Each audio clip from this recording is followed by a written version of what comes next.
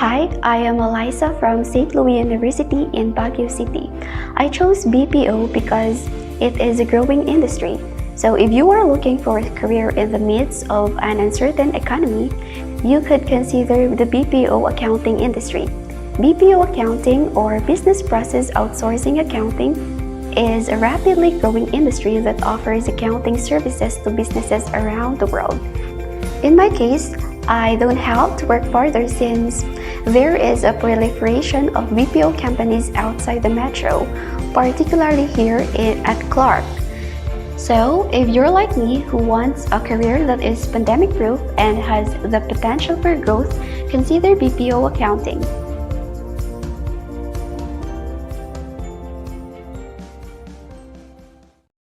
I was always looking at ways to improve the way you did things. I would never accept the norm. Me and my brother Scott were brought up on a farm in Tuatapere, which is in the deep south of New Zealand, so close to Antarctica. We used to see icebergs on the beach. One thing that I think we learnt at an early age was to be independent.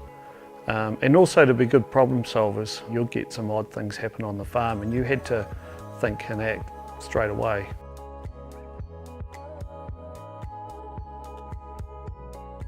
I started Finley & Co.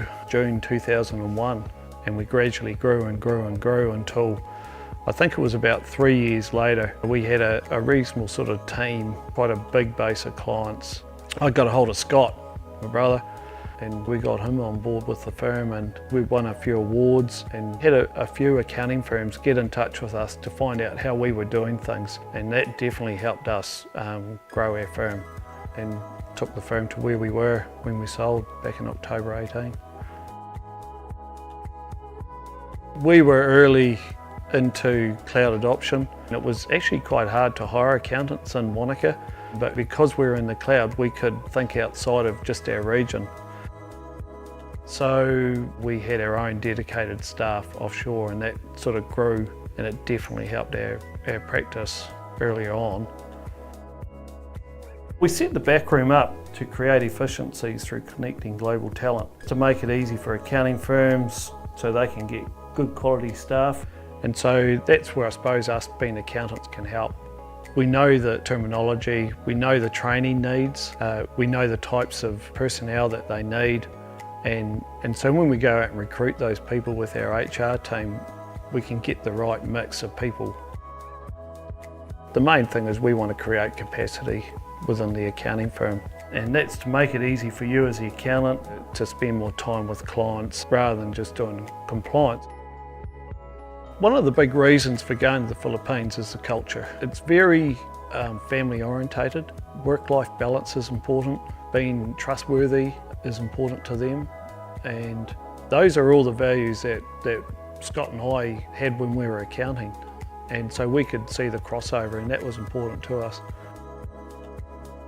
Scott and I have talked a bit about where we want to take the backroom, and on my wall it's a bit embarrassing but I've got a picture of Buzz Lightyear, and it's what I think about is you know, to infinity and beyond. I think success is not all about having a lot of money or being able to drive a flash car or have a flash home. I think success is being able to spend time with your family, being able to find that balance.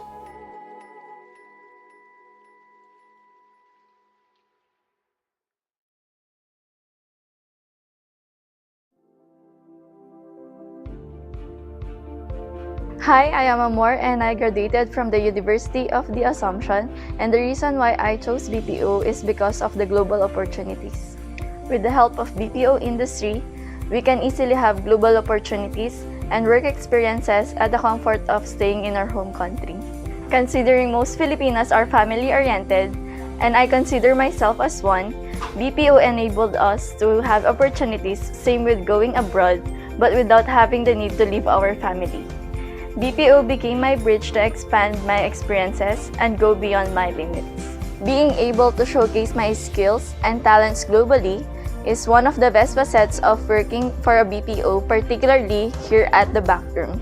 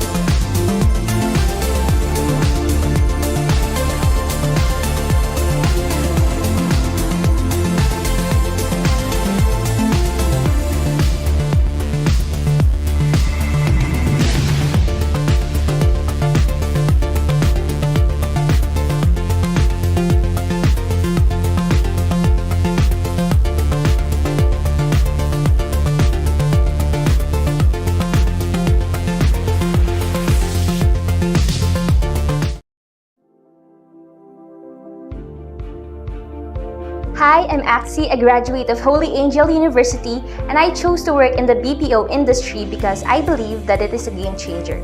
Looking back, I never thought that I would end up taking a career that is just newly emerging. The business world is fast changing and accounting is no different. Business practices has evolved from pen and paper to a more modern approach, and as they say, modern problems require modern solutions. BPOs are leaders in providing high-quality resources that improve operational efficiencies. And I believe that by employing the right tools, the employees can focus on more impactful, value-adding roles while staying on top of business trends. We live in modern times, and sometimes the path least taken is even worth venturing. I choose to be part of the advancement.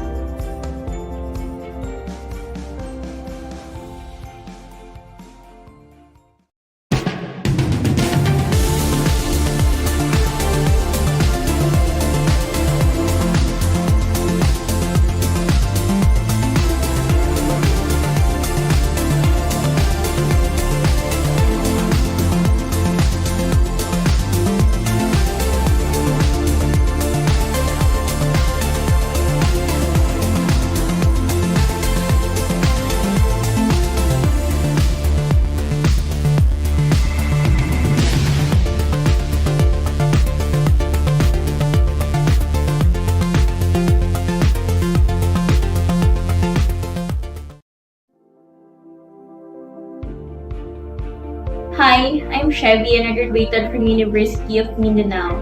And the reason why I chose the BPO industry is because I was on the hunt for a job where I could work flexible hours with an opportunity to work from home. And TBR has been nothing but amazing in that aspect. Although TBR is based in Clark, I did not have a hard time with the hiring process even though I applied from Davao. In this way, I was able to land a job working with US clients from the comfort of my home. Understanding the huge time difference between the US and the Philippines, I was adamant on working at the BPO company because that meant I would have to work on a graveyard shift and sacrifice my usual groove. But at TBR, it was not an issue at all. I could still work at my preferred work hours and maintain my lifestyle while being able to work with US clients.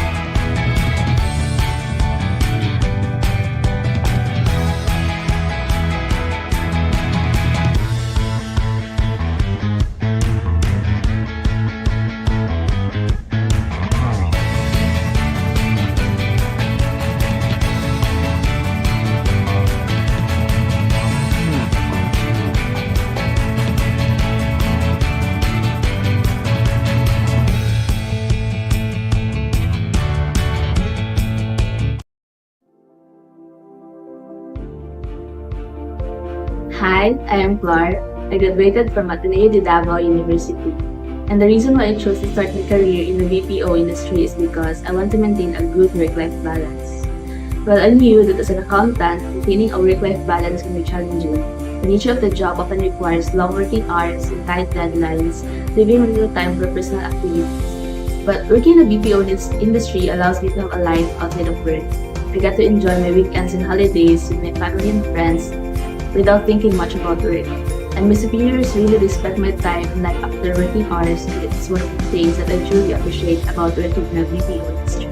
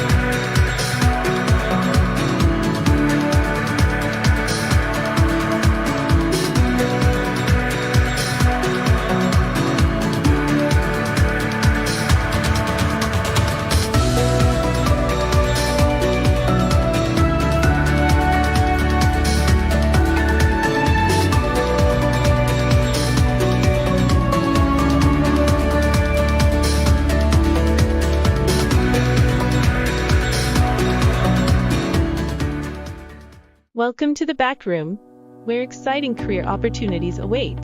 Join us as we guide you through our standard recruitment process, designed to help us discover talented individuals like you.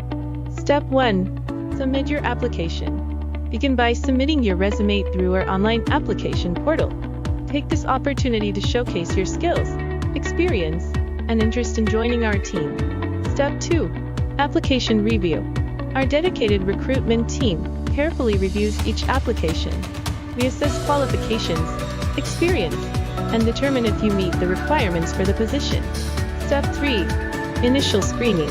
If your application stands out, we'll invite you for an initial screening. This may involve a phone or video interview, where we aim to learn more about your background, skills, and suitability for the role. Step 4. Final or client interview.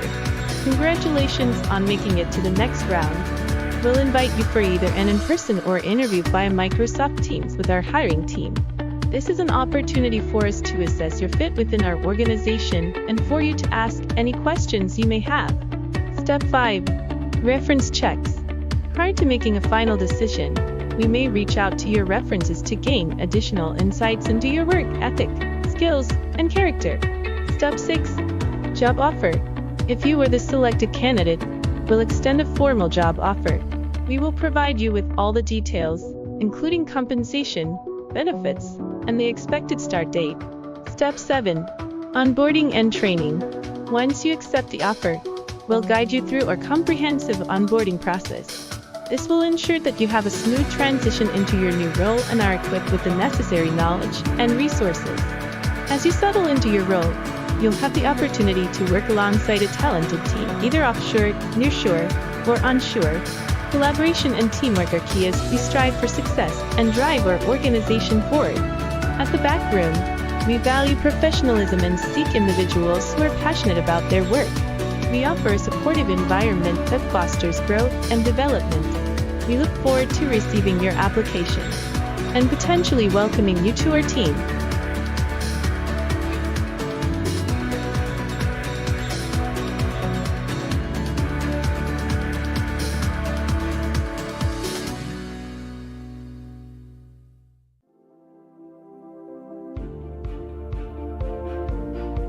Hi, I'm Darren, and I graduated from Systems Plus College Foundation, and the reason why I chose BPO industry is to gain knowledge on international accounting.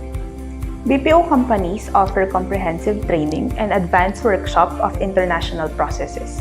Considering what I learned from university is Philippine accounting, BPO enable us to develop new skills and learn new practices that is valuable to my current profession. For me, promotions and career development are relatively quick, particularly for those who work impressively. Because of this, every day I am motivated to do my best at my work.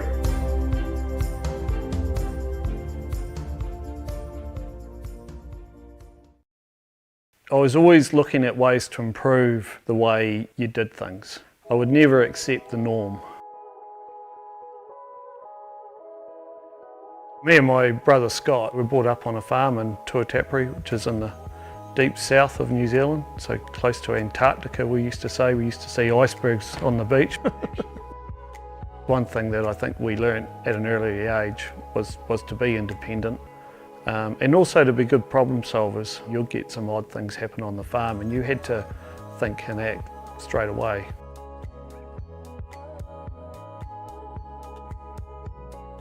I started Finley & Co. June 2001 and we gradually grew and grew and grew until I think it was about 3 years later. We had a reasonable sort of team, quite a big base of clients.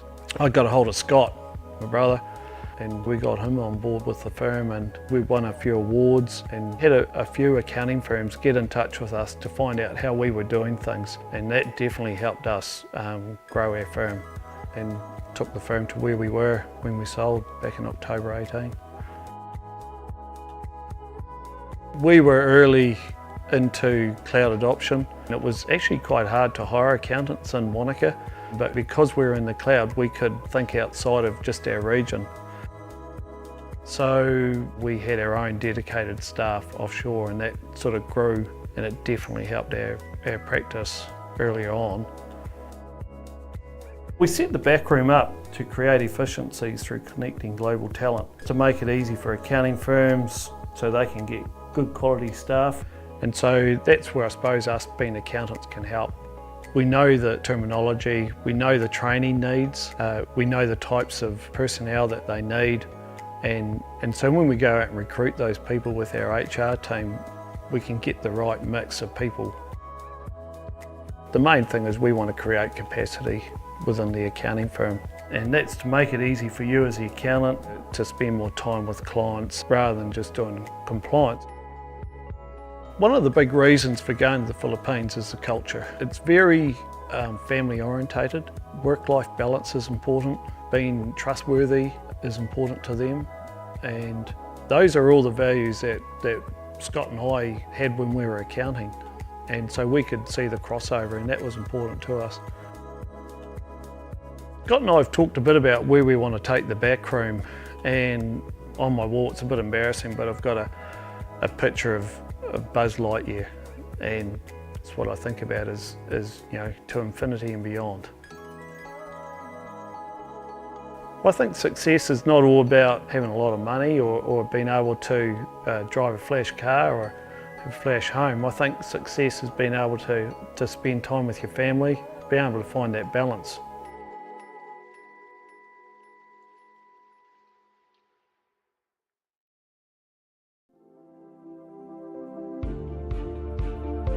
My name is Grazel and I am a graduate of Angeles University Foundation. And the reason why I decided to work for the BPO industry is because of its very competitive salary. And I believe being a young pro before, I was very intentional in earning a lot because I wanted to build my empire. I wanted to sustain my dreams and be able to get all of my wants and my needs. But most importantly, I wanted to help my parents. I wanted to give back to them and give them the life that they deserve. And BPO paved the way for that. They have given me with a significant high compensation even for an entry-level position back then. And now, I get to enjoy the perks and fruits of my labor even for just a couple of years working in the field. And that is the reason why I decided to work for the BPO industry.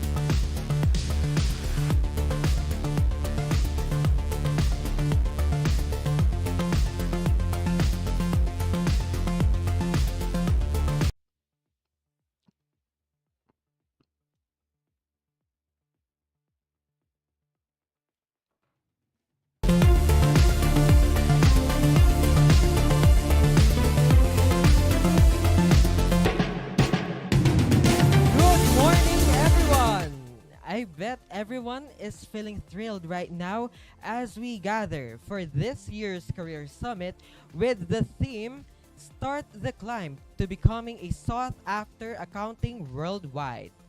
I am Vince Chad Gilier Laxomana, one of the Senior Training Associates and handling the graduate program of the Backroom, and I will be your host for today.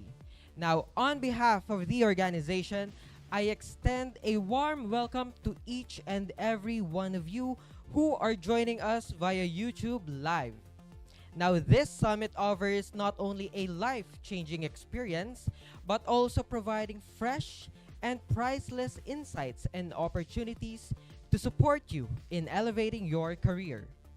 Now, as your host, I do want to make this event as interactive and engaging as possible. Hence, I encourage everyone to take their moment in sharing their expectations for this year's summit in the chat box. Don't hesitate because we have tailored this event especially for you. Feel free to type in your expectations now and let's make this a remarkable experience for everyone. So you may go on ahead and put in your expectations here in the chat box. Okay, so we do have a lot of comments flowing into the chat box. Good morning, everyone. From Central Luzon State University. Hi. We also have Rise and Shine, everyone. Morning greetings from UMTC JPA and UMTC JPAMA.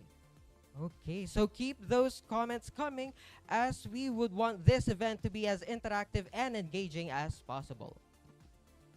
Now, the event will also not be complete without a roll call, ladies and gentlemen. It is now time for us to connect and get to know each other through a virtual roll call.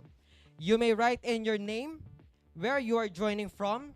If you are students, you may also give a shout out to your school and put in any emoji that describes how you're feeling in the chat box. Ready? Let's kick off with from Crizel Rose Apango. Good morning from JPIA and you. Good morning to every students from National University.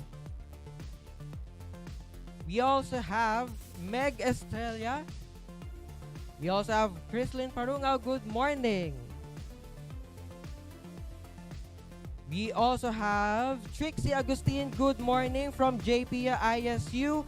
Now, I would also want to give a shout out to my alma maters from Don Bosco Academy Pampanga back in high school, Angeles University Foundation, where I got my degree in BS Management Accountancy, and St. Thomas More College, where I got my degree in Bachelor of Science in Accountancy. Okay, so I can feel the energy already, especially with the orange and purple hearts, all the way from Maine, University of Mindanao. Thank you to everyone who is participating in our roll call. Good morning, everyone from JPIA OLPCC. We do have a lot of students coming in from University of Mindanao. We also have from JPIA HCDC. Okay. Good morning from the TBR graduate program. Oh, hi, Kath. Good morning. I do appreciate your time, especially during this weekend, to join us in this year's Career Summit. Good morning from JPIA, University of Baguio. Hi, everyone from Baguio. Good morning. We also have from Olivares College. Good morning to everyone. Good morning from JPIA CLSU. Good morning from JPAMA UMTC. Greetings from JPIA Partido State University. Good morning from JPIA Quezon City University. Good morning from JPIA Holy Cross of Davao College. We also have students coming in from ISU Kawayan. Good morning from JPIA Quezon City University. Yes, we do have a lot of students coming in from University of Mindanao, Quezon City University, and we also have from St. Anthony's College. Thank you again, everyone, for participating in our roll call. Now, before we start with the event, I would like to call everyone's attention to the group chat. Every now and then, we will be pinning a link which we will use to record your time in and out throughout the Career Summit, and this will be the basis of your eligibility for the CPD units and accredited certificates. Please listen to this closely.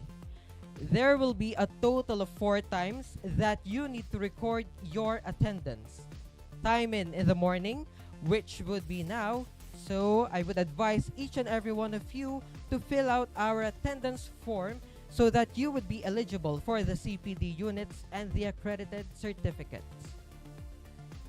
Afterwards, we will also have a timeout accompanied by a poll question and an evaluation form during lunch, another time in after lunch, and lastly, time out near the end, accompanied by a poll question and an evaluation form as well. Again, your attendance will be the basis of your eligibility for the CPD units and accredited certificates. Failure to record even just one attendance will result in non-eligibility for the CPD units and accredited certificates. Please make sure that you are able to time in right now. All right, is everyone ready? Okay. Moving on, we have thoroughly crafted a line of activities that will make this event not just informative, but also transformative. First, we have individuals who threaded the path to success who will impart their knowledge as a guide in leveling up your career. And to spice things up a bit, the organization will also be holding a raffle during the event. There will be 5 winners of 200 pesos worth of giveaway credits, 3 winners of 500 giveaway certificate credits, 2 winners of 1,000 pesos worth of giveaway credits, and lastly, 1 winner of 2,000 pesos worth of giveaway credits. For the lucky ones who will be drawn in this raffle, you need to be present during the raffle, as you would need to chat the word winner in the chat box within 2 minutes. Apart from chatting the word winner, it will be a hashtag cutie winner.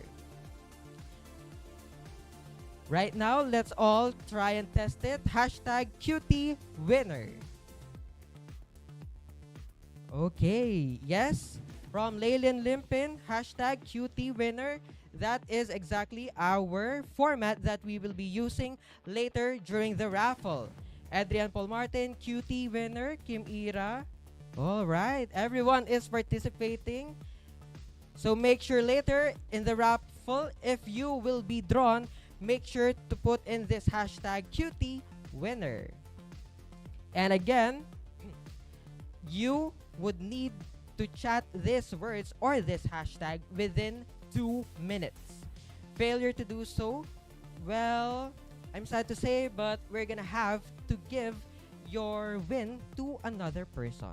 So, kumbaga, pera na, naging bato pa. So make sure that you will be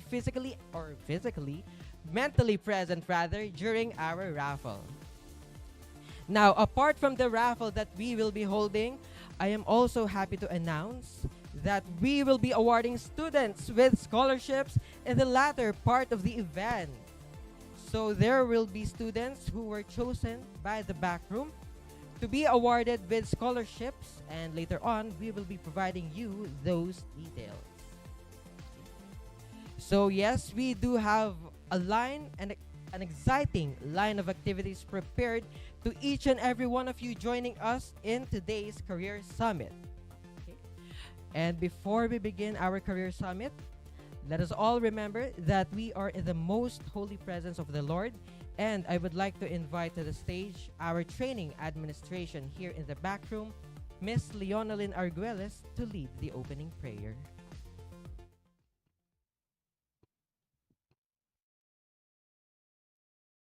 Okay, hello everyone. Let's bow our heads to give praise and feel the presence of the Lord. In the name of the Father, and of the Son, and of the Holy Spirit. Dear Heavenly Father, as we gather here today to share ideas, knowledge, and inspiration through this Career Summit event, we humbly seek your presence and guidance. We are grateful for the gift of intellect and the ability to convey thoughts and insights to one another. Bless our speakers with clarity of thought, confidence in their words, and the power to connect with their audience on a deep level. May the messages shared on this stage be transformative, opening hearts and minds to new perspectives and possibilities. Let this event be a hope and positivity in a world that sometimes feel divided and uncertain. We pray for the audience that they may be receptive to the ideas presented and find meaning and inspiration in these talks. Let the connections formed here lead to positive change in our lives and our world. We also ask for your blessings on the organizers, speakers, and everyone who has worked tirelessly to make this event possible.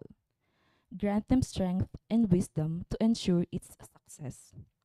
In this gathering of minds and hearts, may your presence be felt, and may we live here today with a renewed sense of purpose and a commitment to making the world a better place. In your holy name we pray, Amen. In the name of the Father, and of the Son, and of the Holy Spirit.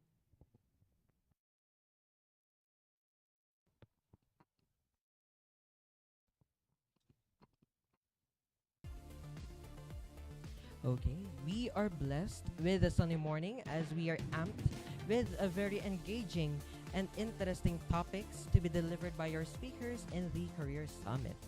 So, who is excited for today's Career Summit 2023? Please let us know here in the chat box. Let's also use the hashtag together to the top.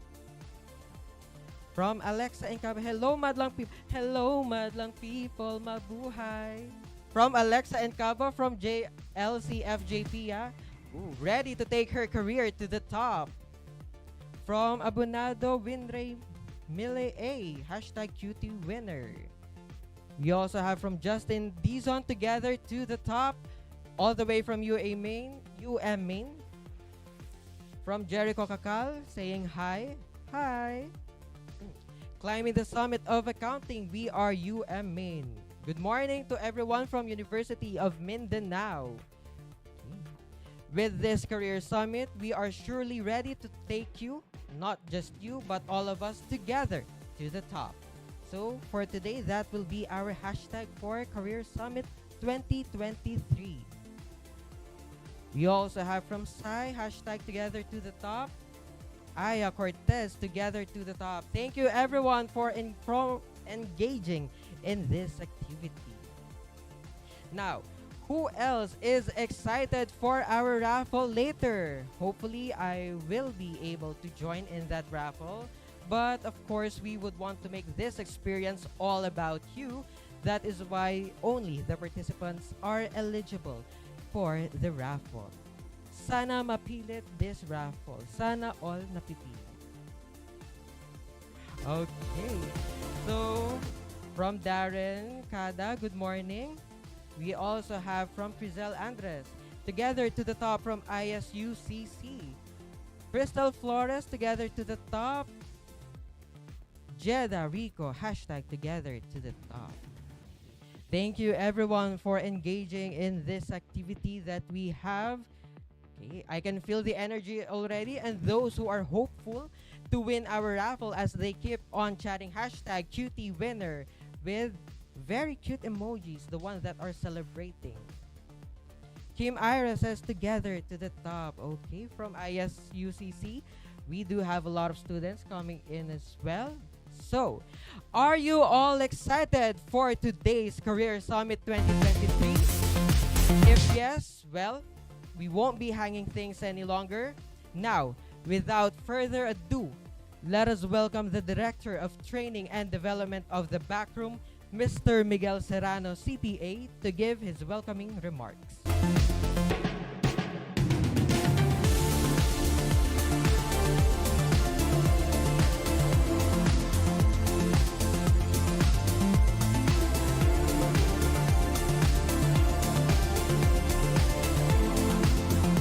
Right, so I think I'm live. So yeah, good morning everyone. Good morning, and welcome to the Career Summit 2023.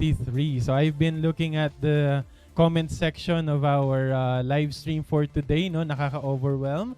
Thank you so much for waking up this early on a Saturday. Kami rin po, kanina pa kaming alas 6 ng umaga nandito. So thank you so much for being with us here today, and we are still anticipating a lot more people who are going to be joining us in a few minutes time. So pasok lang po, bahain natin ang comment section. I-instruction ako kanina si Chad, hindi niya ako medyo mag-get. So isa sa mga i-request ko na lang, ako na lang magsasabi. So if you're watching right now the live stream, and of course I know you're very proud to be part of this milestone moment that we have for today, I would like to request that you take a selfie of yourself right now. Okay, selfie tayo.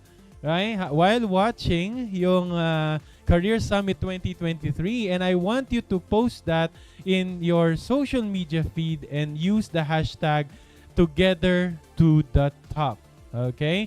Gawa tayo ng viral hashtag for today. Together to the top.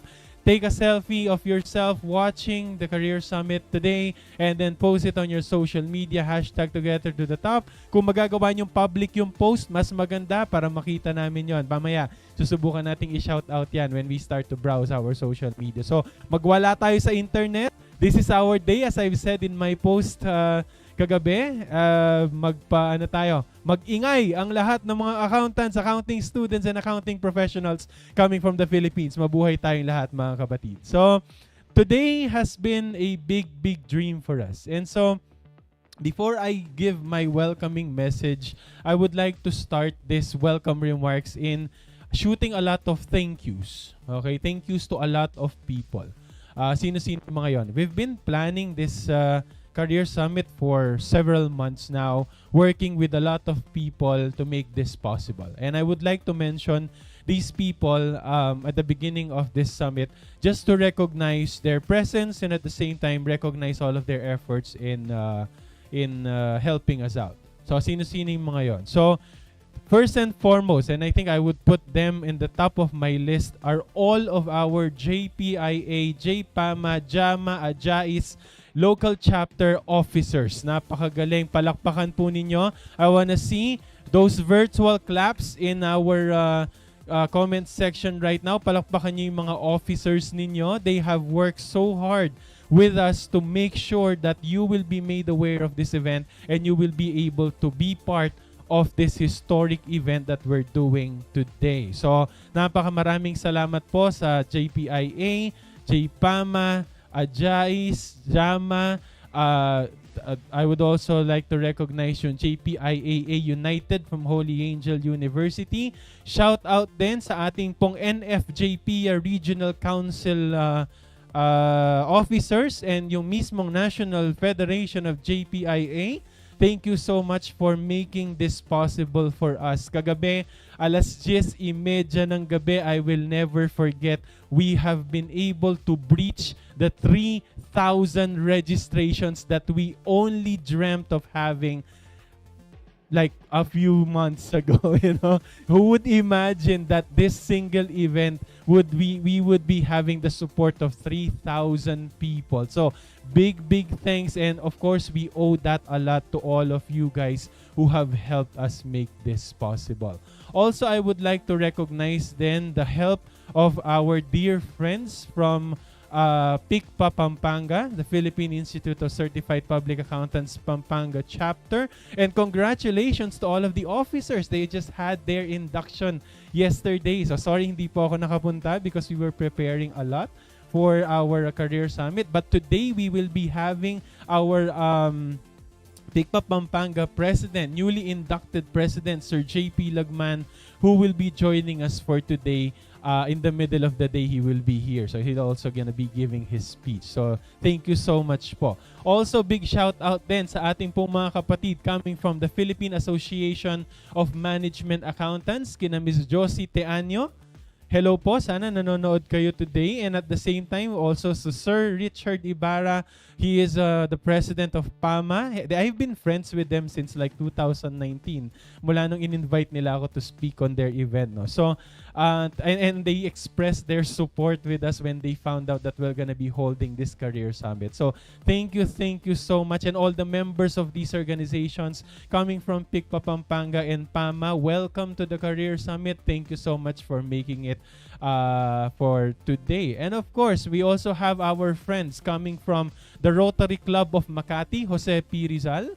So thank you so much po for being with us. Again, thank you for big thanks kay Miss Josie Teaño for also promoting us on their friends in the Rotary Club of Makati. I think meron pang ibang mga Rotary Club divisions na nagpa-participate today. Kung sakali man na miss out ko yun or what, magpakilala kayo sa community, sa chat box natin ngayon or sa comment section. Gusto namin makita kung sino yung mga members ng anong organization. Be proud that you are part of these orgs. So, thank you so much. And of course, I would also like to thank the backroom community. So, yung mga present na mga employees natin today, salamat po sa ating pagdalo sa ating Career Summit. Nagtatanong sila for the past few days, kasama po ba kami? And of course, you are part of this. We are all one in this event. No? So, I would also like to be a little bit particular with some of the people that have helped us a lot in puro thank you to hanggang mamaya. Mamaya na yung mismong speech ko. So, thank you so much to the technical team, our IT team. Palakpakan naman natin mga kapatid. Ang mga heartthrobs of the backroom outsource professionals, Sir Maynard, Sir Jay, and Emiel, thank you so much for helping us set this up. Yan, yung mga po. Kung gusto nyo po maghanap ng pogi sa backroom, the first place to go is the IT department. So, that's a good motivation to be part of the backroom outsource professionals. No? You wanna meet the IT team. And also, we would like to thank several departments who have helped us as well. We have the HR department in the May, especially for the scholarship program. The marketing department, who have built a lot of materials for us to promote this event. The recruitment team also have been helping us a lot. The admin team and all the other departments that we have here. It is a combined effort of a lot of people just to make this day possible. And at the same time, I would also like to give a very special shout out to my team who closely coordinated with me in terms of assembling all of these. So of course, big thanks sa aking pong CPD coordinator and supervisor, Yvonne Candelaria. Palakpakan nyo naman, guys. Who have worked so hard in making sure that this is gonna be possible. Of course, I will never forget yung mga minions niya. Yung 4 na girls, our OJTs before, no? Pero employees na natin sila ngayon. Special thanks to Shannon, Joname, Jessica, and Claire coming from Holy Angel University. So big thanks sa inyo, ladies. I hope we are making you proud today. Okay, kasi few months ago, we were just dreaming of doing this day, and now it has been made possible. Of course, with our speakers, my entire team, training department, salamat po for trusting me in doing this. I know when I pitched this to them, it has been a crazy idea. Talaga, magsi-speaker kami. Yun ang first reaction nila, and they were all afraid. But they trusted the idea, they trusted us, and now look at them. We're gonna be celebrating all of these. These are all milestones that we are going to be having. So, thank you so much to all of you guys who have been today. Apakaraming salamat at shout out na ginawa ko at the beginning of my welcome remarks. Simply because I want to make sure that, I want to give that message na this Career Summit is not just organized by the backroom. This Career Summit is actually a combination of the efforts of more than 3,000 people who are now present today. Okay? So I want you all to be proud of yourself. You are part of this historic event. So thank you so much. Now, just a little bit of a quick story. Now, the idea of having this Career Summit It started way back as far as 2019. Apakatagal na, 4 years ago, when I attended one of the biggest accounting conferences that I ever experienced in my life.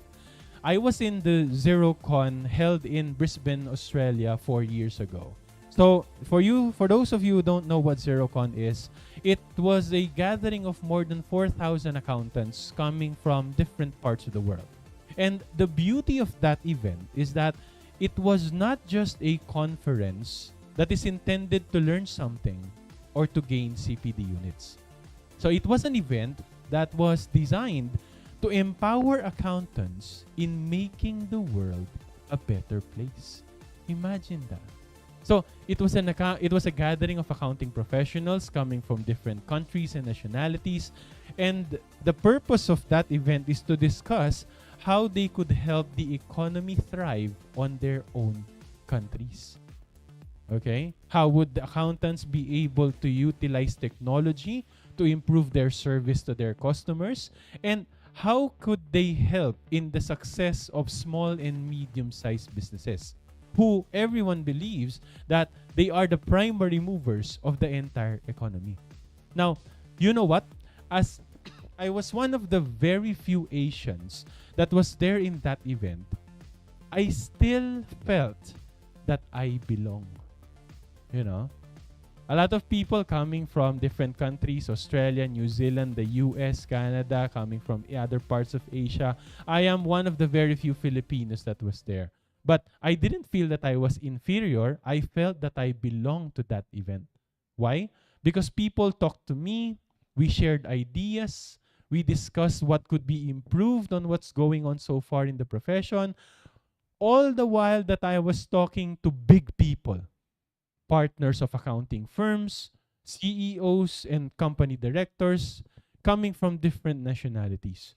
So it was a life-changing experience. And back last year, 2022, when we got the chance to be there again, and this time with my team, Ed and Yvonne, they experienced the exact same thing. They felt the exact same thing. They realized the exact same thing. Because it's a conference that you will never forget, and it will forever be sealed in your memory as long as you have the chance to be part of it. Now, I shot a Facebook post last night reminiscing that moment when we were in that in the airplane coming from Sydney, Australia, going to Singapore. Pauwi na kami. Hindi ako makatulog, you know. So I was thinking about a lot of things. It has been 1 week that we have participated in the ZeroCon, and I just had so many ideas in my head coming from. I was so inspired. And the idea that I had was, what if I could bring a certain type of ZeroCon, something like that, in the Philippines for accountants in this country?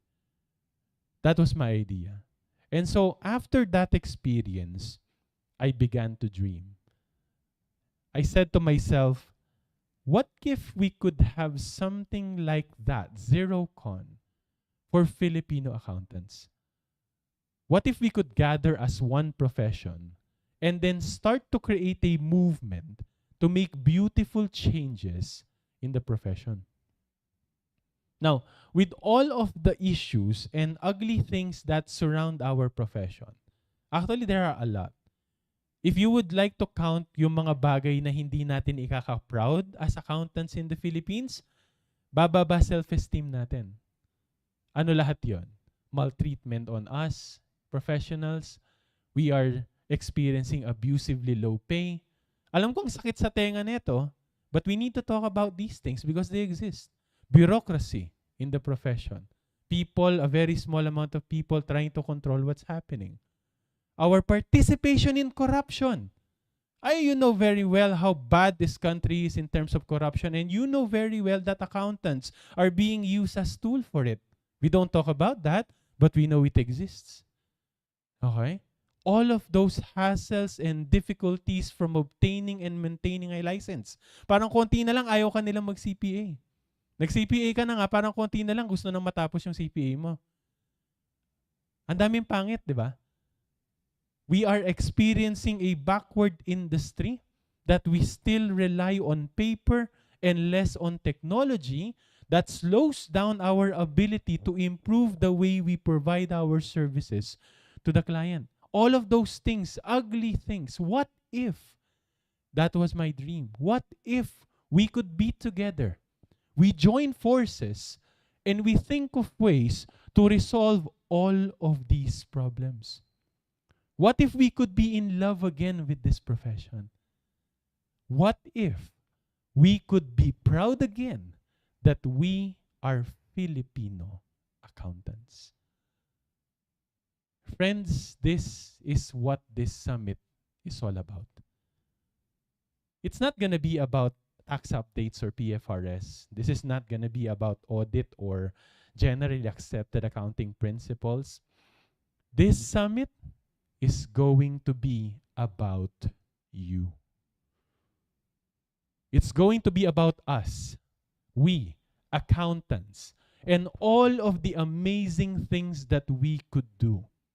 But we already forgot that we actually can. And today is just gonna be the beginning. The Career Summit kicks off a lot of things for us, especially us in the back room. Very, very soon, I will be giving you a very quick hint. We're gonna be doing a lot of public trainings, free trainings, all training and development programs, not just for employees of TBR, but for every Filipino accountant that we could reach. We're gonna be doing that, and you need to watch out for that. We have our CPD training programs for all of you. We're going to be teaching you a lot of things to upskill you and be able to open yourself with a lot of opportunities here and abroad. We are going to be teaching, hindi kami magiging maramot in terms of our education and us helping you be trained and upskilled. Meron pa tayong mga student webinars that are aligned very soon for our students in 2024. The scholarship program will still be here. There will still be a lot of things that we will be together. And this day is going to be the beginning of that relationship that we are going to have. Now, through this summit, I want us all to dream as one. I want us to unite as accounting professionals, whether you are a CPA, a management advisor, an auditor, a bookkeeper, an accounting technician, a tax expert, whether you're still an accounting student or you are an accountant in the BPO industry. Today, we become one, because today also begins our journey together to the top. Ladies and gentlemen, welcome to the Career Summit 2023.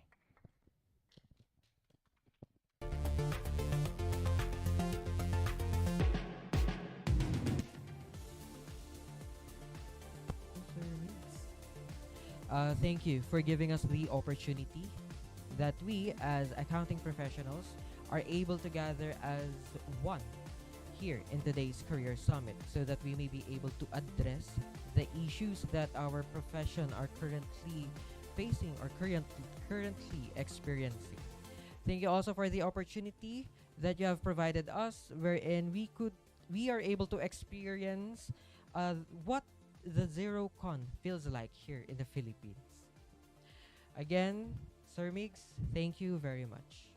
Now, let us also extend a warm welcome to the catalyst of our dreams, the Chief Executive Officer of the Backroom, Mr. Wayne Findlay.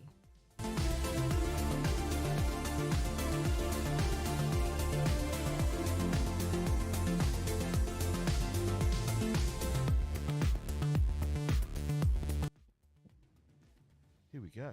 Hello. Welcome. Welcome to the first Career Summit. This is awesome.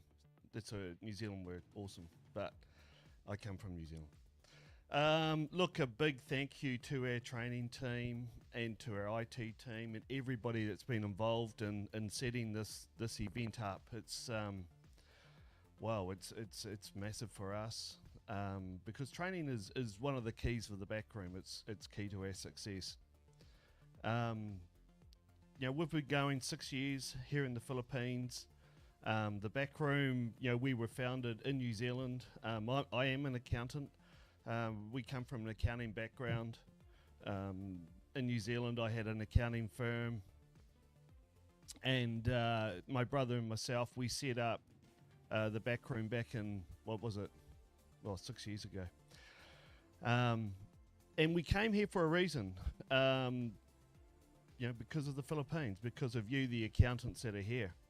And I must admit, we tried different types and modes of outsourcing, and beyond doubt, the Philippines was the best place, and that's why we came here, and that's why we love it here as well, and all the people have been great.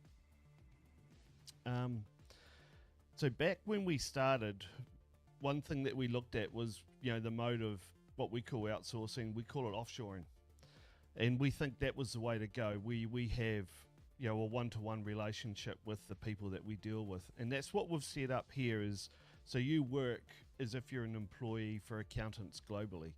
So we have accountants across the globe that work with us, from Australia, New Zealand, the UK, US, Canada, Asia.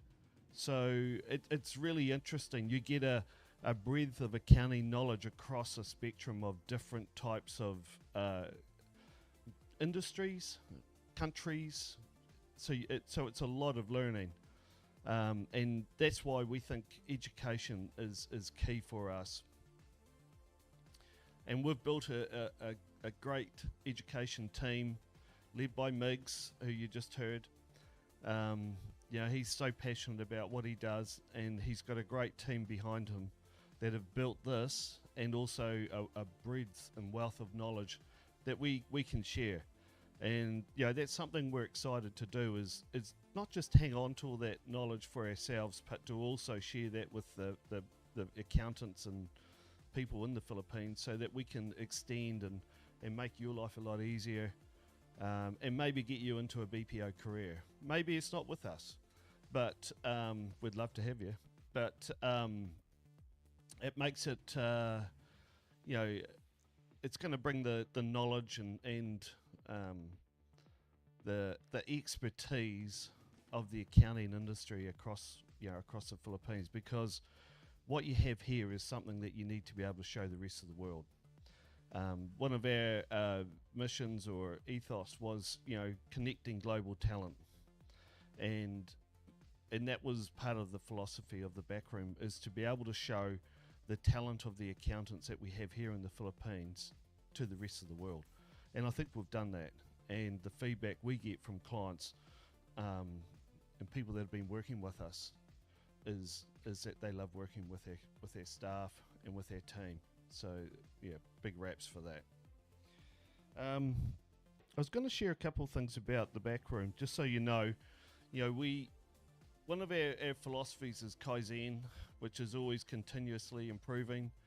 And this is what we're always trying to do, is always don't accept the status quo, always looking at ways to improve. And with things like AI coming on board, then that's going to really be a big need for what we do. So it's something that we have as a philosophy. So we just don't accept what's happened in the past. We're always looking at ways to improve. And what we're doing here with our Career Summit is an example of that. Another philosophy that we have is always empowering the people from within, and making sure that they can, be the best people that they can possibly be. And what Miggs and the training team are doing is part of that. So just once you say work for the back room, the education process doesn't stop. That's really just the start of it, because you need to go from where you are now to where you want to be, and that's where we can help do all that. And it's a big part of what we do. It's a big part of our empowerment program. A lot of it is self-learning and self-empowerment, because you just can't be spoon-fed on stuff. You've got to deliver stuff for yourself. You need to get out and make things happen in your life, which we all know is true, and we help you do that. So we have this empowerment progression mode of training. And that's something that differentiates us from elsewhere.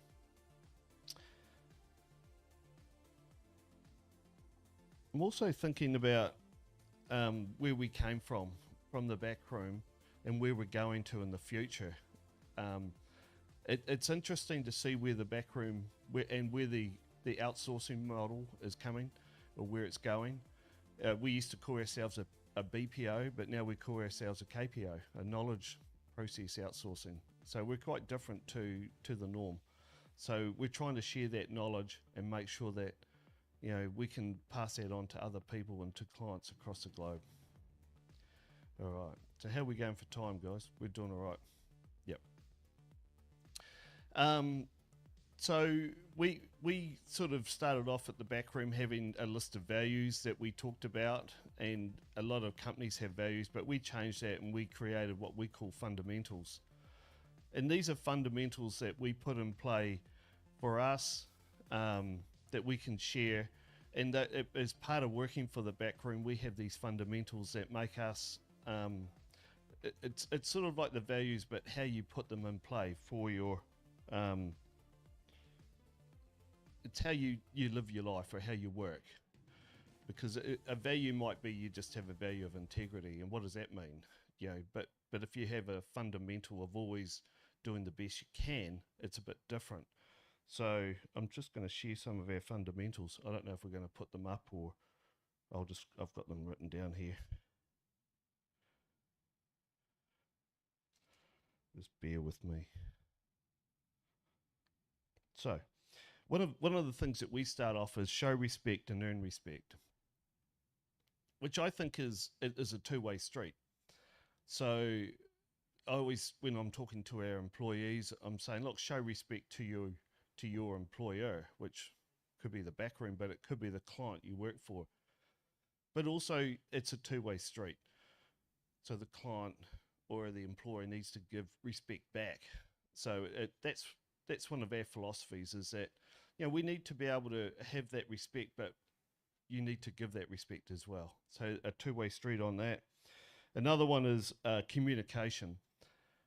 And a lot of the communication is more about education. So communicating with the client could be educating the client on how to communicate. And I always say, if you're working for us, make the client aware of what happens, you know, in your life, so you become a part of the team. So our philosophy is that you become an extension of the accounting firm you work for. And so that means if it's your birthday or someone's birthday, then you share it. It's like you're part. It's good because you could be part of two teams. You work for the back room, but you also work for your client as well. You wear two hats. Another good one is go above and beyond.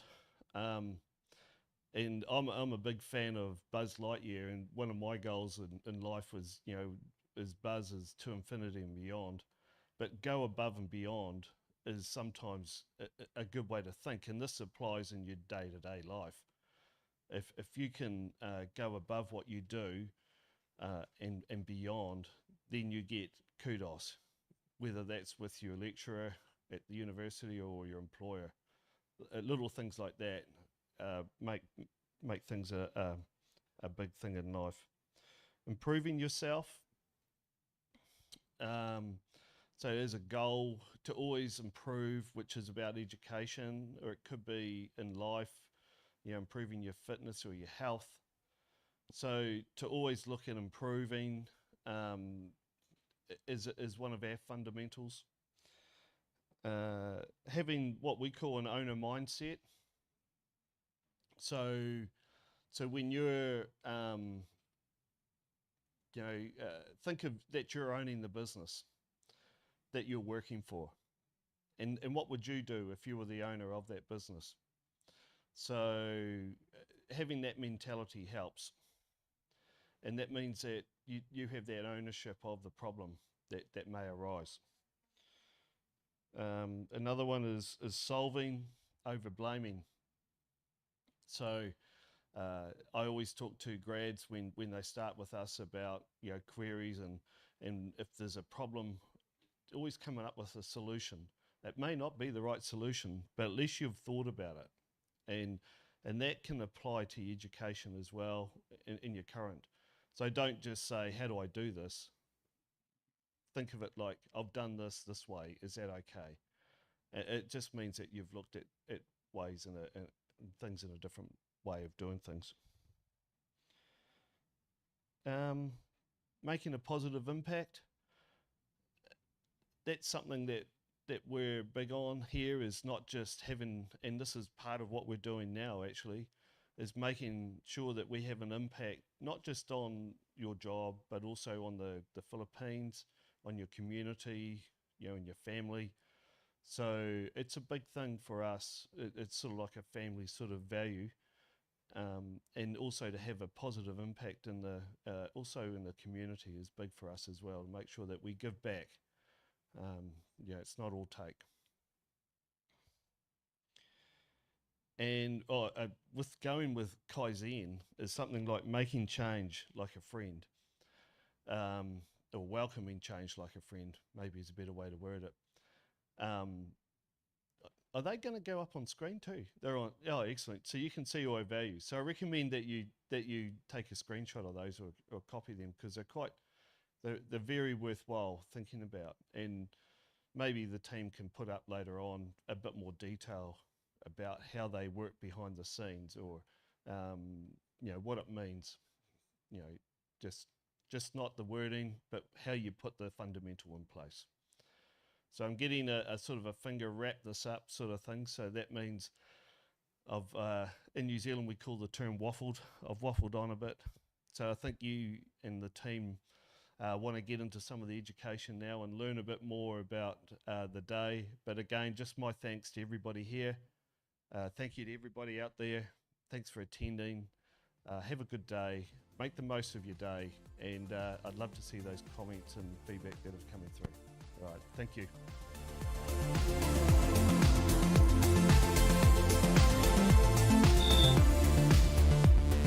Thank you, Sir Ray. I do appreciate that you are able to share with our participants or our viewers the fundamentals of the Backroom. I also would want to thank the founders of the Backroom for giving a lot of Filipino accountants the opportunity to practice in an international accounting level. Okay. Now, before we proceed, I would just like to put out a reminder. Well, here in the chat box, we have pinned the attendance form for your time in. So please make sure that you are able to accomplish this form, as this will be your basis of eligibility for the CPD units and your accredited certificates. And lastly, for those who are joining in here in YouTube Live, make sure that you are joining live.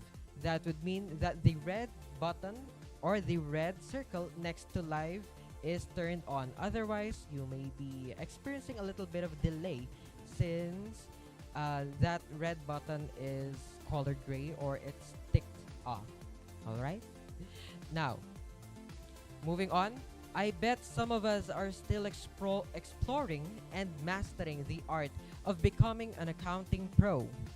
With that, our first guest speaker will delve into the 5 critical workplace skills that textbooks fail to teach.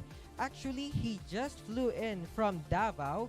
So anyone here from Davao or any graduates from Ateneo de Davao University, let's all cheer for our next speaker.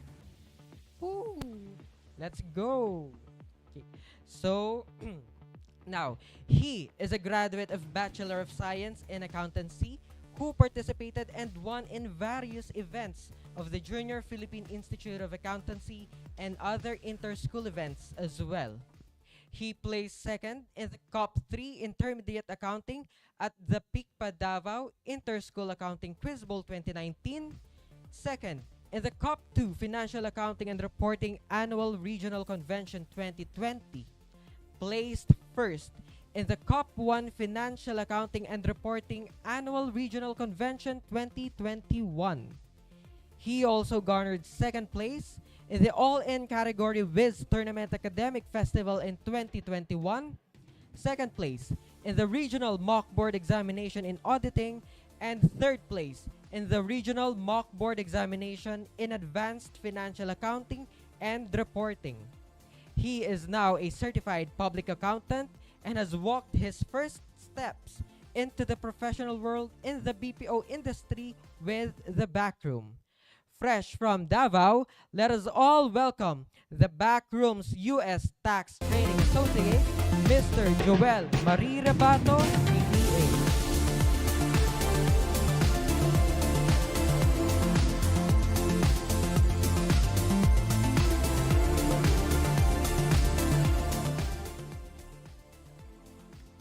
Thank you, Chad. Students, graduates, and professionals, best morning.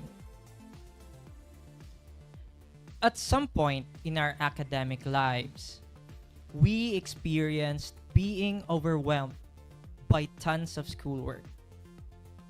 We could be struggling due to the upcoming examinations, or to a bunch of assignments due tomorrow, or to group activities. Or it could be due to projects that require a lot of time. It could be any combination of these, or all at the same time. And to add to our workload, we even have these non-major subjects, some of which even require a large amount of time and effort. During these times, we might have asked or are currently asking ourselves, aren't our majors enough? And which subjects and activities are relevant in the succeeding chapters of our lives? Now, this is what we failed to realize. Most of the school activities, depending on how well we immerse in them, can produce relevant skills, which we can bring in the workplace as we start our accounting careers. Today, I will be sharing 5 of these. The first one being our analytical and strategic skills. We do a lot of analysis in our accounting classes. In addition, we create strategies to better understand our lessons. Examples of these are analyzing certain situations or assumptions where we account for an item differently.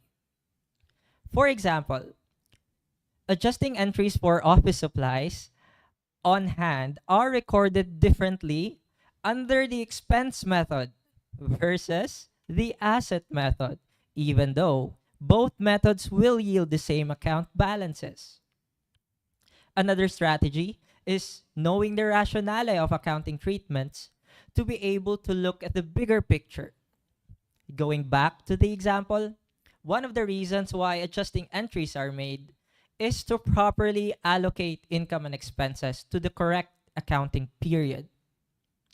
And examiners sometimes trick students by changing the cutoff for that period to fiscal year, such as May 31st.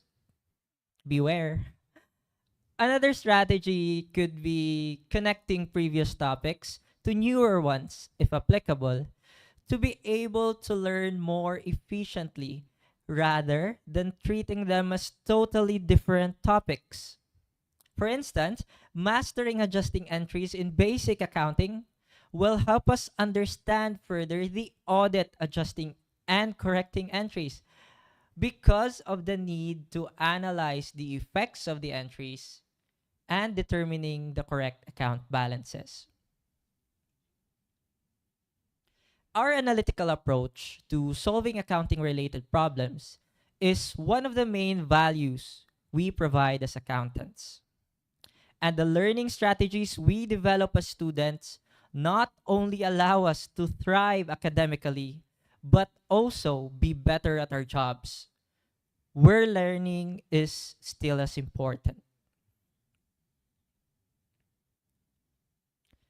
This second skill is communication.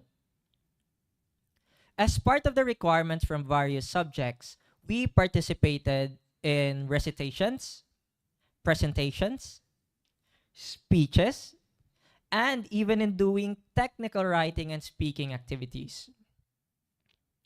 In doing oral recitations, we learned how to fear index cards with our names on them. Kidding. But more importantly, we practiced how to construct ideas and answer verbally on the spot. And although we might not be able to give perfect responses to our professors, we learn from these experiences, like doing more preparations beforehand and communicating responses at a short notice. This is relevant, especially during workplace meetings. In conducting PowerPoint presentations using Microsoft and other software, we learned how having visual designs and bullet points, if not excessive, can increase the effectiveness of our messages and helps retain the audience's attention.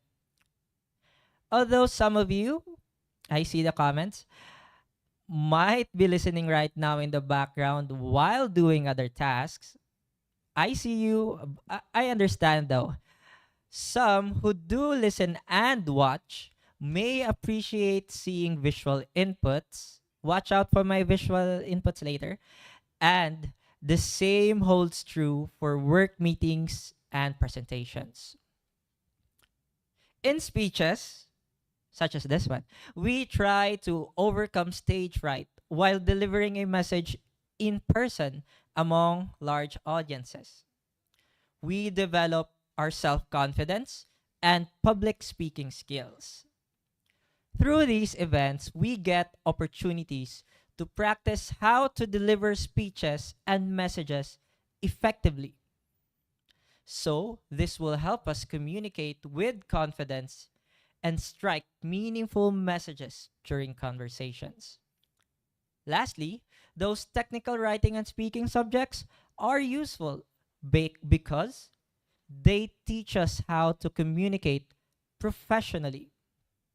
We are taught the format and content of cover letters, resumes, and other formal documents. And on mock interview activities, we get to experience job interviews in a simulated environment, which help us prepare for it in real life. The third one is leadership. In group activities like working on school projects, we get to work with different people. At some point, we were leading the team, which meant that we needed to deal with the challenges that come with being a leader, as well as the pressure in delivering a satisfactory output. These challenges could include how to encourage the participation of all members of the team. Like, how do you manage excuses from your group mates? Shout out. What specific tasks to allocate to each member? Like, which section of the task to give? Is it fair? Another could be what deadlines to set for their outputs. Or how reasonable is the deadline? Is it too long or too short? Another could be when to inquire for their updates. And another is how to earn the team's trust and respect. To resolve this, some of the effective leaders might offer to assist other members on their respective tasks. Some might volunteer to take the most difficult part of that task, such as the presentation of the final output. Some might extend the deadlines for the tasks of the members when possible. Some might frequently give and ask for updates from other members to be able to keep the ball rolling and stay on schedule, while some would even lead by example, effectively leading and gaining the team's trust and respect. It is during these leadership activities where we as leaders can realize how the different strategies that we implement to the team have varying levels of effectiveness. And choosing the optimal one takes practice and a lot of mistakes. And having leadership experience also helps us appreciate being a member and contribute to the team because we know how difficult it is to lead. In line with this, what we learn in group projects will help us lead more effectively and become a team player. And that the problems we encounter and the strategies that we use to solve them help us prepare to face similar scenarios in the workplace. The fourth skill is time management. We apply this when we make decisions as to what academic tasks to prioritize amidst our busy schedules. We might have even unconsciously applied management tools such as the Eisenhower matrix, which classifies and prioritizes tasks based on quadrants showing their importance and urgency. The four quadrants in order are do, decide, delegate, and delete. The do quadrant contains the urgent and important tasks. This could include our upcoming exams that have a larger bearing on our grades, which we needed to focus on and prepare for. The decide quadrant contains the non-urgent and important tasks. This could include that large project not due until the next month, which we can gradually work on every chance we get, or we could try to procrastinate, but that would be a different thing. The delegate quadrant contains the urgent and non-important tasks, and this could include the group assignments, which have a lower bearing on our grades and can be assigned to other group members. Grabe naman. And the delete quadrant contains the non-urgent and non-important tasks. This could include, and I'd like to emphasize the word, excessive leisure activities such as social media and games. We should try, although I'm guilty, we should try to avoid these as much as we can.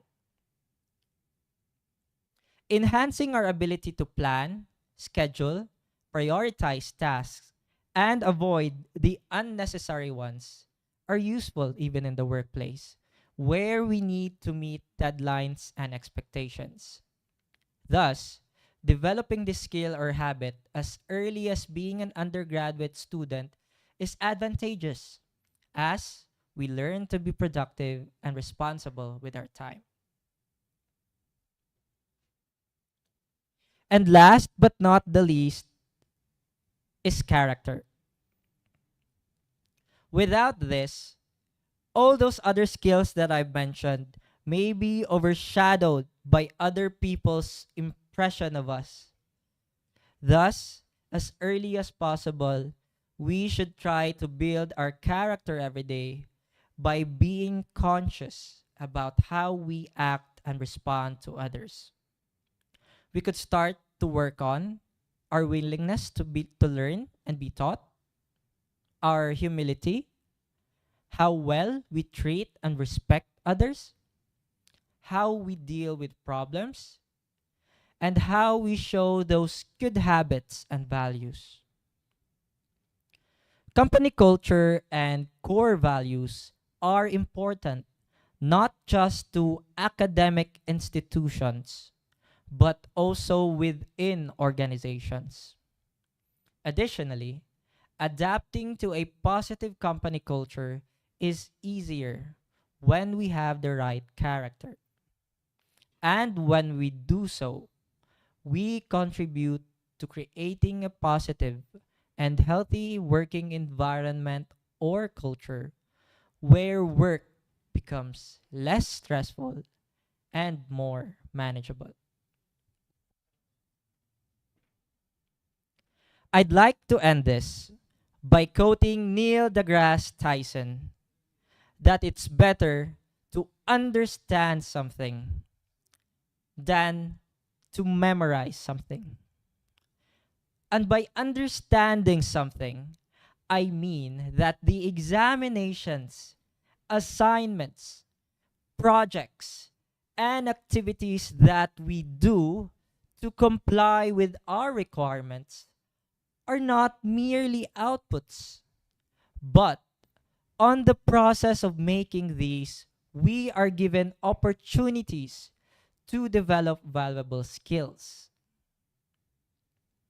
The mistakes we make, the experiences we get, along with the strategies we create, how we communicate to others, how we lead the team, how we manage our time, and how we work on the best version of ourselves are as valuable as the technical knowledge that we learn and the degrees that we hold or are currently working on. That is all. Thank you.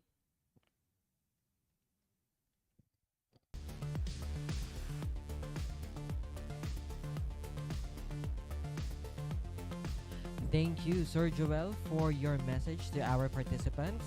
That actually takes me back to when I was still a student in college. Okay. Naalala ko pa yung time. There is actually one sentence that struck me or that helped me remember my college days. Yung mga index cards. I remember the fear that I had as well nung nagpe-prepare na ng index cards, yung college instructor or professor, especially when it comes to law, papasok sila. And once they are done shuffling the index cards, you could always see the fear in the students' eyes. Now, how about the rest of you here joining us in the Career Summit 2023? What is your favorite line from Mr. Joel's speech? Okay, from Arcelina Bido, it is better to understand something than memorize something. Being conscious on how we act to others. Oh, we also had another entry. It is better to understand something than to memorize it. Actually, this is a very good virtue or value to live by. Instead of memorizing how to do things, how to compute for a certain transaction, it's actually better to ask the why, to understand how we were able to derive or come up to that conclusion. Mr. and Mrs. G. Daily Gist, character is important. Yes. Here in the workplace as well, your character plays an important role wherein you should be able to build rapport with your colleagues. You should also have the character wherein you are able to adapt to any unexpected scenarios that you may be facing throughout your career. As early as possible, we should try to build our character every day by being conscious about how we act and respond to others. Yes, from Bernadette Besas. This is actually a very good value to live by as well. Okay.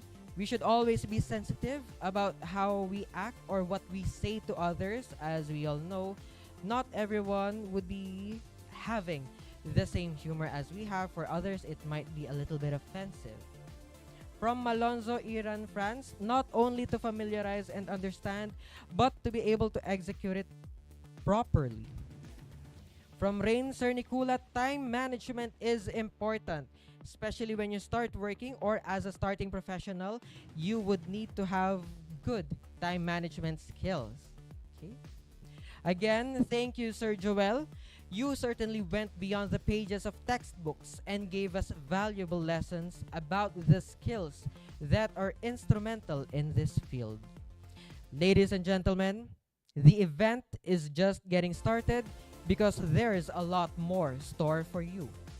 The next is more than just a predetermined path, and our next speaker is set to take us on a journey beyond the predefined road to success for accountants. She is a graduate of Bachelor of Science in Accountancy, excelling in various activities, such as being a regional finalist for 10 outstanding students of the Philippines Region 3.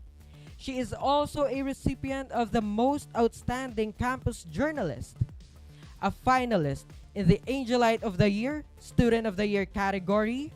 She is also a national delegate and representative of Holy Angel University for the 12th Aboitiz Future Leaders Business Summit and the 15th American Business Chamber of Commerce Business Leadership Program.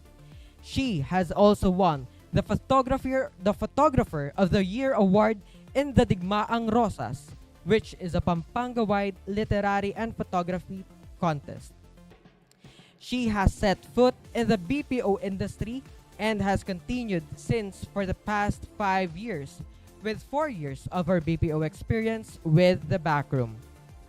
She has launched the Practicum program and held 2 student webinars this year alone prior to this Career Summit 2023. She is a Senior Training Associate here in the Backroom, handling and managing the Practicum program and inbound program for the external members of the Backroom, and for the Backroom itself, she is in charge of the Continuing Professional Development Training Program. Ladies and gentlemen, let us all give a round of applause to Miss Yvonne Candelaria.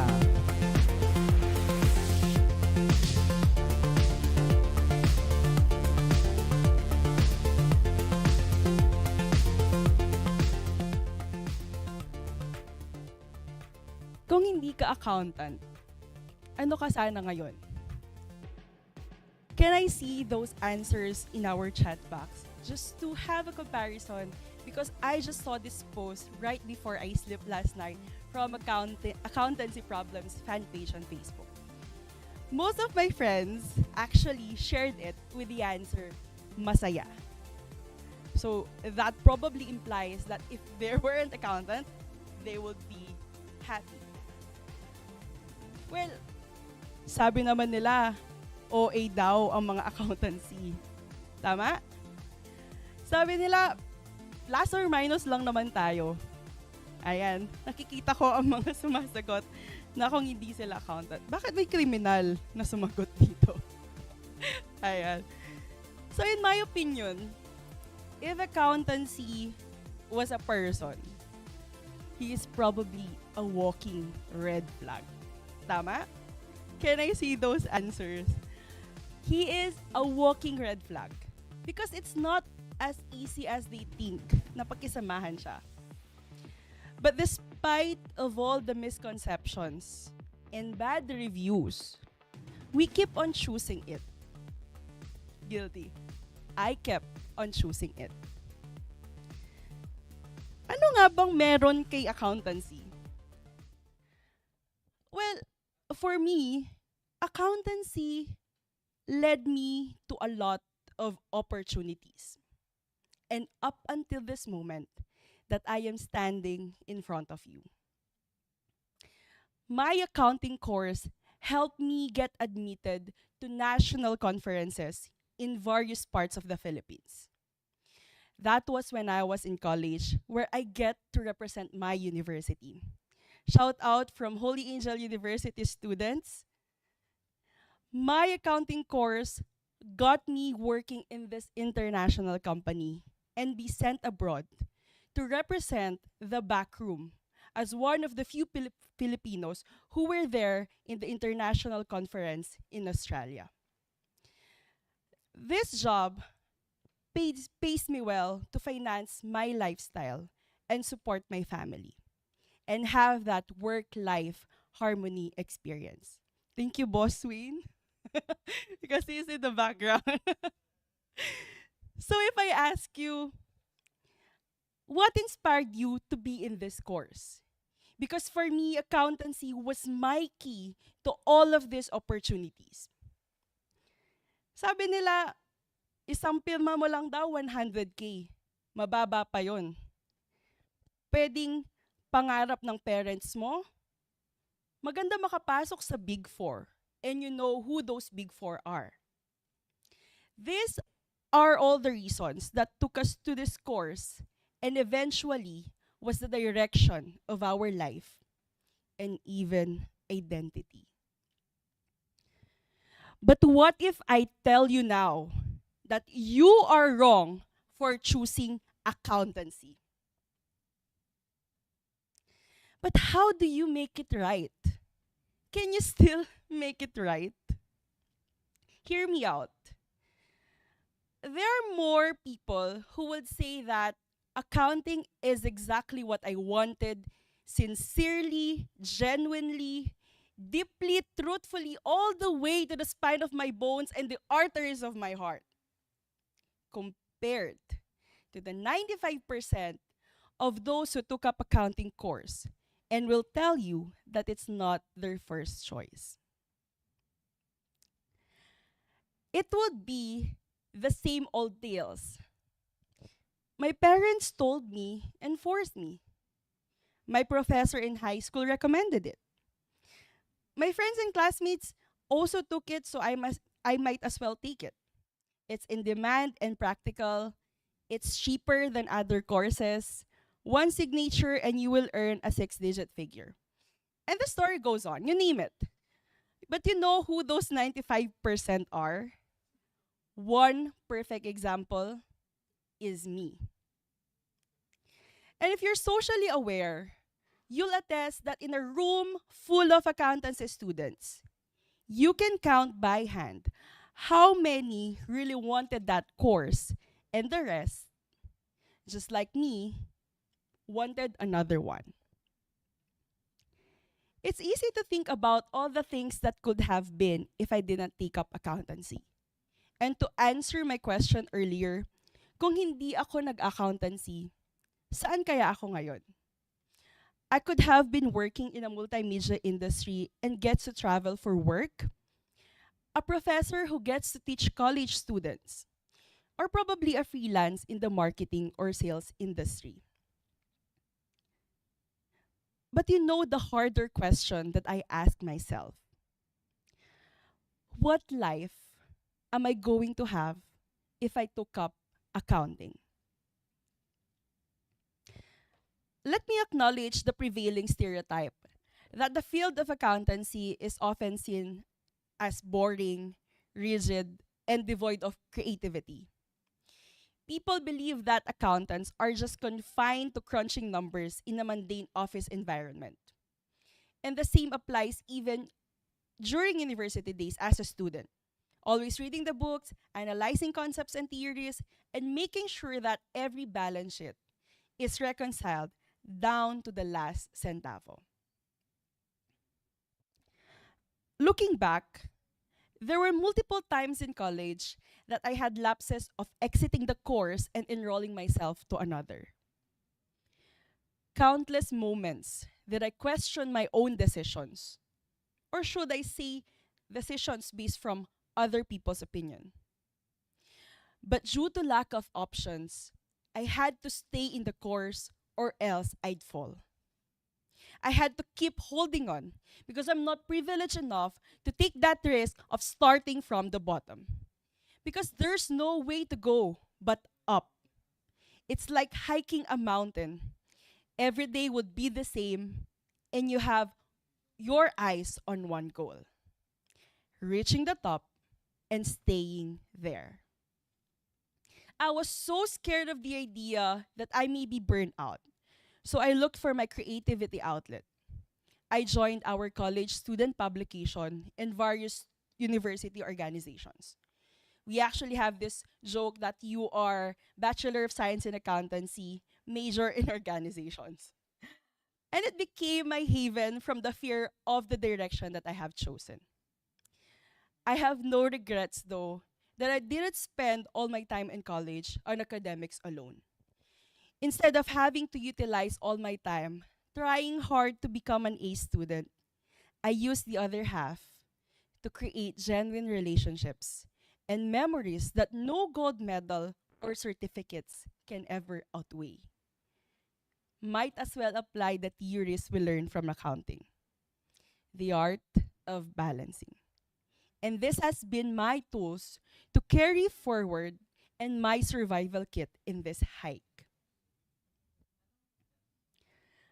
It doesn't end there though, because I didn't realize that the college years were the easiest part and choosing accountancy was one of them. Now I must decide whether to take the board examinations or not. And whatever I will choose, I still must make sure that I will succeed, especially here in the Philippines, where it is a norm that having the most coveted three-letter word title CPA is your ticket to better opportunities and applicable with the other professions as well. Now, the even harder question I ask myself: what life am I going to have if I did not become a CPA?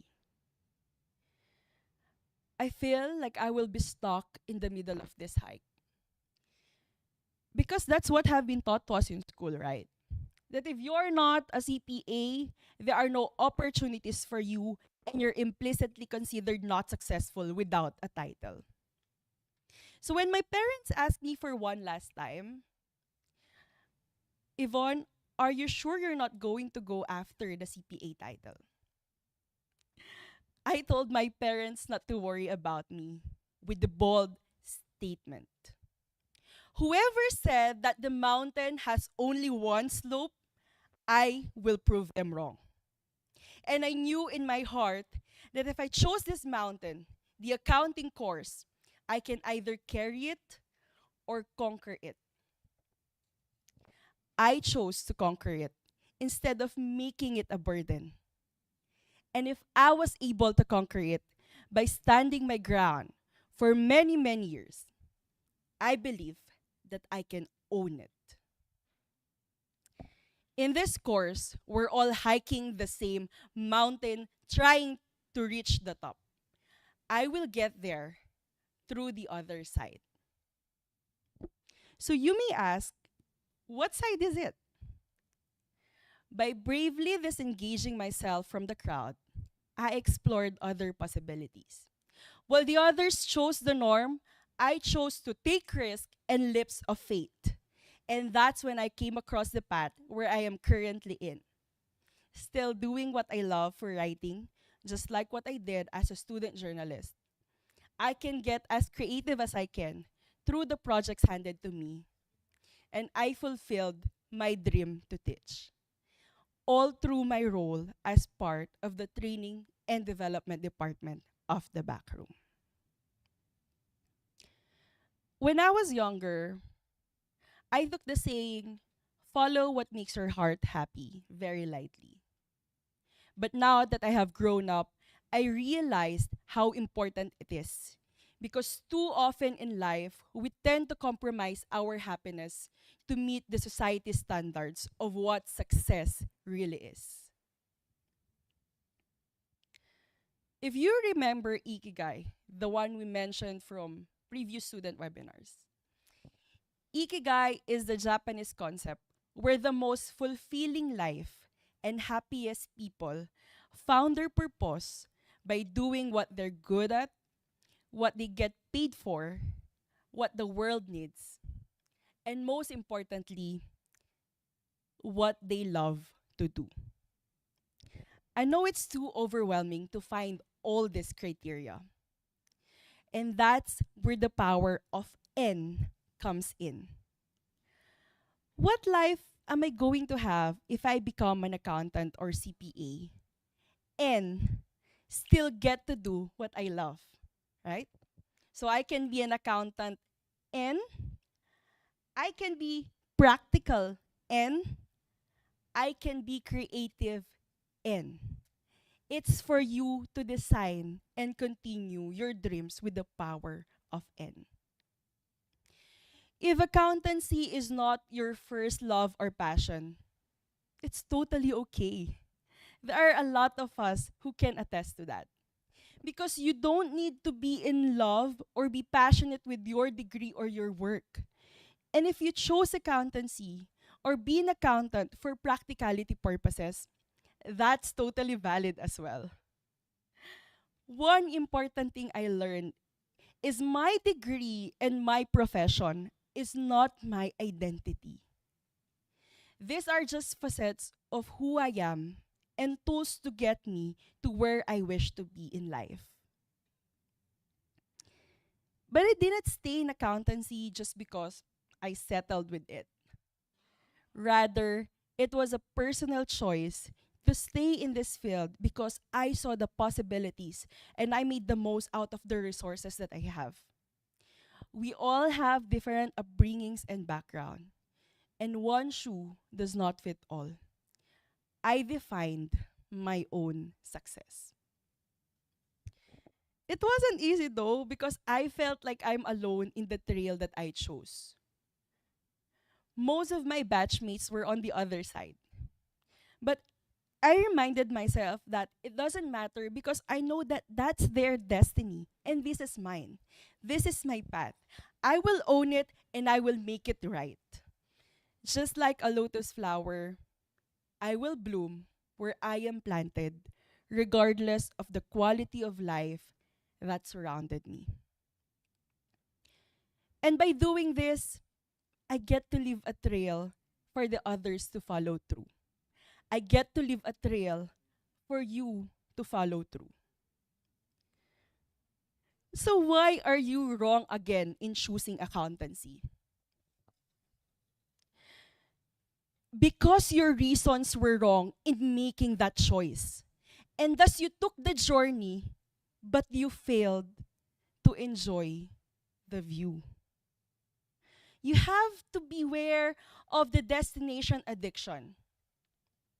The idea that happiness is in the next place, the next job, or even with the next partner. Until you give up the idea that happiness is somewhere else, it will never be where you are. So how do you make it right? The key to making it right starts with a shift in perspective. We have to keep in mind that all of us in this profession, whether you are a CPA, a BSA graduate, or someone who failed the qualifying exam, the mountain that we are trying to reach is the same. But while we climb the same mountain, don't be afraid to choose a different slope that you think best fits you. Be on top, never stop until you get to the top, and enjoy the view. In conclusion, while choosing accountancy course might be perceived as an unconventional or inspiring choice by some, it is crucial for us to recognize the vast potential and opportunities this field holds.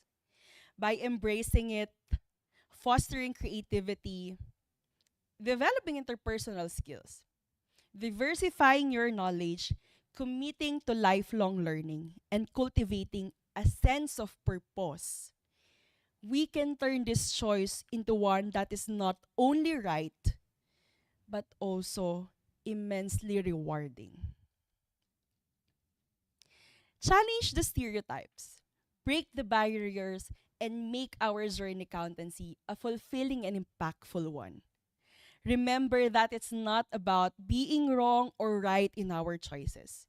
It's about how we embrace and shape our paths to create a brighter future, not just for ourselves, but also for the world around us. Until one day, you get to say this too. We're all hiking the same mountain. I just prefer the other side. And I like the view from this slope. Thank you, everyone. See you at the top.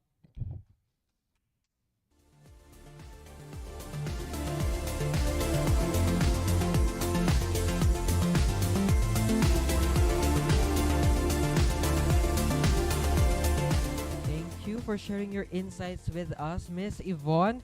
I was actually reading through the comments a while ago, and nung tinanong na tayo ni Miss Yvonne na kung hindi ka nag-accountancy, ano ka ngayon, there are a lot of responses that I find very true, but in a way, they are also very funny. So, kumbaga, minsan talaga ang katotohanan nakakatawa. Some of you mentioned masaya. From Marian Puno, kung hindi siya nag-accountancy, masaya siya ngayon. Others naman, meron nagsabi, kung hindi ka accountancy ngayon, magnanakaw po or isang kriminal. What is up with that? Anyway, there are also others. This really got my attention. Kung hindi ka nag-accountancy, ano ka ngayon? Mentally stable po sana.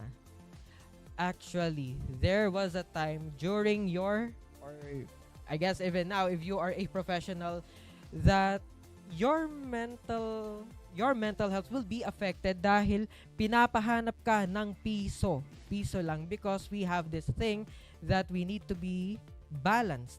Our figures must be balanced at the end of the day. What else? Mga iba naman ang sabi, Disney princess. Okay lang maging Disney princess. I guess wag lang muna si Cinderella, because most of the time she became the helper of her stepsisters and her stepmother. If ever magiging Disney princess ako, maybe Sleeping Beauty. Kahit tulog na, maganda pa din. Okay. Others, they would respond, flagpole po tayo. I think this is related to nung sinabihan tayo ni Miss Yvonne that if accountancy was a person, he or she will be a walking red flag. And from that, ang daming nag-react saying, course palang red flag na. So paano pa kaya kung yung tao na, 'di ba? Someone who takes a deep dive into something na red flag, sooner or later nagiging red flag. Kaya pala naging red flag ako. Uy. But kidding aside, there are some serious responses as well in the comments. There was actually one who said that she has now found her new favorite speaker. So it really shows how Miss Yvonne touched the souls and the hearts of our participants for this year's Career Summit 2023. Okay. There are also some comments, favorite lines. My profession is not my identity. Actually, I remember that time that nung tinanong ni Miss Yvonne, kung hindi ka nag-accountancy, ano ka ngayon? I was actually reflecting on that as well, because suddenly I remembered the reason as to why I took up accountancy in the first place. I took accountancy because I was invited by my friend. Pero kalagitnaan, iniwan ako sa ere. So, I won't be shouting out your name because you are just across this building. Pero you know who you are. But still, listening to what Miss Yvonne has mentioned, you don't have to be in love with the degree that you have. You don't have to actually be in love with the accountancy profession. You could actually make the most out of it. In my case, I actually found my new passion, even if I took accountancy. Right now, I am a senior training associate, and I found my passion when it comes to training employees with the technical skills and knowledge that they would need to perform their tasks here in the back room. So, yes, we are all in the same mountain. We are all in the accounting profession, but some of us would want to take a new path or an uncharted path. And sa hulit-huli, magkikita pa rin naman tayo sa taas. See you all at the top. Okay? Once again, thank you so much, Miss Yvonne. Indeed, the journey to becoming a sought-after accounting pro is more than just a predefined road, and it requires grit and perseverance to tread the uncharted path.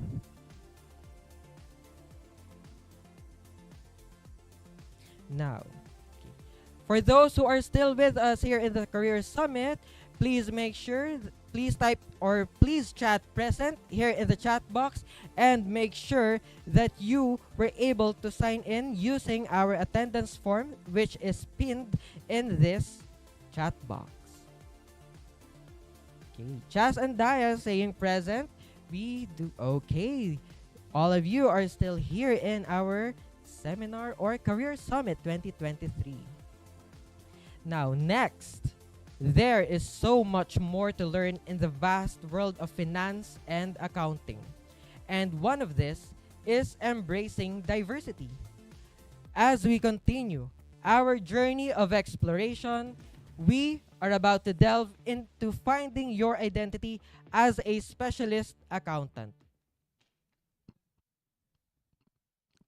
Our next speaker, you've actually met our next speaker beforehand. He is the Director of Training and Development, Mr. Miguel Serrano, BPA.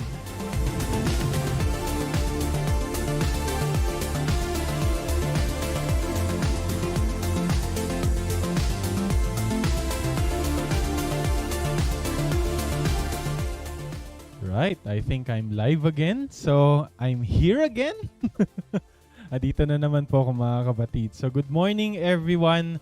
And again, thank you so much for being with us in the Career Summit. So, I hope everyone is learning a lot. Everyone is enjoying the summit right now. Kita ko ngayon, we have a lot of people shooting their comments in the comment section. Maraming salamat po. Keep all those comments coming and make sure na i-shout out nyo rin yung mga gusto nyo i-shout out. This is a day of celebration for us. Okay? So, today is a beautiful day. You know, today we have prepared for you a lot of things that would have you or make you experience a lot of emotions. Kaya nagbibiro kami kagabi sa mga mga officers ninyo na pag-remind ang mga mag-a-attend, kailangan nilang maglagay ng tissue sa tabi. Okay? So kung hindi man nila nasabi yun sa inyo, sinasabi ko na sa inyo yun ngayon. Make sure that you put some handkerchief or tissue beside you, because I know for today you will laugh, you will cry, you will be happy, you will be annoyed, you will be embarrassed minsan. Okay? You will experience a lot of emotions. Kanina lang, ang dami na nagreklamo nung sinabi ni Yvonne na you were wrong in choosing accountancy. But I love the way that she took that back, and for you to be able to understand your reasons is the best key. So, the first two speakers have done their job so well. Okay? So, Joel transitioned you from where you are right now going to what is really expected from you in the workplace. Yvonne gave you that fuel, inspired you to understand yourself better, appreciate who you are. Now, for today, my job is to discuss about embracing diversity. That's my title. Okay, the title of my speech. Now, is that my speech? I don't think so. There. Okay. So, and so for today, I would like to start my speech by showing you where all these things have started. Because I've already been able to mention a while ago that this Career Summit has been a dream of mine for the past 4 years. So, there was an inspiration behind it. A while ago, I mentioned about the ZeroCon. Actually, no, it was also my dream to be part of ZeroCon itself. Ganun ako in love sa event na yon. Nasabi ko, sana one time nandun ako. Hindi na lang ako basta nanonood.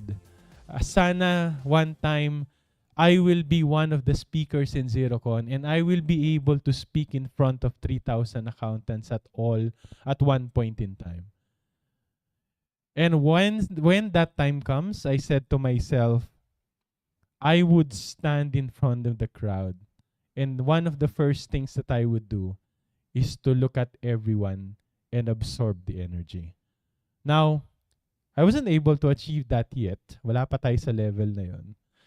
Pero for me, this Career Summit is the beginning of it. This is one good example of how it would look like. And so, before I start formally my speech, I would like to ask from you to give me a few seconds of silence. And I want us to absorb that energy today and appreciate what we are currently having, this beautiful day of Career Summit. I just want to look at all of you and inhale kung ano man ang nangyayari sa oras na to.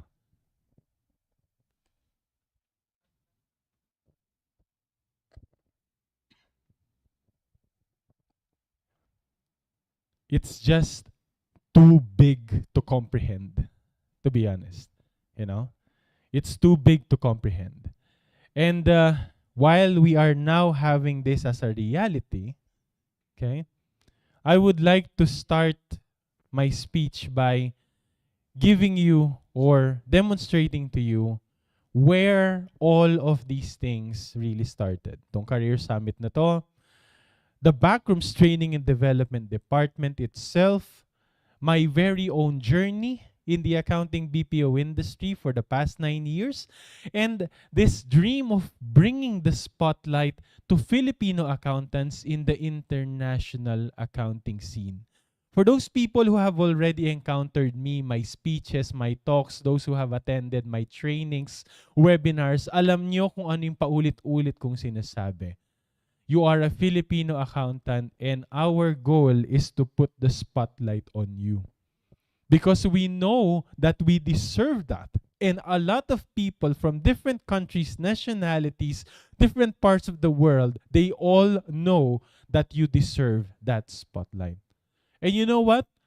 All of those big efforts that me and my team have done for the past 6 years that we have been dealing with the training and development needs of our staff, and now with all of those people who need that, regardless kung staff ka namin o hindi, it all started with this one simple thing. This one. Okay? Ano to? This is my very first CPA license. Nasa akin pa. Yun, naninilaw na. Lumang-luma. So this was issued to me December 2014. Ganun nakatanda ang ID na to. And I will never forget that feeling of the first time that I held this license in my hands. Baka may magtanong sa inyo, ang talas ng mata, bakit po may tape? O syempre tatakpan ko yung details. Pero eto yan. This is history, dear. This is my very first ID. Okay? And I will never forget that feeling of the first time that I held it in my hands. Because I took up accountancy for 5 years and then did my review for another 4 months. And after 5 years of hard work in the university, 4 months of that excruciating pain in the review school, hindi madali ang review, dear. Yung mga CPAs na dito or yung mga nag-take na ng board exam, alam nyo kung gaano kahirap ang CPA review. Hindi siya madali.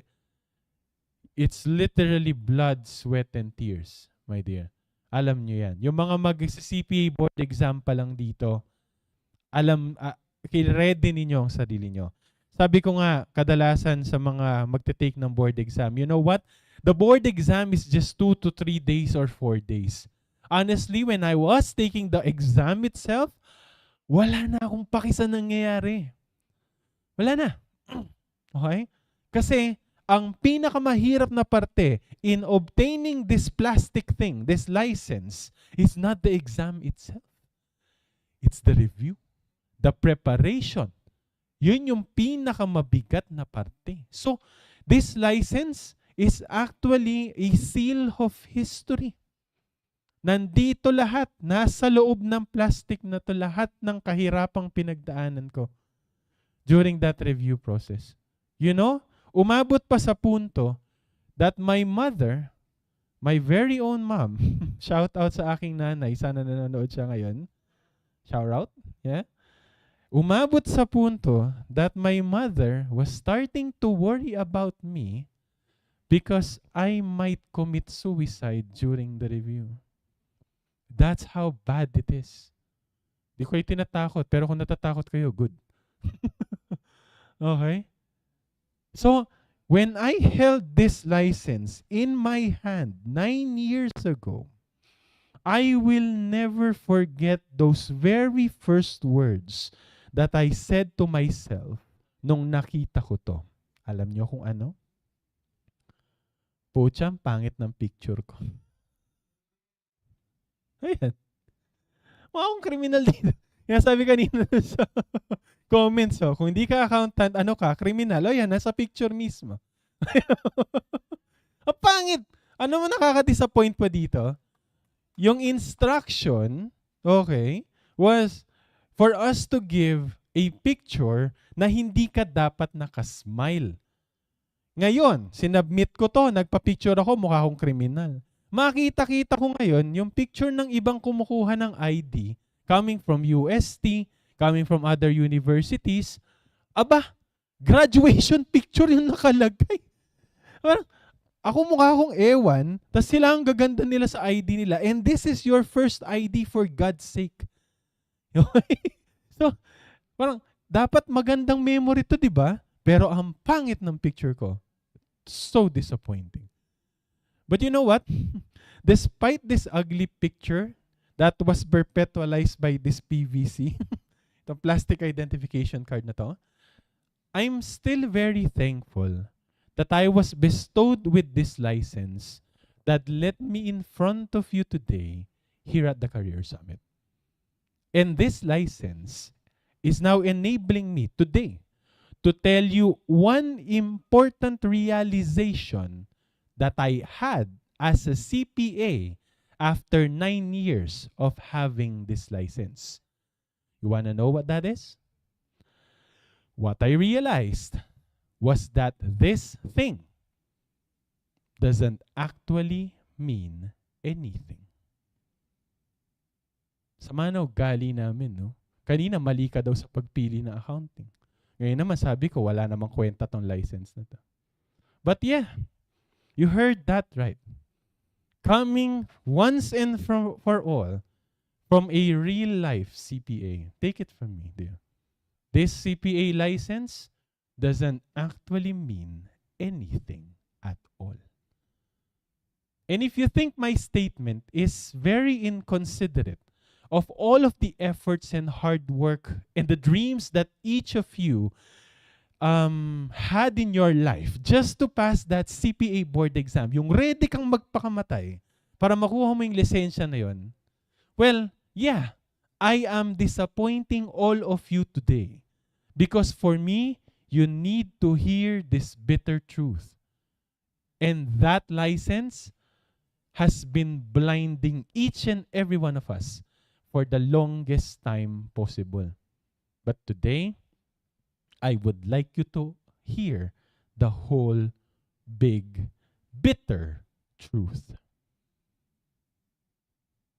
Everything that they made you think about this license, the prestige, the benefits, the privileges, that beautiful future that you think you'll get from that license, it's not all true. For the whole 5 years that I was studying BS Accountancy, I was led to believe, and I know you too, that the only way that you will excel in this profession is by being a CPA. And if you don't pass the qualifying exam as early as that, tapos ka na. Forget about your dreams. Forget about success. Forget about being an accountant. Because in the first place, you are not worthy of being called an accountant. For decades, we were led to believe that this journey of studying accountancy will only be finished by passing the CPA board exam. Agree? Kaya nga, it has been a common sentiment for accountancy students like you o yung mga naging accounting students before that we are the only ones among all the other courses who are not completely happy during our graduation day. Andito yung mga scholars natin na sa tabi ko. Malapit na mag-graduate yung mga yan. And this is a pre-warning. You will never feel happy during your graduation day. Alam niyo bakit? Kasi all the other courses during graduation, ganitong sentimiento nila. Yes! I'm done! Tapos na ako! That's it. But for us, hindi ganun. Sa atin, shit! Patay na. Bakit? Because we were led to believe that after that graduation day, the hardest part of this 4-year or 5-year journey just officially begins as we start our CPA review. For other courses, the pressure is just gone like magic after graduation. Tapos na yung pag-aaral, wala nang assignment, wala nang quiz, magtatrabaho na. But for us, accountants, the pressure just suddenly builds up when that moment comes. Because we were led to believe that unless and until we pass that board exam and be a CPA, our story will never be finished. And for me as a CPA, you know the most heartbreaking part of all of this? The past 100 years of accountancy profession here in the Philippines, we were all led to believe that the only way to be accepted in this profession is to be a CPA. Kaya nga if you'll notice, nobody actually says, "Congratulations, BS Accountancy graduates. Welcome to the accountancy profession." Walang ganon, be. And I bet the more that no one would anyone bother saying, "Congratulations, BS Accounting Information System graduates," or "Congratulations, BS Management Accounting graduates," or even "Congratulations, BS Accounting Tech graduates. Welcome to the accountancy profession." Walang ganon. Bakit? Kasi it will only be, "Congratulations, new CPAs. Welcome to the accountancy profession." Tignan nyo man yung mga posts sa social media, sa mga schools, review center, Facebook page ng iba't ibang organization. Ganon ang bati. Pero, what we could expect is this: "Congratulations, accountancy graduates. God bless you on your board exam." Expectation agad. Hirap, di ba?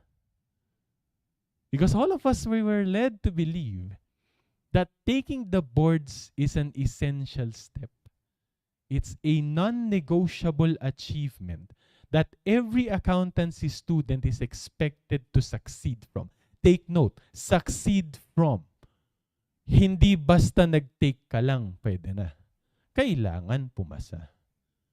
Because you know what?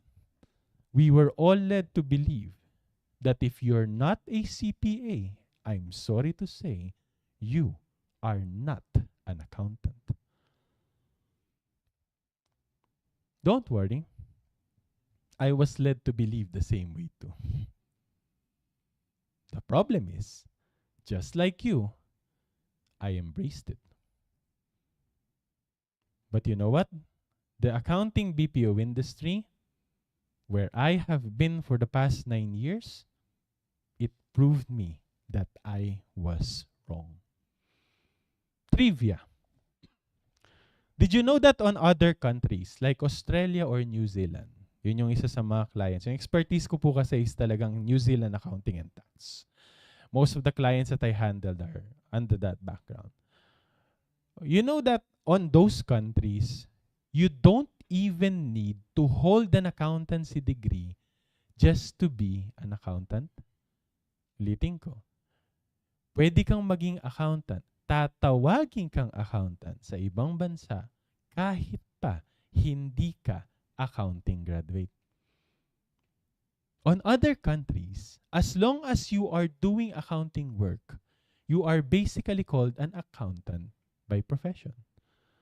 Oo, meron pa din tayong mga CPAs doon, meron tayong mga chartered accountants doon, but those titles are only reserved for those professionals who establish accounting firms and cater accounting services and tax agency for their client.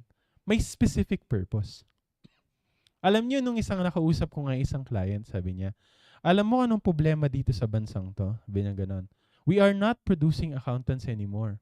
What we are doing is we are producing firm partners. Kasi ang lessons nila sa school, hindi na nakasentro sa journal entry, basics of accounting, bookkeeping. Ang pinag-uusapan daw nila sa school kapag ikaw ay isang accounting degree holder is how do you manage your clients, how do you establish a firm, how do you close a deal, mga ganun. Okay?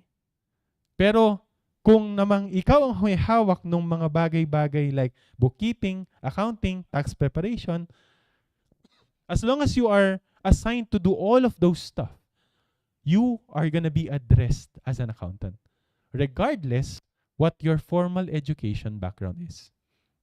Actually, just yesterday, when we were doing the dry run, I was, before we started the dry run, meron pa akong isang session kahapon to train a person in New Zealand. Ganun tayo katindi, be. Pinoy na ang nagte-training sa taga-ibang bansa. Ganun tayo kalupit. Okay? Pero ang nakakatawa doon, kamo, I was doing that training, financial statement and tax return preparation for a staff of a client in New Zealand. That person was employed by that accounting firm. Pinapatrain nila sa akin to do tax work. But her background, listen to this, is BS Psychology. Pinapag-train ako ng accounting work and taxation ng isang nag-graduate ng psychology. And you know what? That person is nailing it. She's very good at it. Kaya sabi ko sa kanya kahapon, I'm gonna do a shout out of you. Hi, Salome. From Nervisha, hello. And to Tracy. So that's the problem. Okay. On other countries, they don't care about your title. However, when clients are made aware that the candidate from the Philippines, let's say sa outsourcing, ganito, is a CPA, and they got that license at a very young age, lalo na dito sa Pilipinas, pag naging CPA ka dito, 21 years old, 22 years old, very, very young. Yung ang kasabay ko nun sa board exam, nagre-review, she was 19 years old when we were doing the review. 19 ba? 18? 18 yata. Oo, or 19. Basta between those dates. Nakapasa siya sa board exam, pero nagka-issue siya sa PRC. Ayaw ibigay license niya because she's too young. Wala pa siya sa age na required para maging CPA. Hirap, no? So, when other countries are made aware of that, and then they realize na ang bata mo pa, naging CPA ka na. They are very, very much amazed and amused. Kasi sa kanila, hindi ganun. You will need to have a lot of practice muna, work for an accounting firm before you even finish up until the end of being a chartered accountant. Yung para bang nakakita sila ng 8-year-old na bata tapos may PhD. Ganun yung impact. Amazed na amazed sila sa Pilipino. Galing, ba't naging CPA ka ang bata mo pa? Ang maganda pa doon, you will couple that with that natural, hardworking ability natin as Filipinos. Naka-imbibe yun sa natin, sa DNA natin. No? We were able to actually gain the world's respect when it comes to accounting. And Filipino CPAs are one of the most sought-after professionals from the whole wide world. Honestly, those were our glory days as CPAs. Ang problema, the pandemic came. Anong problema ng pandemic? Maraming problema ang pandemic. For the first few years of the backroom, yung license na to, yung CPA license, it has been our sorting hat. Alam niyo yung sa Harry Potter, yung maingay na kopya na mukhang wag na. Especially that our focus for the entirety of existence of the backroom is to hire fresh grads and newly passed CPAs. And our formula on our early years have been very straightforward. If you're a CPA, you're going to be a junior accountant. If you are not a CPA, you will be a bookkeeper. Very simple. Okay? Kapag CPA ka, junior accountant ka, ang trabaho mo, mag-prepare ng financial statement at saka tax return. Kapag non-CPA ka, magiging bookkeeper ka at ang trabaho mo, natural bookkeeping at saka payroll. Yun kadalasan ang sorting. Even the clients saw it that way.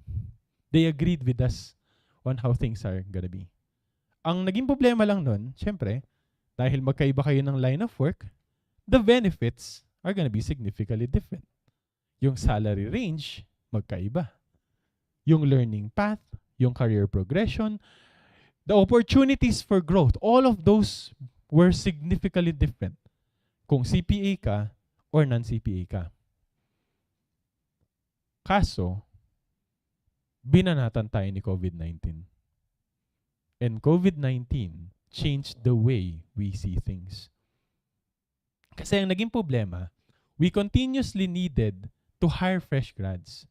But the problem was, during the pandemic, walang CPA board exam. Kung walang CPA board exam, walang CPA na bago. Paano? The sorting hat that we used to classify accountants was suddenly gone. And so, if we kept on focusing on CPA board passers, walang supply. Wala nagtatake ng boards eh. That's why what we did was we were forced to step back. We went back to the drawing board and we realized something. Because of the pandemic, it's not wise for us anymore to still dwell on the idea that junior accountants are CPAs and non-CPAs are bookkeepers.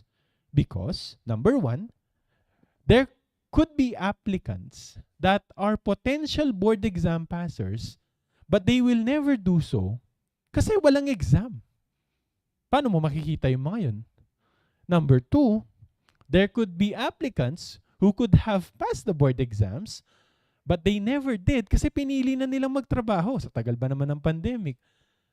Alangan namang hintayin mong magka-board exam muna bago ka magtrabaho. Di ba kasi ganun naman tayo before the pandemic? Di ka muna mag-work eh. Board exam ka muna, review ka muna. Kaso wala namang exam. Yung iba, nagtrabaho na. Nagtrabaho na, hindi na interesado mag-exam. Pero sana kung nag-exam, pumasa. So how do we sort those? That was the problem. And number three, there could be CPAs among these applicants, but it has been their choice but to stick with other accounting-related courses like AIS, Accounting Tech, Management Accounting, hindi dahil binalibag sila doon, but because it's just what makes sense for them. Alam nyo, ang tatapang nga ng new generation ng accounting students ngayon eh. Before, back in my time, wala kang choice. Pag pumasok ka ng BS Accountancy, as long as pumapasa ka, nagmo-move ka to the next level. At kapag pumasa ka, okay, lahat ng qualifying exams, etc., then you are required to take the boards. Ngayon, hindi. The kids now, young accounting students and graduates, had the choice. Nabibilib nga ako sa kanila eh. At least kayo, pinaninindigan ninyo, gusto nyo ganitong natapos ninyo, hindi yun dahil sinabi lang ni kung sino. So, that was the time that we decided to break the stigma. Nung na-realize namin yung tatlong bagay na yun. We opened the opportunity for all. Yun ang napagkasunduan ng training department, HR, and recruitment team. The sorting hat changed from title to talent. Nag-focus tayo dun. Kaya nga ang tawag namin sa activity na yun, hindi naman basta recruitment eh. Ang tawag namin doon, talent acquisition. With that happening, your degree suddenly didn't matter. Wala na kami pakialam kung BS Accountancy ka, BS MA, AIS, AT. Your license suddenly didn't matter. Wala na akong pakialam kung CPA ka o hindi. We have overhauled the entire, nawala yung binabasa ko. We have overhauled the perspective of the recruitment process and focused on what really matters in the actual workplace. The candidate's potential, learning capabilities, yung personality mismo ng taong yon, and yung attitude niya. Because that is where the true value comes from. And things just went beyond all of that. Even the benefits that everyone was receiving, they were all made the same. Kesyo accountant ka o BSA ka, BSMA, BSAI, wala kaming pake, pare-pareho kayo ng sahod. CPA ko, hindi. Konting lamang lang siguro sa CPA, pero hindi naman kami nagpo-focus sa kanila kasi wala naman eh. You know? The career progression from junior to intermediate to senior to become a team leader, di na lang naka-reserve for CPA. Kahit sino pwede na, as long as you deserve it. And in a snap, the battleground for accountants suddenly leveled, regardless of degree. We have decided to present you all to the international accounting community as Filipino accountants. Hindi Pinoy CPA or Pinoy accountancy graduate, Filipino accountants. That is the only tagline. Wala kaming pake, no matter who you are, what school you're from, what degree you graduated into.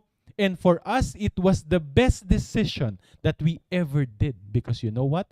Today, it is our pride to share a lot of success stories from all of whom we decided to put our trust into. And you know, this license failed to stop us from doing so. We will never regret such a bold step. Because you know, hundreds of your older brothers in this profession who never had this license at all proved us that we were right in trusting them. That's why at this moment, I'm sorry to say, but this license that you've been working so hard to achieve, it doesn't mean anything anymore. Ang bigat, no? Ladies and gentlemen, always keep this in mind. In this modern era of the accountancy profession, the only thing that defines who you are and what you can be is you. And all it takes is for you to live by it. It all starts by accepting the fact that the accountancy profession is a very diverse industry. Accounting is more than just audit. And accounting is definitely more than just tax. Remember what they told you way back in your first year, first semester? Ang sabi, accounting is the language of business. And since we are accountants, we are the interpreters of that language. And just like there are around 6,500 human languages that exist around the globe, the world of business requires a diverse set of language that needs to be spoken to. Different fields of accounting should train you to understand those different languages of business so we can translate them properly for a diverse set of stakeholders. For example, balik tayo sa mga CPA. Kapag CPA ka, you are tasked to understand the language of compliance and assurance. That's why you, CPAs, kasama pala ako doon, we are expected to be experts in the field of audit. That's why we are called certified public accountants. We are built to serve the best interests of the public by making sure that the financial statements used by economic decision makers are stated fairly in all material respects. Tunog libro, no? Yan yung nababasa niyo eh. Our goal is to give peace of mind to stakeholders that they are being guided by the right map. Yung report. However, that is not the only language that we should know how to speak about. For example, accounting technicians and management accountants. You are supposedly trained to translate and interpret the language of business for those who need to understand it. Kaya nga kayo tinawag na ganyan eh. Kaya nga, that's why financial analysis for accounting technicians and management accountants is a very important skill. And you need to become a specialist of it. And if you are a graduate of BS Accounting Tech or Management Accounting, that is supposed to be the path of expertise that you should be taking for yourself. Meanwhile, experts in the field of accounting technology and accounting information system, they are supposed to be utilizing the language of cloud computing and artificial intelligence to enhance the way accountants communicate financial information. Yun ang trabaho nyo. And thus, applying the latest trends in the world of technology is a critical skill to have on this field. This is no different with our brothers in the medical field. Doctors are not just general practitioners. May surgeon, pedia, neurologist, gynae. Okay? And you will never say na yung oncologist who deals with cancer, they rank better than a radiologist who will perform your CT scan because both of them would have vital roles in giving you a better quality of living. Similarly, a bookkeeper will never be less of an accountant. And an accountant would never be less than an auditor. We all have roles to fulfill, a duty to perform, an expertise to develop for ourselves, and a value to bring to the table. Listen to this, ladies and gentlemen. Every one of us is significant in this profession. All you need to do is to embrace who you are. What we fail to realize sometimes is that we are all accountants. We are more than just spreadsheet fillers or tax preparers. We are more than just bean counters. We are more than just tools of corruption, whether we admit that or not. You are a guardian of truth, transparency, accountability. You have the power to protect public interest from plunderers and political abusers. You know the story behind the numbers. You are one of the nation's most effective economic influencers. You hold the key for businesses to thrive and grow and enable them to create continuous supply of jobs for the Filipino people. Now, Filipino accountants, and I'm talking to you right now. You, ikaw mismo, nanonood ngayon. When would you realize how much power you have in your hands? Today is the day that we want each of you to embrace your true identity. So if you are a Bachelor of Science in Management Accounting, whether you are still studying or have already graduated long ago, keep this in mind and repeat this to yourself. And I want you to say it out loud right now. You are not a reject.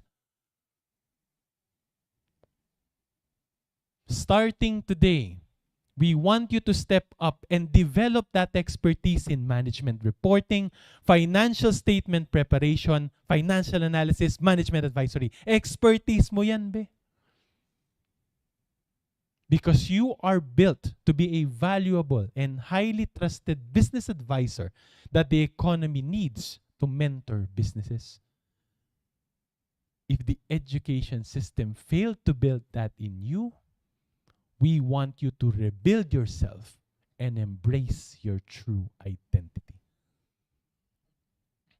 If you graduated or is graduating with a bachelor's degree of accounting information system, keep this in mind and repeat this to yourself right now out loud. I want you to do this. You are not a reject. Be the Elon Musk of this profession. Create a movement towards transparency, integrity, and efficiency in the world of accountancy by utilizing the wonders of technology. Businesses are evolving with technology, and so should accounting. And you are the one of the primary movers of this beautiful innovation. Now, if the profession failed to build that in you, we want you to rebuild yourself and embrace who you really are.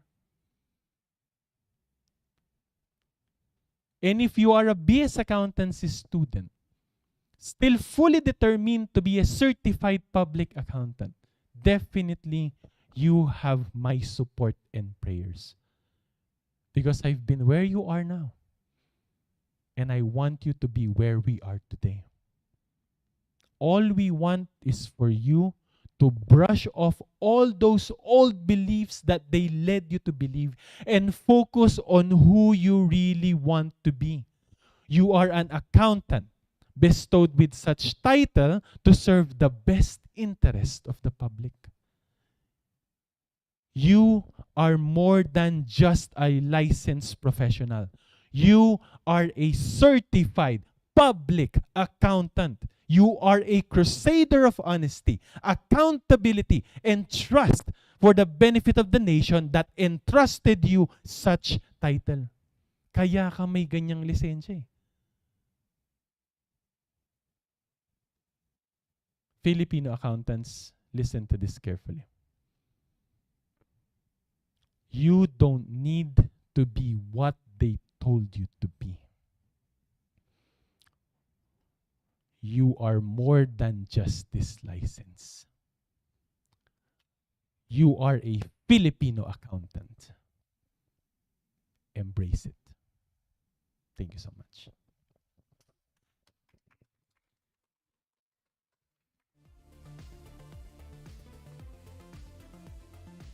Thank you, Sir Migs. You surely have opened our minds with this crucial topic. In fact, I can see a lot of comments pouring in a while ago. Simula pa lang, parang maiiyak-iyak na ang mailan sa atin here.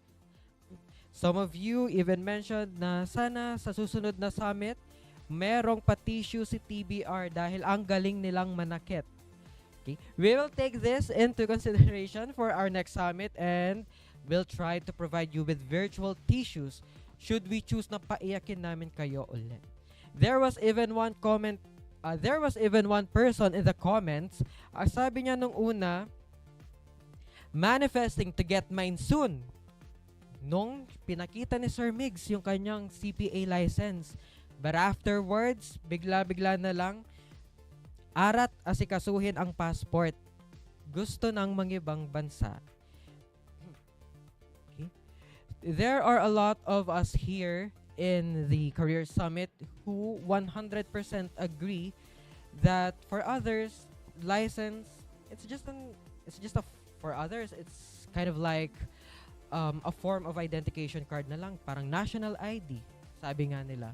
For others, they are now questioning if they would continue in taking the CPA licensure exam this May 2024. There was also one participant who caught my attention a while ago.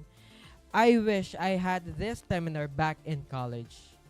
And to be frank, actually, ako din sana I had this webinar when I was still an undergrad under BS Accountancy. The constant pressure that I received to take the CPA licensure exam and all that The pressure, sabi nga ni Eliza Faye Madriaga. And there are more comments saying that TBR should be one of the standards to be considered in the accountancy industry today. And TBR has set the standards. Maybe it's because, as Sir Migs has mentioned, we have transitioned from title to talent. There are a lot of accounting graduates who, despite that they don't have their license, can do well, can excel in the accounting profession that they have chosen. As Sir Migs has mentioned, everyone is significant. All you need to do is to embrace who you are. Moving forward, growth is paramount in our journey as accountants. With this, we are about to transition to our next topic that will redesign the corporate ladder and promote a dynamic and skill-centric future. Our esteemed speaker is ready to shed light on how you, as an accountant, can leverage your career growth. She was one of the key leaders in the CBA Student Council on her 3rd and 4th year, a graduate of Bachelor of Science in Business Administration, major in accounting at Holy Angel University. Previously, she was a bookkeeper/general accountant in a broadcasting network, an internal auditor and the officer in charge for the accounts payable section in a life insurance company. Aside from working as an accountant, you can find her doing volunteer work in various NGOs. Her heart for missions actually started when she volunteered at the Operation Blessing Foundation Philippines Incorporated, which is the humanitarian arm of CBN Asia. She also volunteered with the PGCAG Medical Missions Team in partnership with the Special Forces of the Philippines at the remote areas of Mindanao. Lastly, she is a co-founder of Project Life PH, a group of individuals that share their blessings to orphanages and marginalized communities. Now, she is in the BPO industry with the backroom for 6 years and counting. At first, she was a practicing accountant for an accounting and bookkeeping firm based in New Zealand, winning the Backroom's Outstanding Performance Award in 2019 and Employee of the Year for 2020.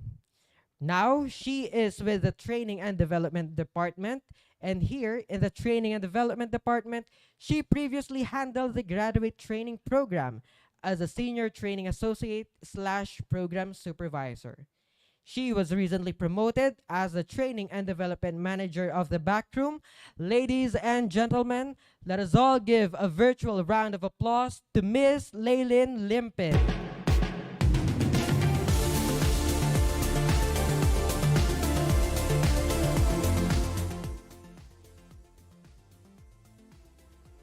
Okay, good morning. Okay, can we have some live chats over there? Pwede bang i-chat nyo dyan #together to the top and watching from saan ba kayo sa Philippines? Luzon, Visayas, Mindanao. Can we see that in the chat box? #together to the top. Yan, watching from Pampanga, watching from Mindanao, watching from SUCC, yan. Sige, watching from Davao, watching from UM. Yan. Let's keep our live chats, be engaged. Yan, sige. Okay. So, this morning, kanina pa natin pinag-uusapan how our school days are important part of our career journey. And Sir Migs has given us an introduction on what comes after your school days, what comes after passing the board exam. So now I'm gonna talk about the topic, how do we reach the summit of our career? What comes after our student days? How do we really define success? What is success for you? So recently, I took a huge step in going up in what we so-called the corporate ladder. 59 days ago, I can still vividly remember that I received the news that they are promoting me to be the training and development manager of the backroom and to lead the awesome team of these wonderful people of the training and development department. I can remember how a roller coaster of emotions happened that day. To be honest, the first thought that came into my mind was Spider-Man. Hindi naman halata na Marvel fan, di ba? So, sabi niya doon, with great power comes great responsibility. Immediately after hearing the news, fear comes in, doubt comes in, a lot of questions came in. Can I do it? Am I ready to be a manager? Am I ready to be at the top? Am I qualified? Can I sustain it? And so on and so forth. But above all of those thoughts, all of those negative emotions, I said to myself, hey, Lay, this is the dream that you have been longing for and praying for a long time. Actually, I was waiting for this for 12 long years of working experience. Diba, kompleto ko na ata yung required SSS pension contribution before I reached that step.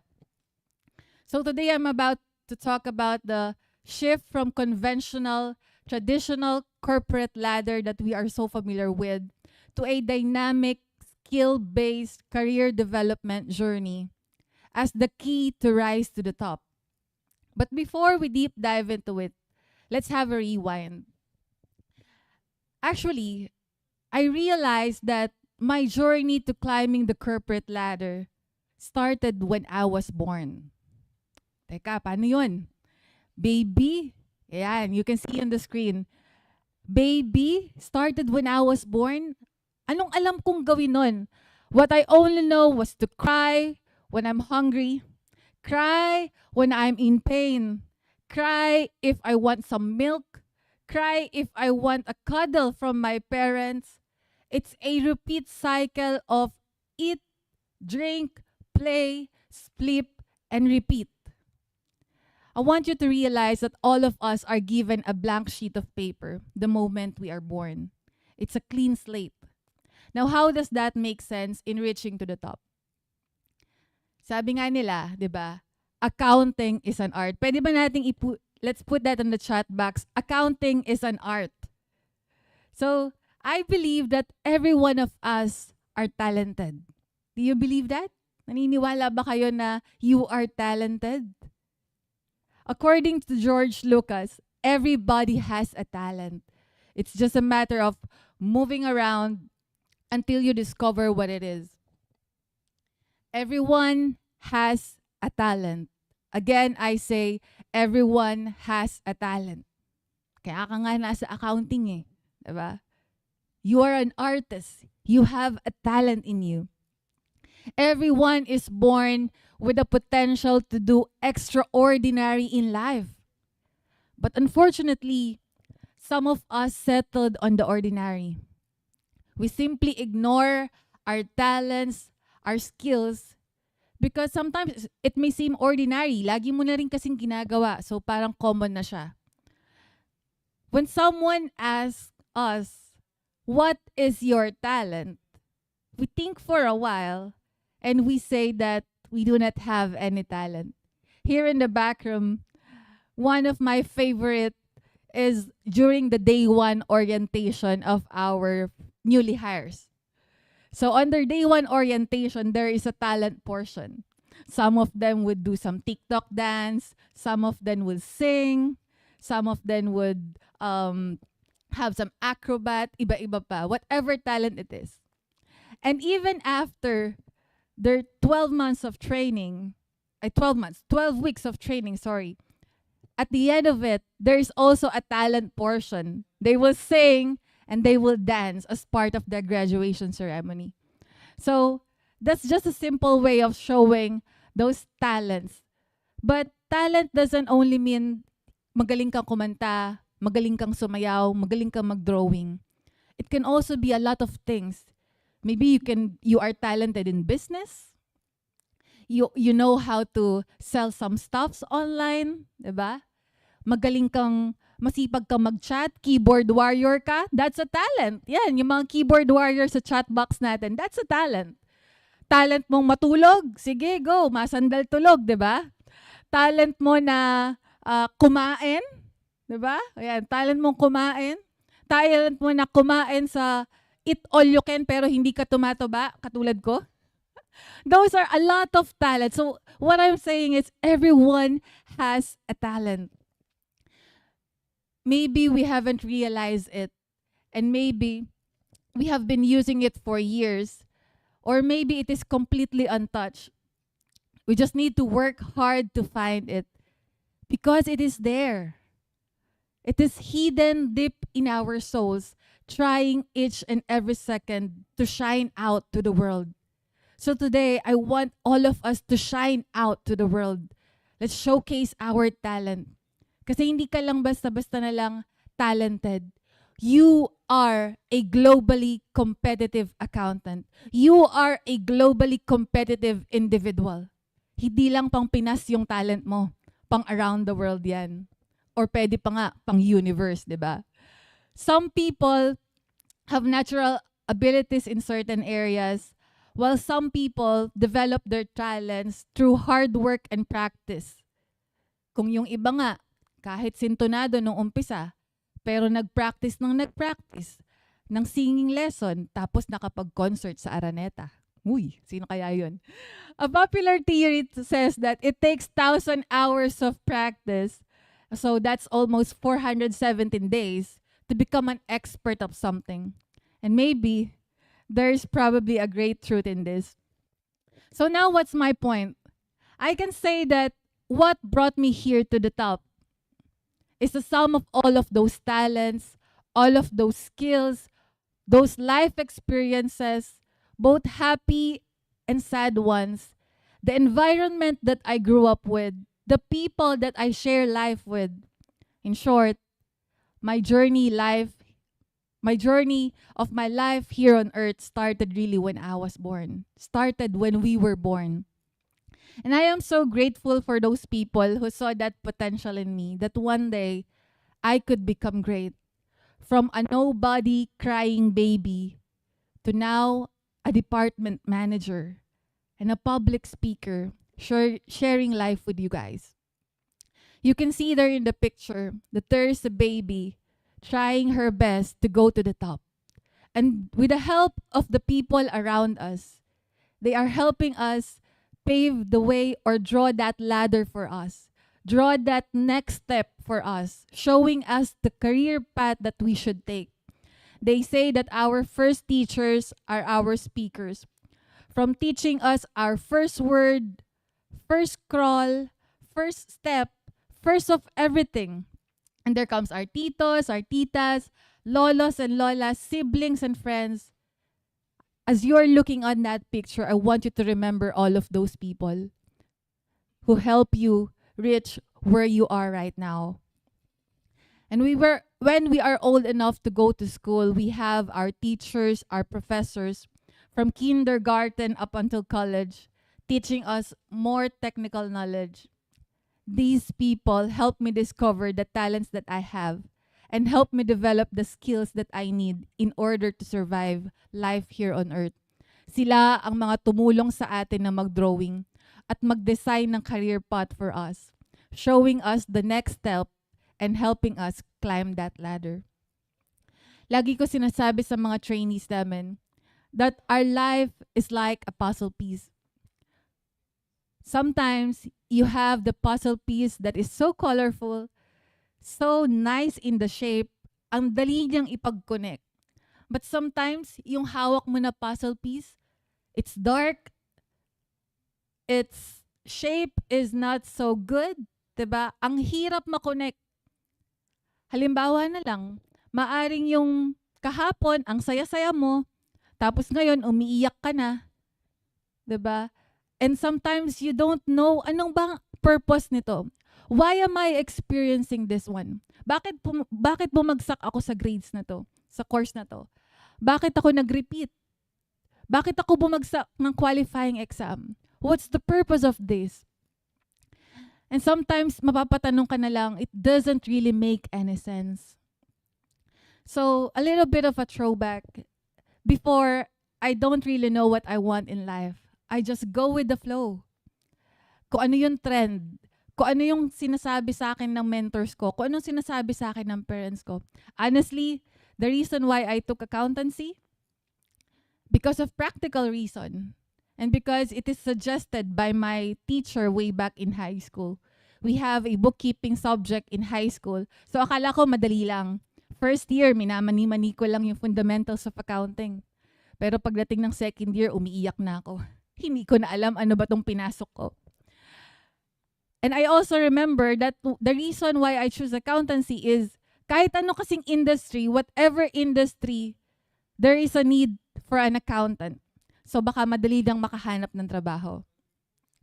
What I really want deep in my heart is I want to engage with people. My first choice talaga is tourism, but that's an expensive course. Or maybe in culinary or hospitality management.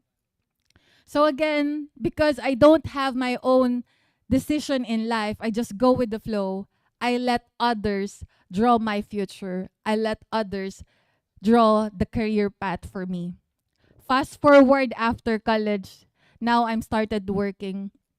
My first job, hindi rin ako ang pumili. I was referred by my dad to his friend. And it's a new environment. It's from a probinsyanang Kapampangan, now going in Metro Manila. That's a huge step. It's culture shock, diba? Homesickness, sobrang nag-iba. Pero on my first job in the life insurance company, before I do not understand what is the purpose, bakit ko nga ba ginagawa to? Sometimes, napapaisip ako, 40% lang ng inaral ko, yung na-apply ko sa ginagawa kong trabaho. And then, fast forward after a year, I was promoted to be part of the internal team na doing audit in different parts of the country. One thing I love is to travel. Alam niyo ba that my first plane ride is because I am in the accounting department of our company doing the audit. All expense paid. Diba kung hindi rin ako nag-accountancy, baka hindi ko rin magawa yun. So at the age of 19, I was able to travel because of my work. So napag-connect ko na rin somehow yung puzzle piece. Next, I went back to Pampanga and have some jobs here in a agricultural business. And then I came back again to Manila. Na-miss ko kasi ang city life. Wherein that is actually my dream company. A broadcasting network, or mostly called as the CBN Asia or the 700 Club, or kung kilala nyo ang Superbook. That's my dream company. Pero, one of my key para makapasok doon is because I am an accountant. Kailangan nila ng accountant. So again, another puzzle piece connected. And then after some time, while working on that company, I was been able to engage with different nationalities, different cultures, different countries, different missionaries going around the globe. Alam nyo ba, that actually prepared me to be here in the BPO industry, engaging with other cultures, engaging with other nationalities. So again, another puzzle piece connected. So what I'm saying, all of those life experiences, it will work together for your own good. And that brings me to my first point. Appreciate the uniqueness of your life story and career path. We must learn to accept that your story is different from my story. And that is okay. If you know your purpose, maiiwasan mong magkaroon ng comparison. It will help you avoid comparing yourself to others, no matter how tempting it could be. The reason why I'm sharing this is pinagdaanan ko din yan. I also felt to the temptation of comparing myself to others, to my batchmates. Bakit sila manager na? Bakit sila promoted na? Bakit sila ang taas na ng sahod? Bakit sila meron ng kotse? Bakit sila meron ng bahay? It's so easy to fall onto that temptation of comparing yourself. if you don't really know who you really are. Instead of having the right attitude to improve and challenge myself to become better, so I can reach that top again, same as them, it only led me to self-pity and self-doubt. I became ungrateful of the skills that I had. I became ungrateful on the achievements that I have accomplished. I think 30s is the new 20s. After entering a new decade, it made me evaluate my career life. Ano ba talaga ang gusto ko? What do I really want with my career? Am I contented in my current career status?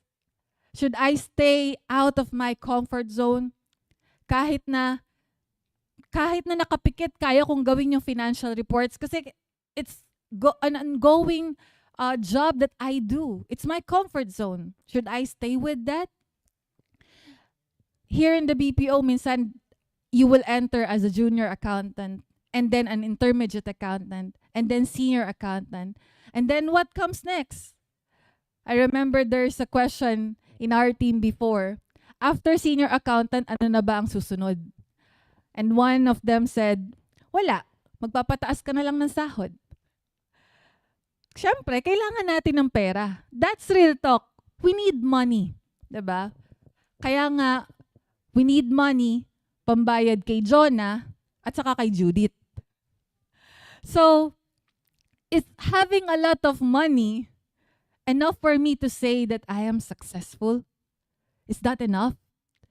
It is easier to go to the trend, to conform to the pattern of the world.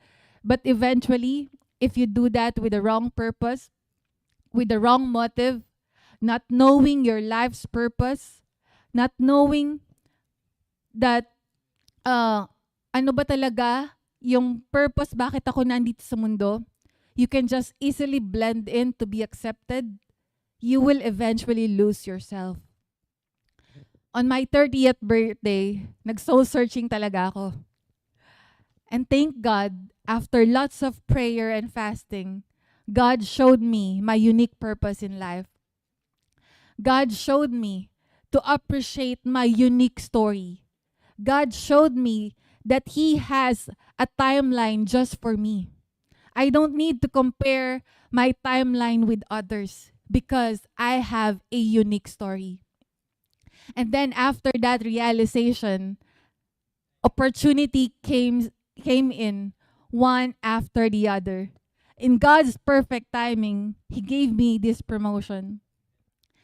Before, I was one of the pioneer of the backroom. Pero minsan sabi nga nila may nauunang nahuhuli. Naramdaman ko yon. Ako yung nauna dito. But sometimes I felt parang nahuhuli ako.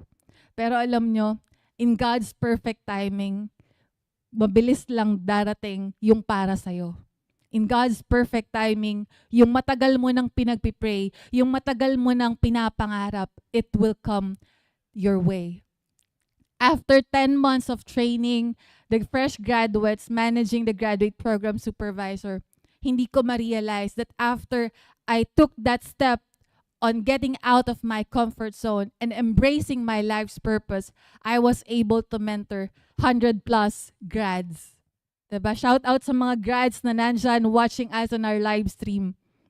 I'm your proud mama. Okay?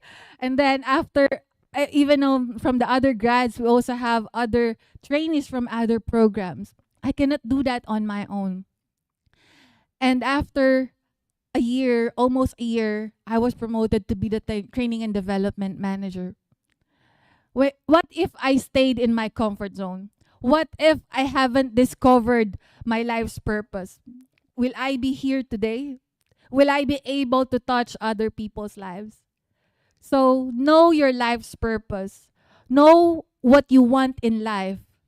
Know your dreams. You have your own unique puzzle to build. Know who you really are. What are the talents and the skills that you have? And once you realize what are those, fully own those skills and find joy in having these skills. A year ago, I have this group of friends na umaakyat kami ng bundok every other weekend. So not just to enjoy the hike and enjoy the view. One of our purpose in going to the mountains is to serve the people of the Dumagat tribe in the Sierra Madre, which is the longest mountain ridge in the Philippines. In mountaineering, the journey to the summit starts on the preparation. You need to prepare your body. You must have enough exercise. You must warm up dahil kung hindi, mamumulikat ka. Know the things that you need to bring as you climb to the summit. Know what is essential to bring and what is not. Kasi kung hindi, magiging pabigat lang yan sa'yo. Kailangan mong iwan yung mga ibang makeup kit, kailangan mong iwan yung mga ibang skincare, because that is not that essential. We must make space for more food na dadalhin namin because we're gonna have some feeding program on the summit doon sa Dumagat tribe of the Sierra Madre.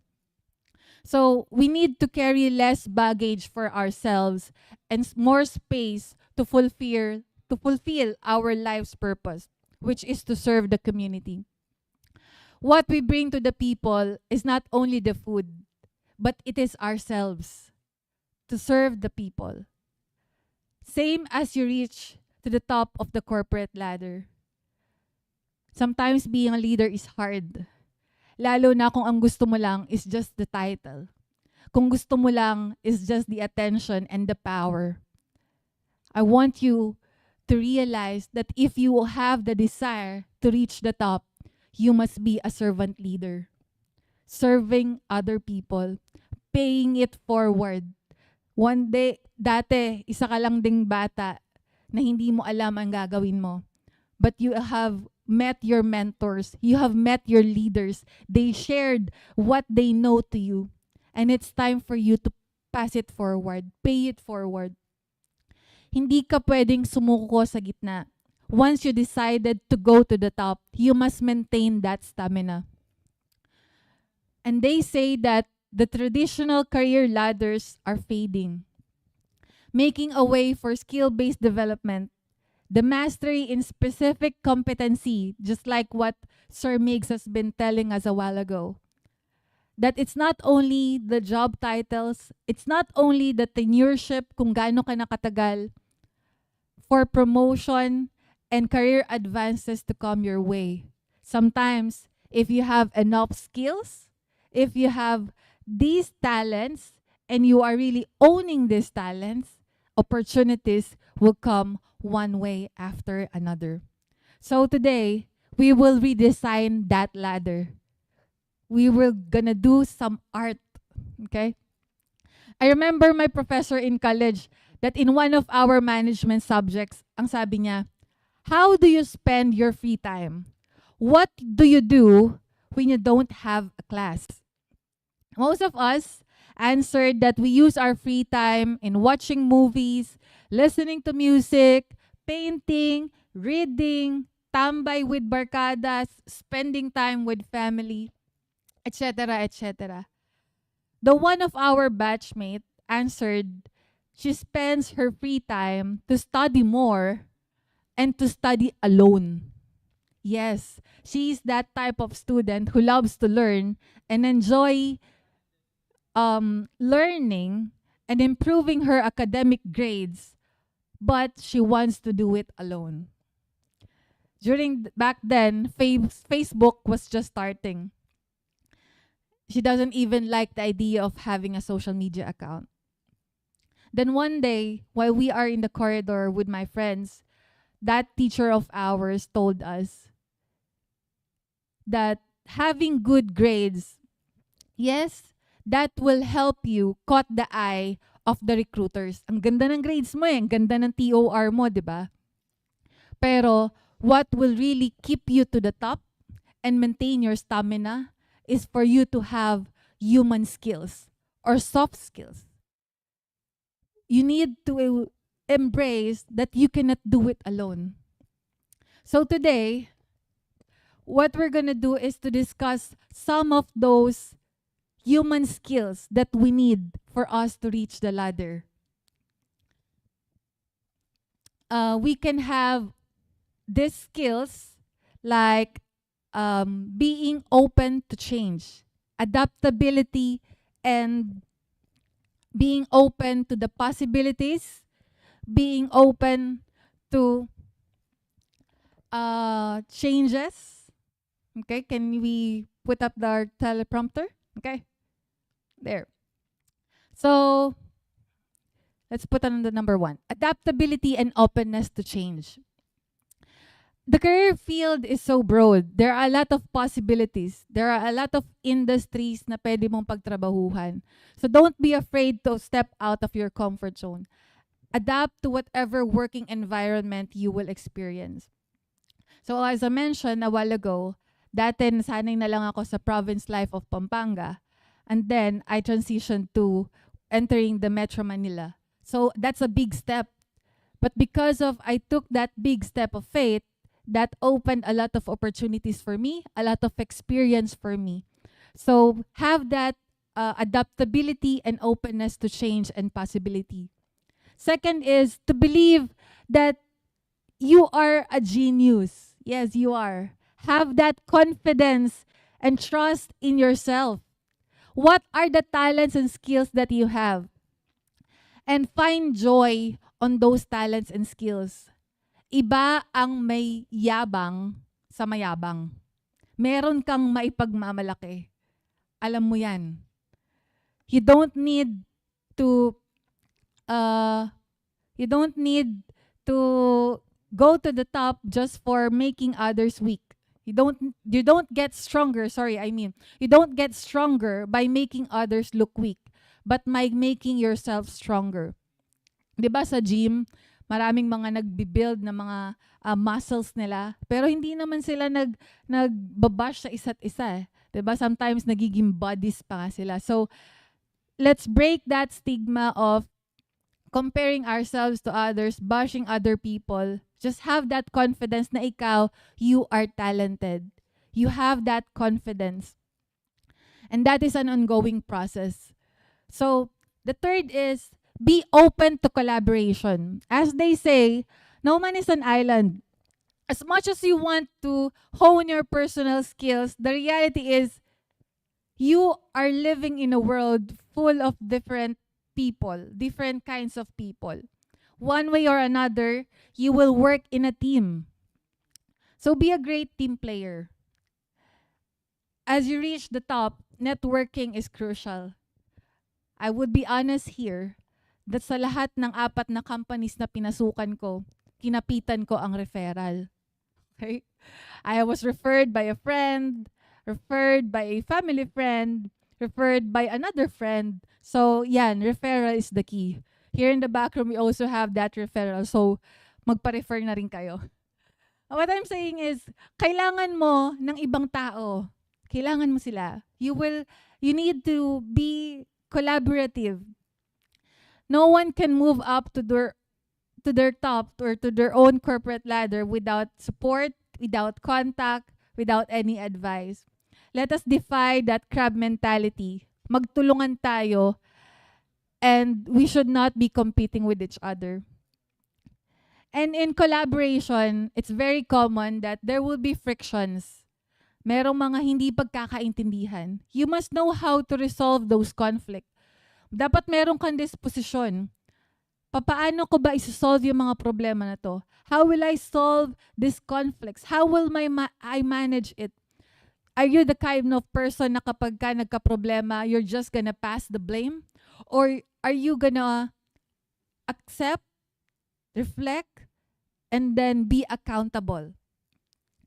So learn how to manage conflicts. And last, another one is what we call humility. Accept na hindi ka kiya. What is kiya? Know it all. You don't know it all. A successful collaboration happen if you think na it won't happen kapag ang lagi mo lang na mindset is ikaw lang yung tama. Hindi na importante yung opinion ng iba. Hindi mangyayari yung magandang collaboration or magandang teamwork. Be humble enough to accept that sometimes there are old things that we need to unlearn And there are also new things that we still need to learn. Also, we should accept that yes, we could learn from our mentors, from the older generations, but should also accept that we can learn from the younger ones. I am seeing in the chat box na marami din tayong audience ngayon that are students. And we are also learning from you guys. Those taglines na nilalagay nyo sa chat box, nakakataba ng puso hearing those things at natututo din ako sa inyo. So here in the back room, isa sa Japanese word na love namin, na mention to kanina ng aming CEO. It's the word kaizen. Continuous improvement. You can learn even on the simplest things. You can learn even yung mga kasama namin sa utility personnel, sa admin team, you can even learn from them. Hindi ka lang naman matututo sa mga mentors or sa mga boss mo eh. Even on the utility personnel, you can also learn something from them. And then, learning never stops. Kailangan lagi kang nag-aaral. Even if I am now a manager, I can still say that there are still a lot of things that I need to learn. The more that you know something, the more that you realize na mas marami pa rin pala akong hindi alam. And that should motivate you to become better each and every day. And then the more that you know, the more that the skills that you are earning and that you have, you should also have that heart to pass it forward and mentor other people as well. Dati nandun lang ako sa likod ng classroom na kahit na alam ko yung sagot, dahil nahihiya ako, I don't accept who I really am. I don't accept na talented din ako, na kaya ko din, ibibigay ko na lang yung sagot sa seatmate ko. Kahit na siya na lang yung mapuri ng teacher. Basta masabi lang yung sagot, okay na ako doon. But one day, there are people who saw that potential in me. They invested in me and they mentored me. And now it's my turn to do that as well, to pass it forward. The 6 skills that we should have is empathy. Be a good person. Guys, we are not robots. We are human beings. And for us Filipinos, we have this typical trait of what we call pakikisama. In the simplest meaning of getting along with others. You may be excelling in a lot of things in what you do, pero if hindi ka masarap katrabaho, hindi ka masarap kasama, personally, I would rather choose to work with a person na teachable, with a good personality, someone who is easy to work with, kesa yung nagsosolo at masama ang ugali. So again, be empathic, be a good person. Because one day, that seed of kindness na tinatanim mo to those people that you share your life with, one day, you will harvest goodwill. So be a good person. And last would be accountability. The best mindset to have is to be faithful even on the small things that is entrusted to you. Kahit ito lang yung pinagkatiwala sa'yo sa season na to, be faithful. Kahit na ka-graduate mo, ang iniisip mong gagawin mo ng job is to produce financial reports, pero ang ibinigay pa lang sa yung trabaho is taga-stapler lang at taga-file, be faithful on that. Be trustworthy. Learn to accept the process. And learn to do the extra mile. Lagi ko sinasabi sa mga trainings namin to, learn to do the extra mile. Hindi laging instant ang career development. It is a long process. So work hard, work smart, be efficient, and get your work done correctly, as quickly as possible. Work hard so that your hard work will speak for itself and you will become an asset to the company. And one day, you will become that person that they want to keep and they want to keep being happy. If I'm going to look back on all of those life experience that I had before, hindi ko talaga mapag-connect ang puzzle na yon. But now, after being here, somehow on the first step of the top of the summit, I can say that my journey really started when I was born. And that is sum of all of those life experiences. Kanina ko pa sinasabi that you are talented, you should have the skills. Siguro na-excite ka na, nag-evaluate ka na ngayon. Ano nga ba yung mga talent ko? You are listing down what you want to do, ano ba yung kaya ko mong gawin, di ba? So your skills are your clues to what path you should be. The more you lean into them, the more opportunities will lean into you. So it's up to you now which path for you to take. Once you are already aware of the skills and opportunities, it is easy to get overwhelmed. Teka, ang dami pala na nasa listahan ko. Ang dami ko palang kayang gawin. Nakaka-overwhelm. Ang dami ko palang pangarap. Ang dami ko palang gustong gawin. Sometimes, it may make you overwhelmed. But, in the pursuit of your passion, in the pursuit of your purpose, in using your gifts, you also need to remember to give your body and mind a time to rest. Yes, that is also essential. Magpahinga ka. Kung napapagod ka na, kanina nakikita ko pa sa mga chat box na merong umiiyak na, magpahinga lang. Take time to rest and to heal. Minsan sa dami ng gagawin natin, feeling mo kulang ang time. Ang daming due dates, ang daming deadlines, ang daming mga reports na kailangan gawin.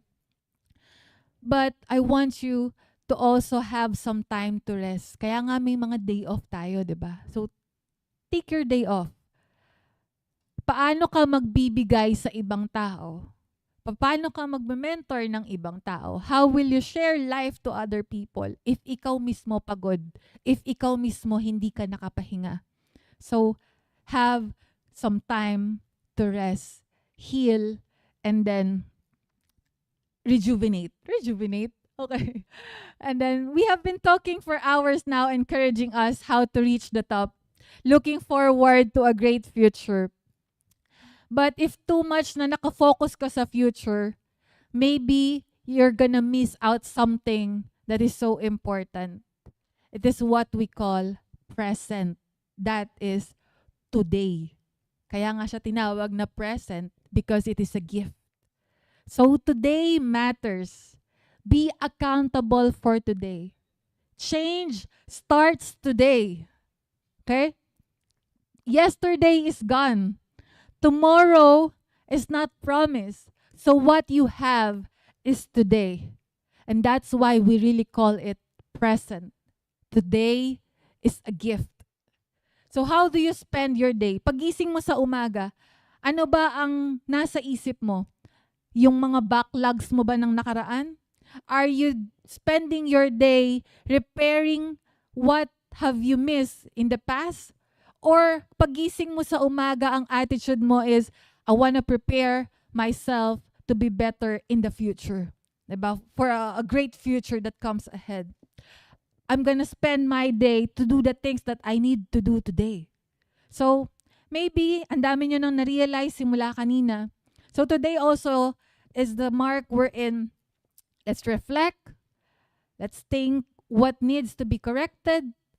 Let's reflect what needs to be done. And let's reflect all the skills that we have, all those life experiences that we have, because I believe that everything has a purpose. All will work together for your good. So now let's go back to the drawing board. That is my drawing. That is my ladder.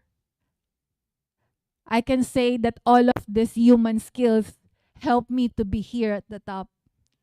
Adaptability and openness to change, confidence and trust in yourself, collaboration, conflict resolution, humility, empathy, accountability. These are some of the skills that help me to be here at the top. And I know there is still a long journey that lies ahead of me in the future. So you can see now in your screen a white blank space. a white blank paper. This is your drawing board. I want you to picture out, ano ba yung ladder na gusto mong akyatin? What is the definition of success for you? Ano ba yung mga pangarap mo? In that white blank space, I want you to draw. Accounting is an art, di ba nga? So draw the skills that you have. Draw that future that you are looking forward.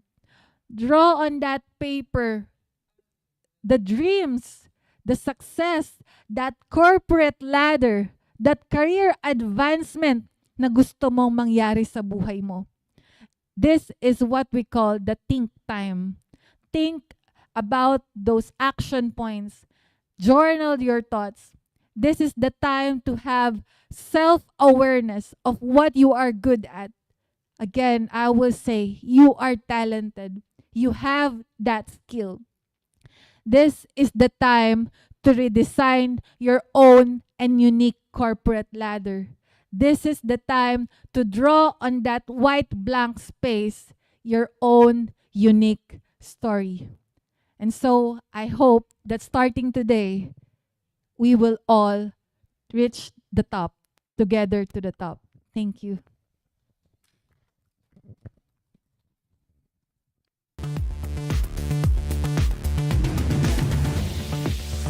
Thank you, Miss Laylin, for that. You are truly a woman of skills and competencies, and we are grateful that you helped us climb and shape the ladder for this year's Career Summit.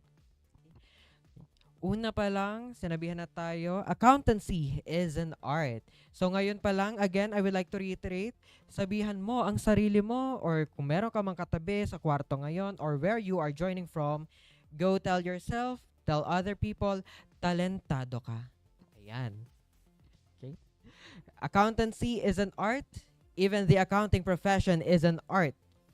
And all the experiences that we endure, that we tackle throughout our career, mapaano man yan, under bookkeeping, preparation of financial accounts, well, all of those are the puzzle pieces that make up of who you are, that in the end will create a masterpiece that you can be truly and very proud of. Okay? Okay, so let's see. My, look at the time. I can't believe that we are already halfway through the event. Now, how is everyone feeling as of now? I know I am feeling very inspired hearing the previous stories of the previous speakers. This moment, while I wait for your responses to pour in the chat box, later on, I do have some exciting announcement. K. Ordinaria, feeling motivated? K. Ordinaria, I think you were the one a while ago na nag-shift from civil engineering to accountancy. Pero paano yan? Sabi ni Miss Yvonne kanina, nasa maling course ka. Mali ang accountancy. Rar. We also have Ella Del Guerrero, I am talentadong Pinoy. Yes. Tell yourself, tell your mga kasama sa bahay, talentado ka. Jessica Paula Miguel, hi Jessica, feeling inspired and motivated. Okay. Now this year's Career Summit has filled us with insightful discussions, and I hope everyone is still here with us because right now we will be holding a partial raffle event. All right. So how are you all feeling? Who are feeling hopeful na sana mapili sila this raffle? Again, if you will be drawn in our raffle, make sure that you comment #QTWinner in the chat box. Okay. We do have some participants who are feeling excited in the chat box. Now again, here is how the raffle is gonna take place. We have, and just a reminder to everyone here, only who was drawn as the winner must chat the hashtag QT winner. Okay? As to avoid any confusion and to avoid any difficulties in determining if he or she is eligible for the giveaway credits, please, we ask for everyone's cooperation and understanding that only who was drawn be be the one chatting hashtag QT winner in the chat box. Now, for the raffle, we have prepared a virtual roulette containing the names of our participants here in YouTube Live. In just a moment, we will be spinning this wheel, and if it lands on your name, you'll have the chance to claim your prize. But here again is the crucial part. If your name has been selected by the spinning wheel, you have within 2 minutes the opportunity to chat hashtag QT winner in the chat box. Failure to do so, then that will mean that we will have to draw another winner for the raffle. So all in all, we will be drawing 5 names, 5 winners for the first part of the raffle. Is everyone feeling excited? Okay. So the comments are pouring in, hoping that they will be chosen for today's raffle. Okay. Now, before we start our roulette, I would like to ask for everyone's cooperation to now clear the chat box so that we can prepare in drawing the winners of the raffle.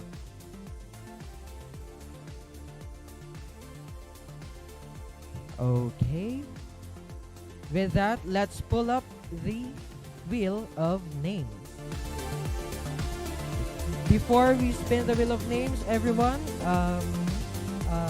we ask for your cooperation to, again, let us now clear the chat box of any hashtag QT winner so that there will be ease of determining if he or she, the person who was drawn in the raffle, will qualify for the prize. Okay, thank you everyone for your participation. Now, let's spin the roulette. Who will be the first lucky winner of our 100 pesos worth of giveaway credits? Our first winner has been selected by the wheel. We have Mark Romwell Juan.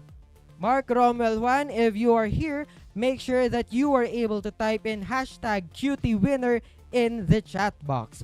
You have 2 minutes to claim your prize.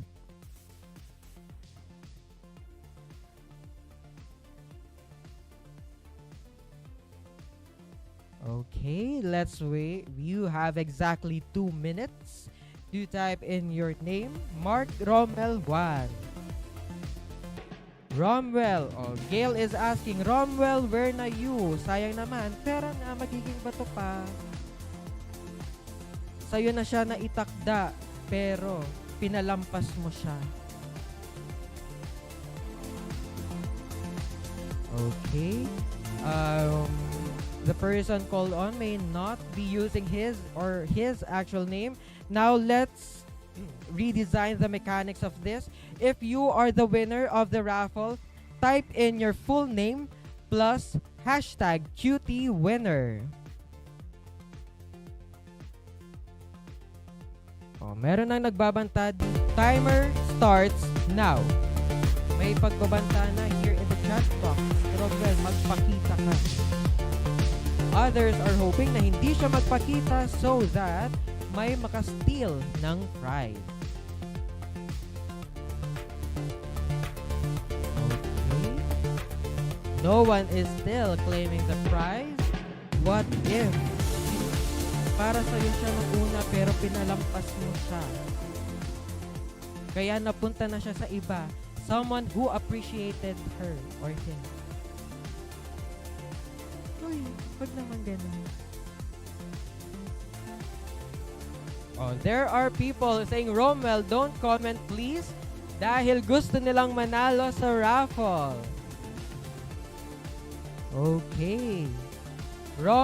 Mark Romel 1, you still have exactly 1 minute to type in your name plus hashtag cutie winner to claim your prize.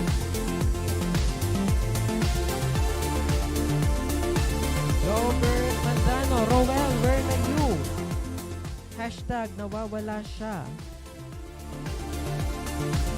For the others that are here in the chat box, let's give. You still have 30 seconds to claim your prize. Otherwise, we will have to proceed with the next winner, or we will have to give your winnings to another person. Tick-tock, tick-tock, tick-tock. 10, 9, 8, 7, 6, 5, 4, 3, 2, and 1. Unfortunately, hindi pinagalaw ni Mark Romel 1 ang baso. That is why we will have to proceed with the next winner for this raffle. Okay, I'm so sorry, Mark Romel 1, but we will have to give your prize to another participant in today's Career Summit. Now, sino ang pinalitan ni our next winner for the 100 pesos worth of giveaway credits, Kyla Green Colyada. Kyla, if you are here, ikaw, pagalawin mo ang baso. Timer starts now. April Ann Fulgencio says, akin na lang. Sana. Okay. Waiting for Kyla Green Colyada. If you are here, make sure that you're able to type in your full name plus hashtag cutie winner. Kyla, tumatawag jowa mo, sagutin mo na daw. Para mapunta sa iba ang raffle prize. Kyla, wag mo kami i-ghost. And madami na talaga nang i-ghost ngayon. After magpananda, biglangan mo.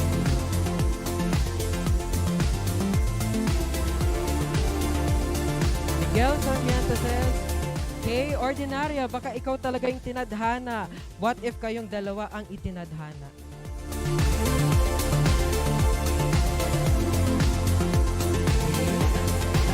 Kyla Green Colyada, still waiting for her comment.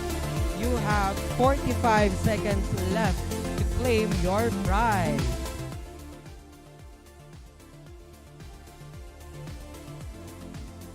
Kasama ni Kyla si Romuel.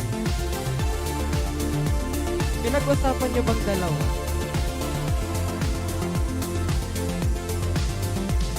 Still, no one is claiming the prize of 100 pesos worth of giveaway credit. Giovanni, friends, Billy Galupo, baka sila talaga para sa isa't isa. 10 seconds left on our timer. 10, 9, 8, 7, 6, 5, 4, 3, 2, 1. Unfortunately, Kyla Green Colyada has also been disqualified in this raffle, so we will now spin the wheel again for the next winner.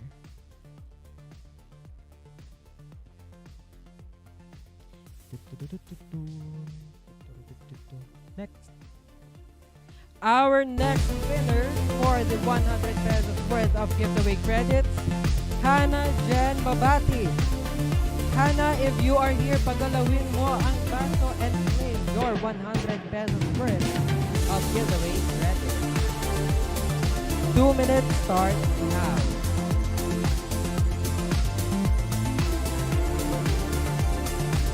Nandito ba? Cristel Cassandra M. says, ako na lang sana. Don't be always that. Sana tayo.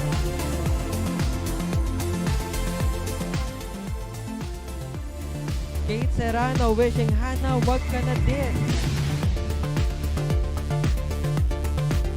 Gianna Reyes, pwede index card na lang gamitin sa sunod na raffle draw. Baka naman mapili na ako niya. Are you one of the students that are commonly called on gamit yung mga index cards ng mga professor? The anxiety. Nag-third wheel daw si Hannah kay Ruel at kay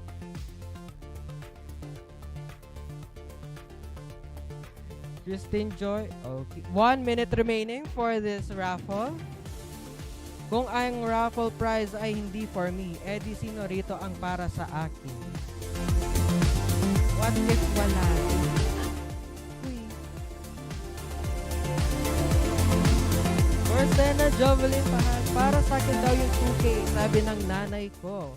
Okay, let's wait for the latter part of the event during our 2K giveaway credit. Bethany Marie Capuna, I volunteer as a tribute. Gusto manalo ng raffle.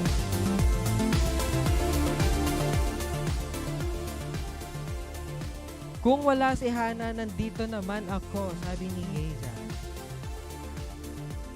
Hannah Mabatid, commenting here po again.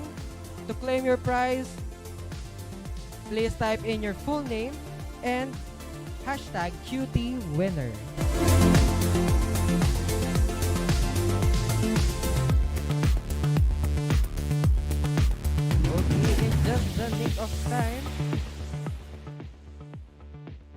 In just the nick of time, with 10 seconds remaining, Hannah Jen Mabatid, #QTWinner, was able to secure her 100 pesos worth of giveaway credits. Palakpakan natin yan. Congratulations, Hannah! To claim your prize, one from our training team will be reaching out to you via the email address that you have used to register in the Career Summit. Let's just wait until someone contacts you from our team to claim your prize. Okay, so we have our first winner for the 100 pesos worth of giveaway credits, Hannah Jan Mabatid. Let's move on to the next winner. Sino kaya ang susunod na papalarin manalo ng 100 pesos worth of giveaway credits? What if yung mga hindi nag-click sa akin? Our next winner for the 100 pesos worth of giveaway credits, Mary Joy Rita. Mary Joy, to claim your prize, kindly type in your full name plus #QTWinner. Okay, mabilis si Mary Joy Ritas. Mary Joy Ritas, #QTWinner, was able to secure her 100 pesos worth of giveaway credits. Congratulations, Mary Joy! Moving forward to our third winner for the 100 pesos worth of giveaway credits, let's spin the wheel.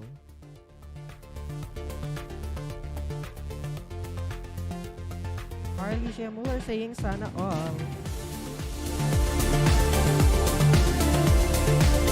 Our next winner for the 100 pesos worth of giveaway credits, Verily Jade Pineda.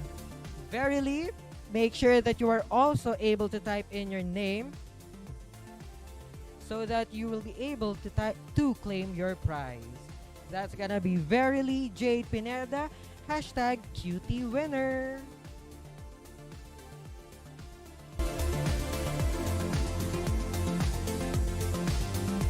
Okay, maybe this time makakapag-claim mo kaagad. 1 minute and 45 seconds to claim your prize. Claudine Marbella, sa amin na lang po. What if sa akin na lang? I nominate myself para sa 2K from Roel Anpolino. Okay, it seems Verily Jade Pineda is not yet here. A remaining of 1 minute and 20 seconds for Verily Jade Pineda to claim her prize.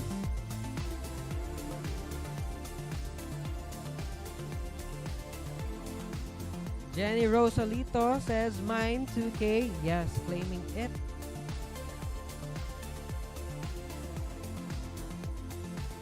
One minute remaining for Verily Jade Pineda to claim her prize. There are a lot of participants here wishing na sana sila na lang pala ang napili. Manifesting 2K for Fernan Isabel Enimedes. Shout out daw kay Cherish, crush ni Martino, sabi ni Roel Antolino. Time is ticking. We only have 30 seconds left for Verily Jade Pineda to claim her prize. Another shout out from Barcena Jovelyn Paharon. Happy birthday, Homer. Homer, happy birthday. K Ordinaria 2K para sa tuition. 10, 9, 8, 7, 6, 5, 4, 3, 2, and 1. Unfortunately, Verily Jade is one of the previous winners that were not able to claim their prize. So with that, let's move on to who will be the next lucky winner of the 100 pesos worth of giveaway credits. Let's spin the wheel.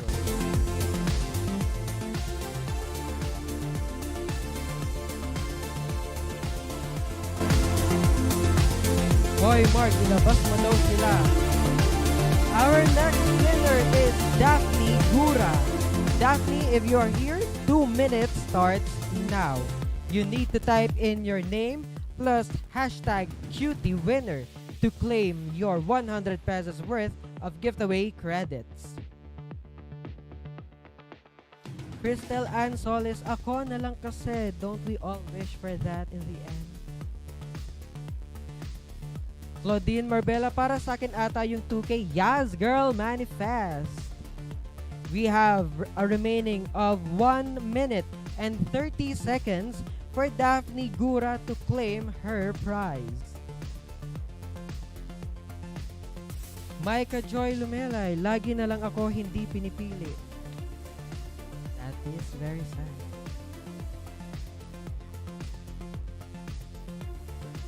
Gianna Reyes, hi, baka di na mapili sa raffle. Pinili na niya eh. We have a remaining of 1 minute for Daphne Gura to claim her prize. Ayan. Sabi ni Abigail Pagaran, Daphne, where na you? Your 100 pesos worth of giveaway credits is now waiting for claiming. Pa-shout out po kay Pooh at Bap from Kevin Dabu.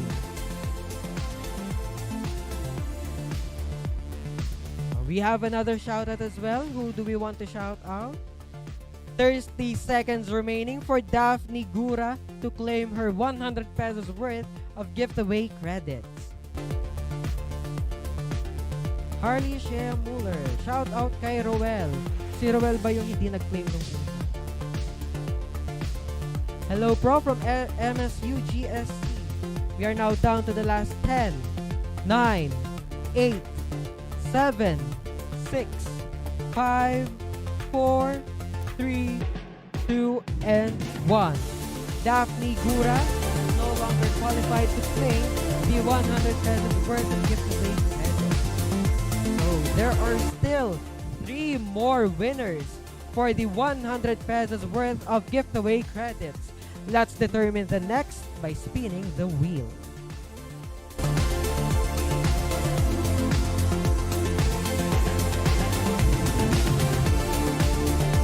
Our next winner is Kenna Jane Malagad. Kenna Jane Malagad, please claim your prize by typing in your name and hashtag cutie winner in the chat box.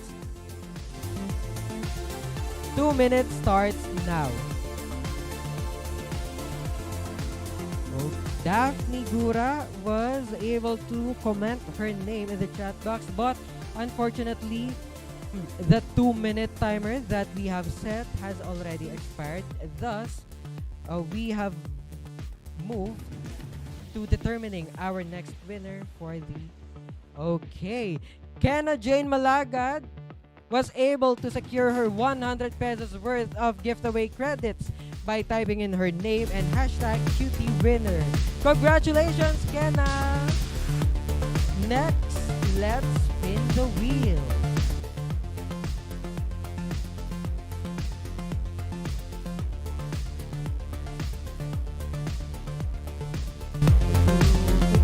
Our next winner for the 100 pesos worth of giveaway credit, we have Leshian Eliado.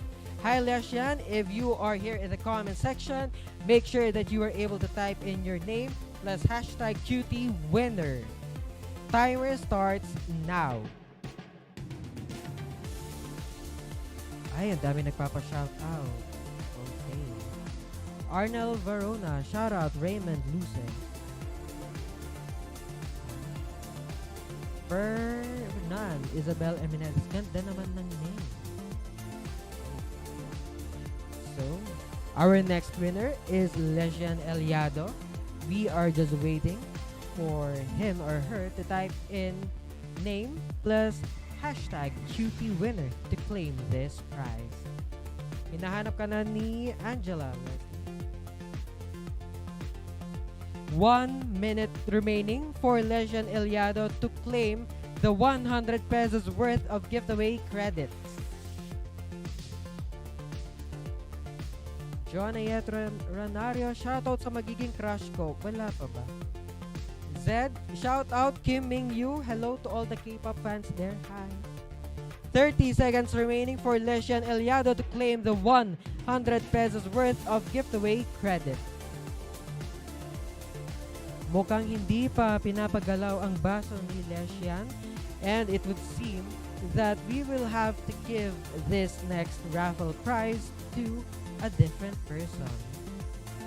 10, 9, 8, 7, 6, 5, 4, 3, 2, 1.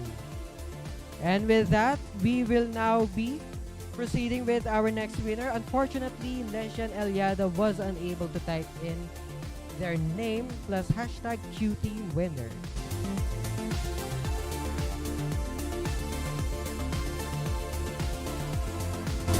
Okay, our next winner for the 100 pesos worth of giveaway credits, we have Pauline May Angara. Pauline, how about you? You be here now? Hoping na nandito na si Pauline May Angara.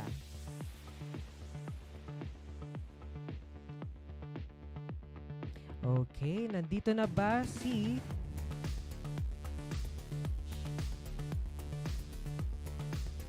Okay. Meron dito ni Rachel Joy. Ako na lang po kukuha nung kay Legian. Classmate naman po kami. Unfortunately, it had to be dahil nasa past na. It had to be Legian itself. Pauline May Angara, kung nandito ka, pagalawin mo ang baso and claim your 100 pesos worth of giveaway credits. Andito ba si Pauline May Angara? 1 minute remaining.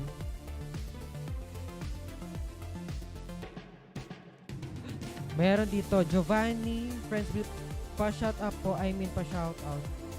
Kay Kuya Ranjay kasi birthday niya ngayon. Happy birthday to Kuya Ranjay. Okay, still, Pauline May Angara is not claiming the 100 pesos worth of giveaway credit. 10, 9, 8, 7, 6, 5, 4, 3, 2, 1.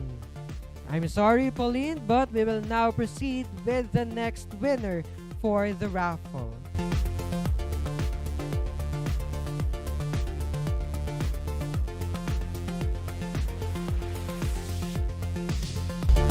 Our next winner for the 100 pesos worth of giveaway credits, we have Joanne Carissa Ibo.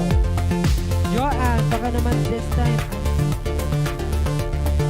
magalawin natin ang baso. Let's all hope that Joanne Carissa Ibo will be able to claim her prize. Timer starts now.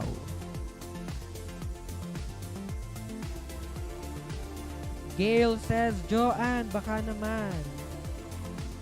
Barsena Jovelyn Paharon, pa-shoutout po kay Monica Gawiran. Happy Mansari. Ganon. Mika Paguyo asking, kailan ba ako sa swertehin? Hopefully soon, swertehin tayong lahat sa pag-ibig.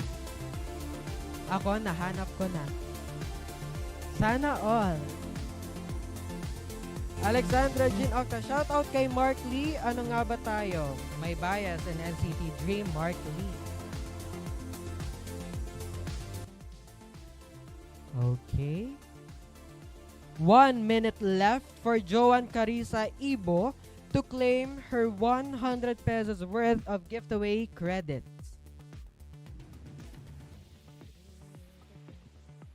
Alexandra Jean, oh yeah, I know NCT Dream. NCT Dream fan here. Hello, future. And still, Joanne Carissa Ibo is still not claiming his or her 100 peso worth of giveaway credits. Melbert Caswal, sa 2,000 na lang ako. Sabi nga nila, never settle for less. Kaya kung hindi ka manifesting sa 100, manifest 2,000. When kaya mapapili? Kailan nga ba tayo pipiliin? 10 seconds remaining. 10, 9, 8, 7, 6, 5, 4, 3, 2, and 1. Unfortunately, Joanne Carissa Ivo will no longer be qualified for the 100 peso worth of giveaway credit. Let's proceed with the next winner by spinning the wheel.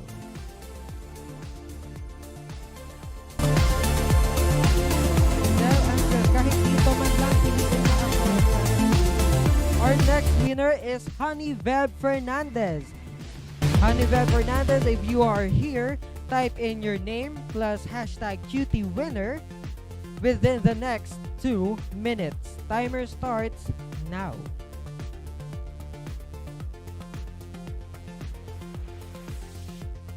Harley Shea Muller, shout out kay Roel, ang 100 mo, hindi pa rin sila nakaka-move on.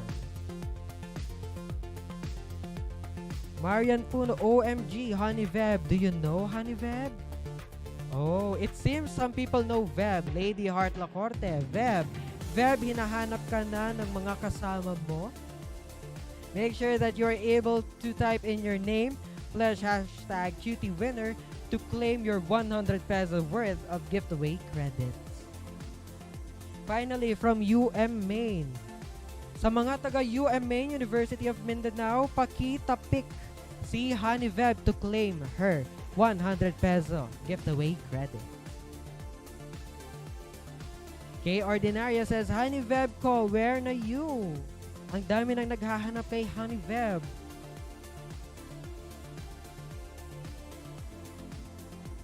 "40 seconds remaining for Honeyweb to claim her 100 peso worth of giveaway credit.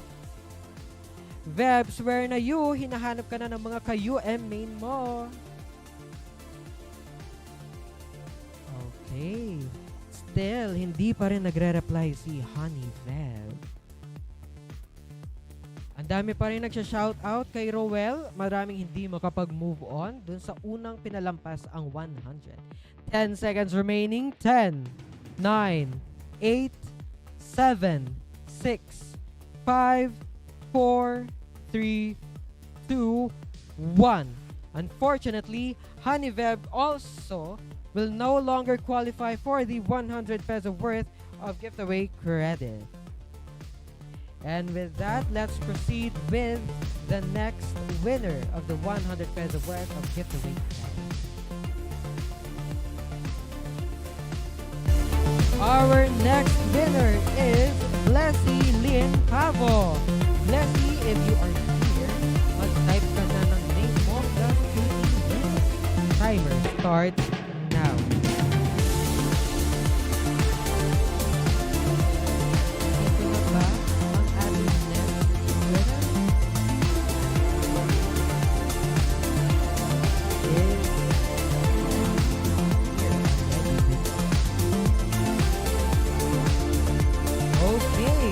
Leslie Lynn Pavo was able to secure her 100 peso worth of giveaway credit. All caps, Blessy Lynn Pavo, hashtag cutie winner. Congratulations, Blessy! Let's move on to our next winner. The next and final winner of the 100 peso worth of giveaway credits. Kung sino ka mang mapili, wag mo na to. Our next winner is John Luis Manalastas. John Luis, if you are here, type in your name and hashtag cute. If John Luis will be able to secure his win, then he is the 100 peso worth.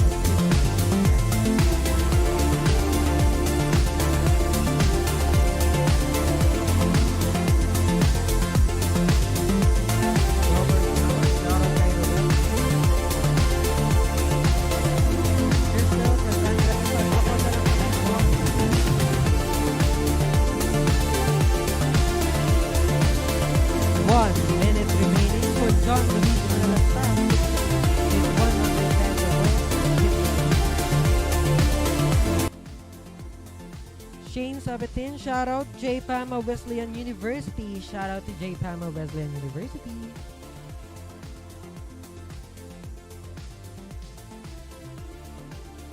Okay. How many seconds left for our 40 seconds left for John Luis Manalastas to claim his 100 pesos worth of giveaway credits. Sabi po ni John, sa akin na lang, sana true.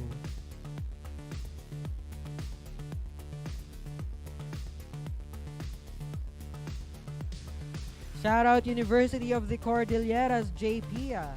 10 seconds remaining for John Luis. 10, 9, 8, 7, 6, 5, 4, 3, 2, 1. Unfortunately, John Luis Manalastas will no longer qualify as well for the 100 peso worth of giveaway credits.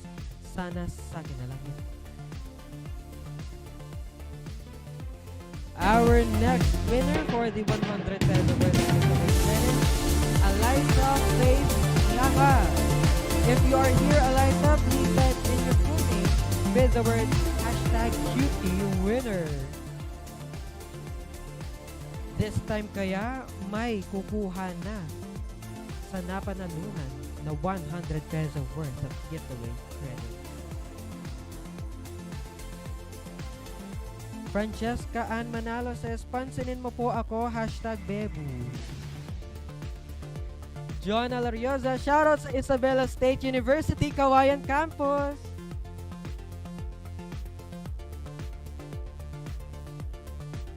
Kathleen Bautista, ako na lang sana. Exact, you got that right, Kath. Sana ikaw na lang ang napili. Abigail Pagaran, shoutout UMTC. 1 minute remain. All right. Eliza Faith Niangar, sabi niya, yay, ha ha ha ha. But then again, we would need your full name plus hashtag cutie winner to get this prize.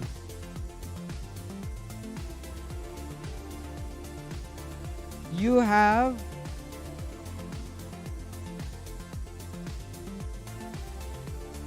30 seconds remaining, Eliza Faith Niangar. Let's comply with the mechanics of this Career Summits raffle. Just type in your name with hashtag cutie winner in the chat box. 20 seconds remaining. Okay, in the nick of time, Eliza Faith Niangar was able to secure her 100 pesos worth of giveaway credits, making her the last winner for the 100 pesos worth of giveaway credits. Congratulations to everyone who won in the 100 peso worth giveaway credits raffle. Stay tuned for more, as later we will be having another raffle as well. So hindi lang dyan nagtatapos ang raffle. This is just the start. Later on, we will also have another raffle. For the raffle this afternoon, again, only those who will be able to register or time in and out using our attendance form will be given a raffle ticket and will therefore be qualified for the next raffles. Okay. Right now, we will be pinning a new link in the chat box, which we will use as your timeout attendance form. Kindly fill this out along with the poll question and the evaluation form so that you will have, as you remember, this will be the basis of your eligibility for the certificate, accredited certificate, and the CPD units.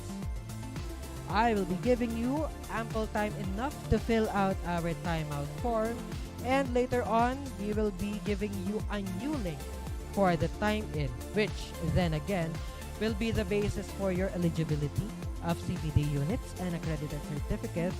And also, this new time-in link later will be the basis as well if you will qualify for the next raffle. Our next time-in will be at 1 o'clock p.m. So please make sure that you are present by that time to qualify for the next raffle as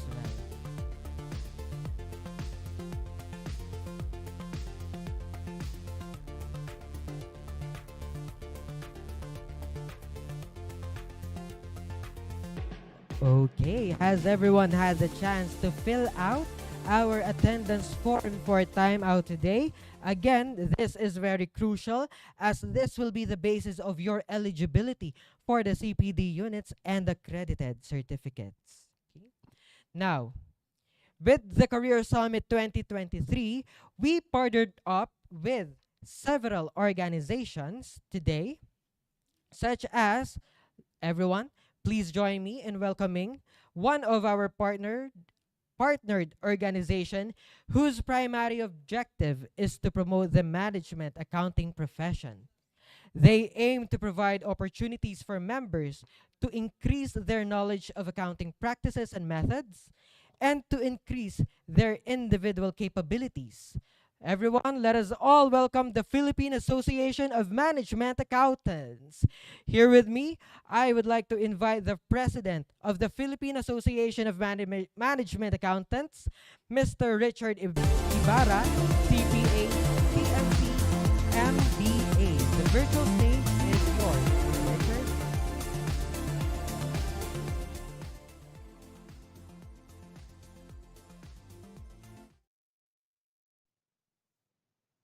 Hi, good morning, everyone. So I'm happy that I was invited and be part of this event, the career for 2023. So before that, so I'd like to thank Sir Miguel and Ms. Day of the Backroom Outsource for inviting us to become part of this significant event to our as a professional, as a future professional. So my name is Richard Ibarra. I'm the current president of the Philippine Association of Management and Accountant. So I'd like to introduce to you our organization by showing a short audiovisual presentation. Ma'am Lei?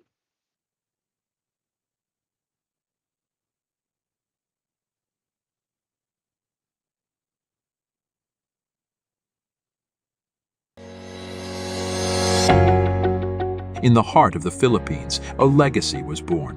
Established on May 8, 1972, the Philippine Association of Management Accountants, or PAMA, emerged with a mission to elevate management accounting across the nation.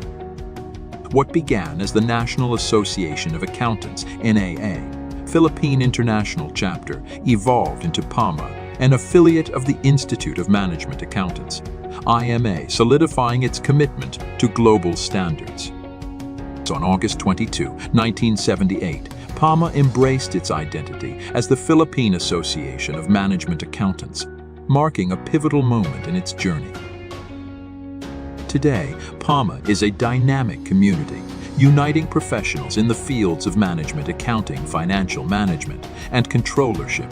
With members from esteemed accounting firms, PAMA serves as a platform for growth, offering monthly meetings, seminars, and a much-awaited annual convention. PAMA's vision extends far beyond its inception. With a commitment to ethical practices and innovative approaches, PAMA aspires to be the leading association empowering excellence in management accounting. PAMA's strategic goals encompass various facets, from strengthening global responsiveness to advocating for regulatory reforms, all aimed at advancing the management accounting profession. At the heart of PAMA, it's not just about accounting, it's about community. PAMA Currents, the quarterly newsletter that binds us together, sharing stories of camaraderie and fostering fellowship among our members. PAMA isn't just about numbers, it's about celebrations. From the joyous annual Christmas party to commemorating milestones with our anniversary celebration. Not to mention special evenings like Ladies' Night, where we honor the contributions of our exceptional women members. Knowledge knows no bounds. PAMA enriches minds through cultural lectures expanding horizons for our community. And let's not forget those memorable moments of recognition, award presentations that applaud outstanding members and committees. Beyond our professional endeavors, PAMA embraces its social responsibility. We reach out to the community, providing livelihood seminars that empower and uplift. Our gift-giving initiatives touch the lives of indigents and jail inmates, spreading hope and kindness. Explore the limitless possibilities within the Philippine Association of Management Accountants. Together, let's pave the way to excellence.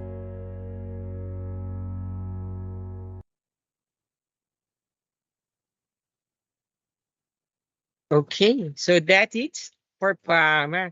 So nakakatuwa, no? Kasi yung aming organization has been established in 1972.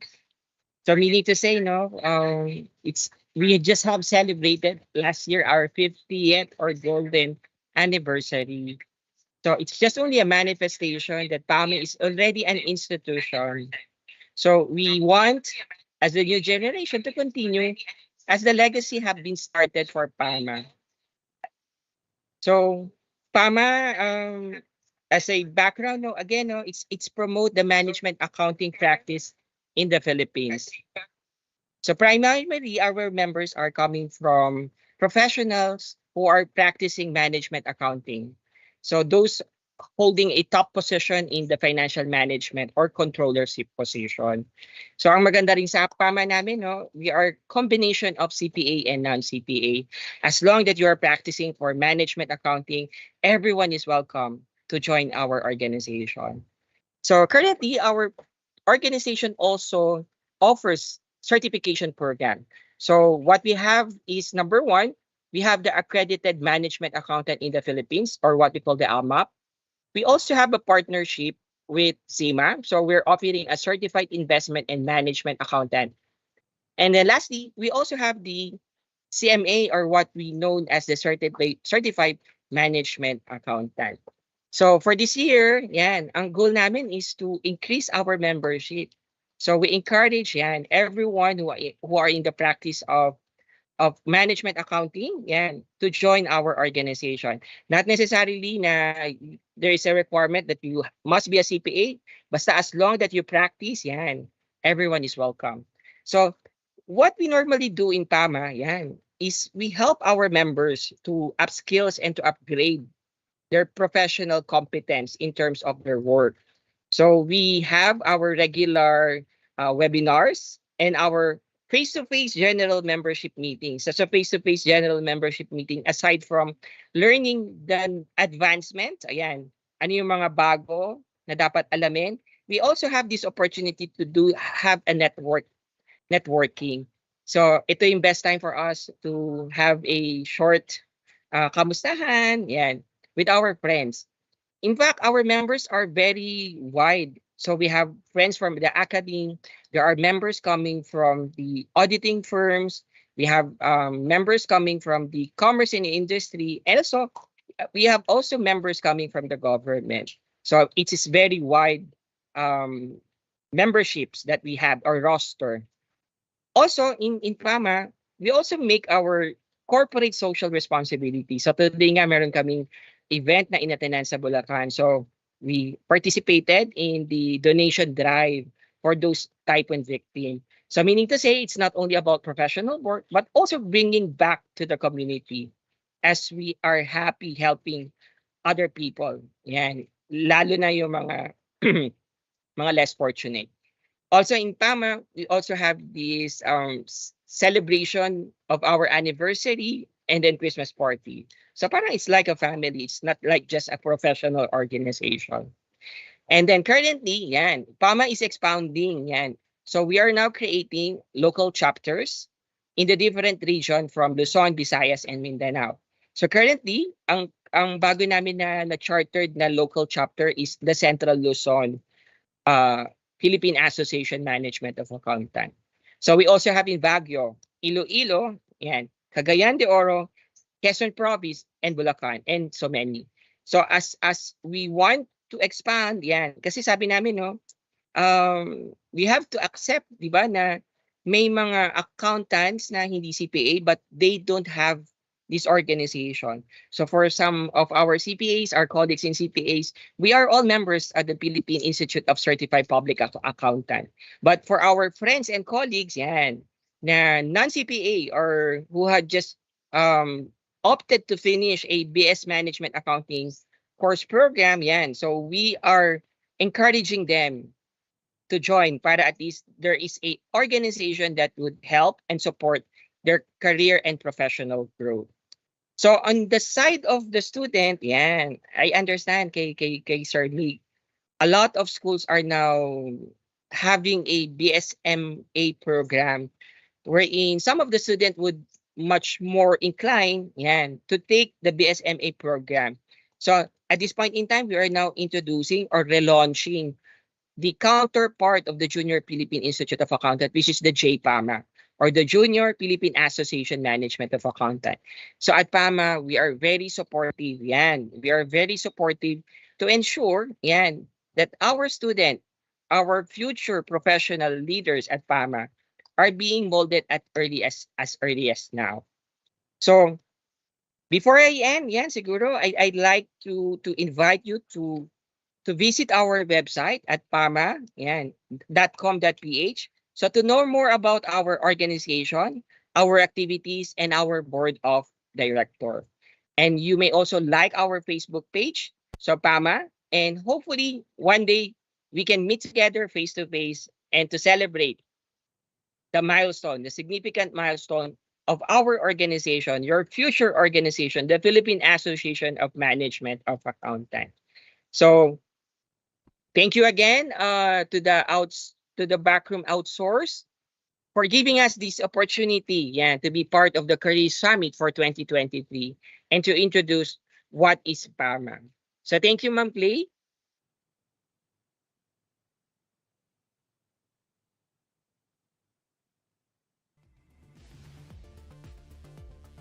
Thank you, Sir Ibarra. Your inspiring words will surely resonate with me and the rest of the accounting professionals that we have here in the chat box. Now, we also would want to thank you for giving us the opportunity to be part of an organization, regardless whether we are CPAs or not. This is truly a wonderful invitation, especially to those that who would want to be a part of an organization, to have the opportunity to upskill their professional skills and professional knowledge. Now, apart from the Philippine Association of Management Accountants, we have also partnered up with one of a well-known organization that we have in the accounting profession.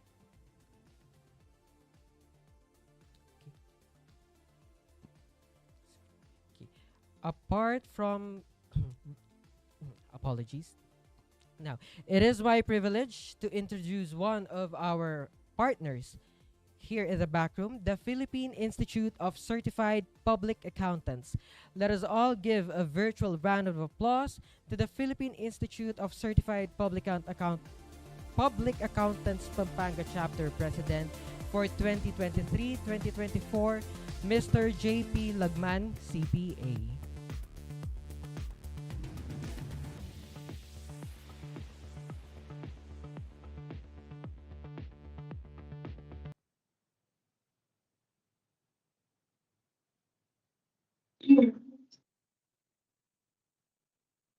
Okay, good afternoon, everyone, ladies and gentlemen, distinguished guests, and fellow professionals and young professionals.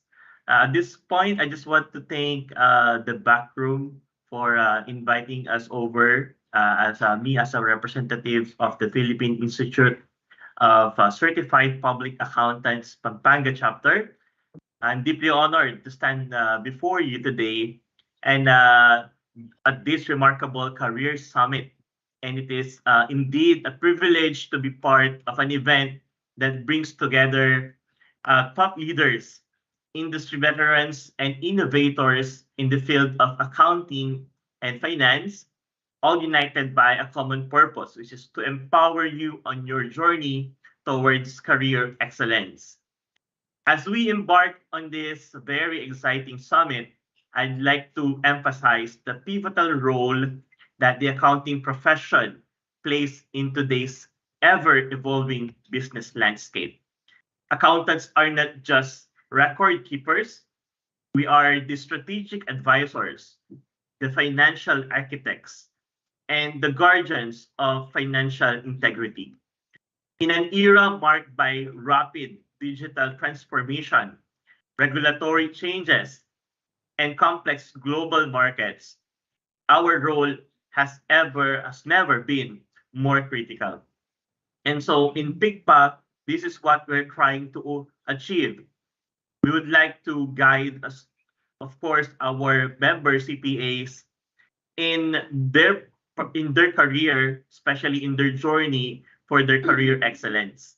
And you would like to help them and us to be of assistance in any way possible because we would like to attain a member-centric organization that will provide the service excellence that they actually deserve.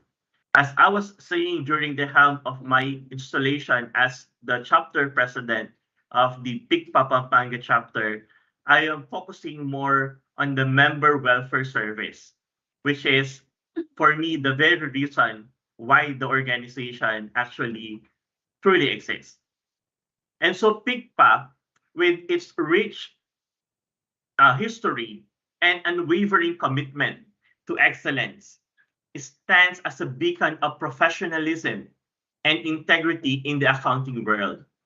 We are an organization that nurtures talents, fosters learning, and promotes the highest ethical standards within our profession.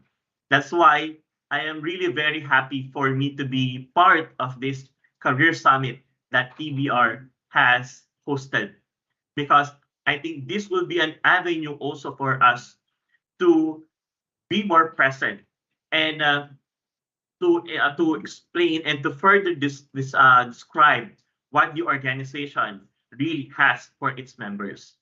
And so our members are not merely accountants, they are dedicated individuals who drive positive change, shape businesses, and make a lasting impact on the society.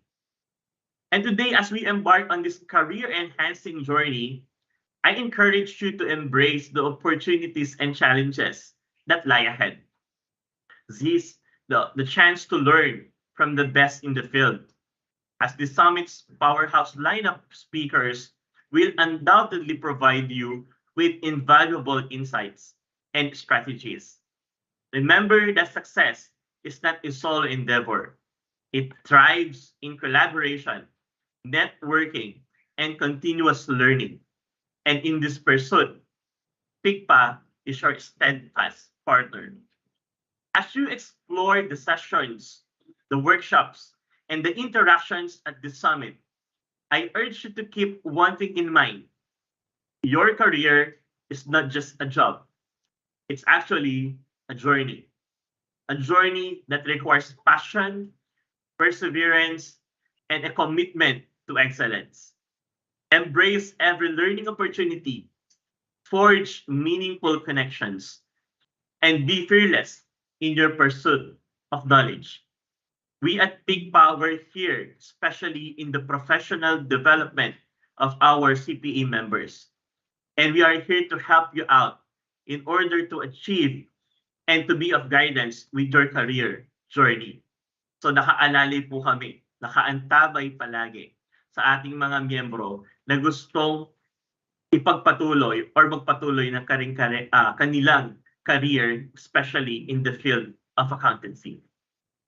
In closing, let me express my gratitude and sincerest appreciation to the organizers, particularly to Director Miguel and Ma'am Lay Limpin, for creating this platform, and to the men and women who are behind this very successful career summit, and to all of you of being part of this incredible community.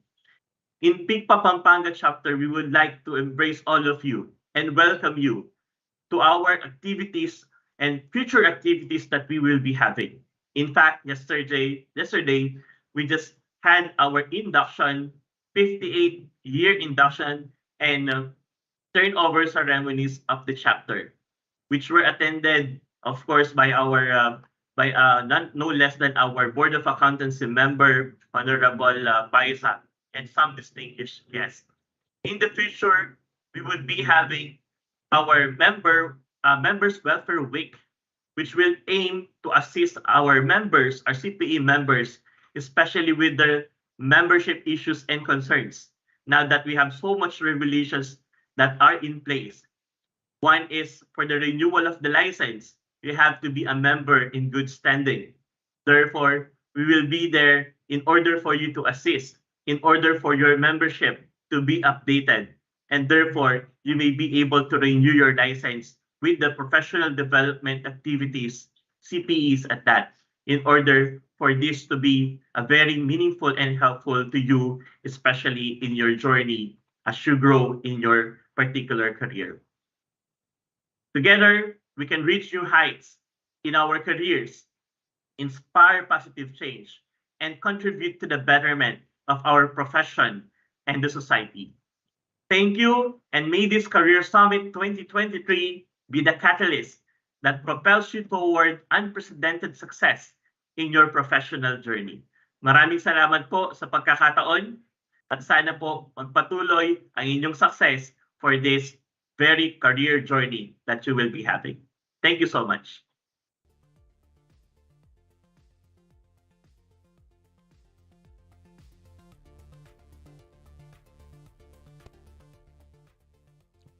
Thank you, sir, for your words of wisdom as well.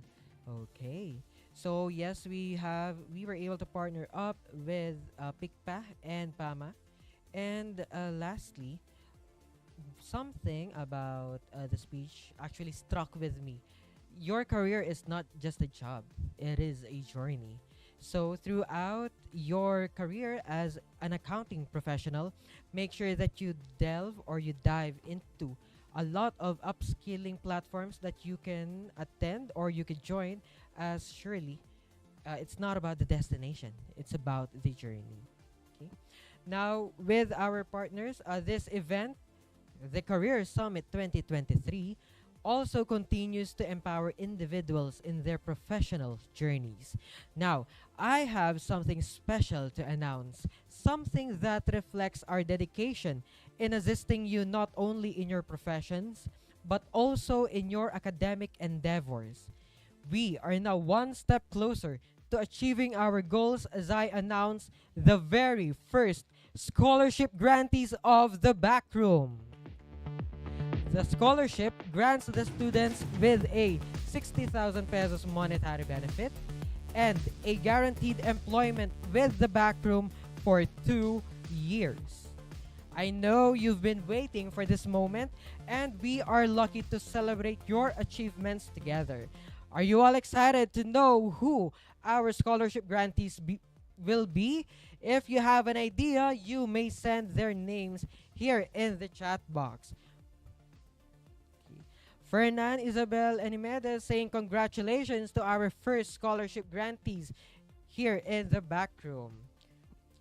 So if you have a guess as to who are the grantees of our scholarship program, you may type in their names here in the chat box. Okay. Now, to award the scholarship grants of the back room, I would like to invite the backroom's HR manager, Miss May Carlos, to accompany me in awarding the students with their scholarship. Apart from our HR manager, Miss May, I would also like to invite the director for training and development, Mr. Miguel Serrano, CPA. The training and development manager, Miss Laylin Limpin. And the senior training associate and handling the continuing professional development training program, Miss Yvonne Candelaria. We would also want to invite one of the HR members that we have here in the back room, Miss Ria. Miss Ria Magno. Okay, are you all excited to know who our scholars would be? I can see that there are some cheering for members here in the chat box. Now, apart from guessing who the grantees will be, what school do you think would be the scholars coming from this 2023? Let's type in your answers here in the chat box. Okay, there are some say, feel ako, sana ako. Okay. Now, I want to see your bets in the comment sections right now as to who they may be or which school will they be coming from. Jolina May Mirador says University of Mindanao. Jonna May Padilla from Holy Angel University. Kay Ordinaria from University of Mindanao as well. Okay. We also have from Arnold Semasio, HCDC.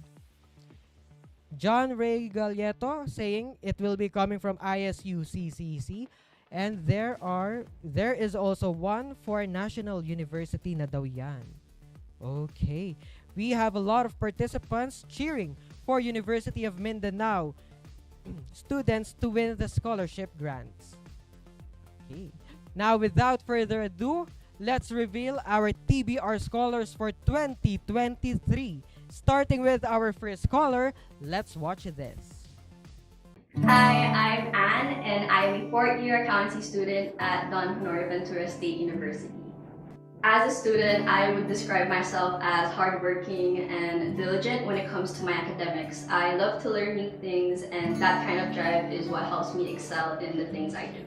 I think the most beautiful thing about being an accountancy student is the whole journey that it provides you. It can help you learn new things because for me, it taught me how to be patient, how to be passionate, and always how to persevere. I wanted to become a TBR scholar because of the opportunities that they have for accounting students. They wanted to help them bridge their academic life to their professional life, and that was kind of the deciding factor for me to apply for the scholarship program. It feels very overwhelming for me to be one of the first people to be in this program. But at the same time, I am excited to be here, and I'm prepared to finally apply what I learned to the real world. The greatest life lesson that I would give accountancy students is to be passionate and to be diligent, because those two things are what can help you excel in your field. Hi, I'm Anne, and I am one of the backroom scholars for 2023.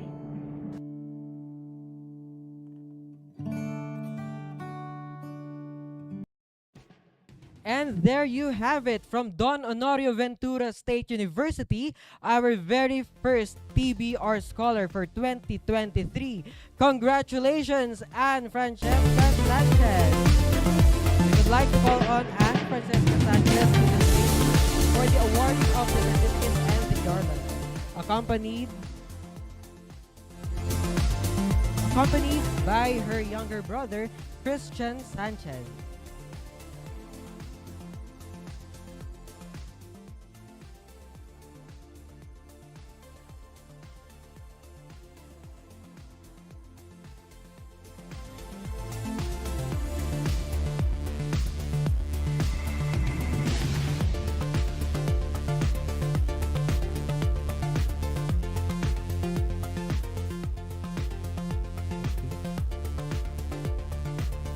Congratulations to Anne Francesca Sanchez for our very first TBR Scholar for 2023. Now, for our second scholar, let's watch this.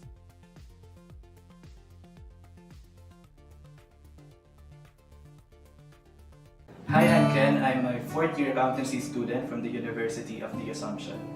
As a student, I would say that I'm the regular and stereotypical accountancy student who breaks down from time to time, but at the end of the day, I still survive because I'm determined to achieve my goals in life, career, and my other aspirations.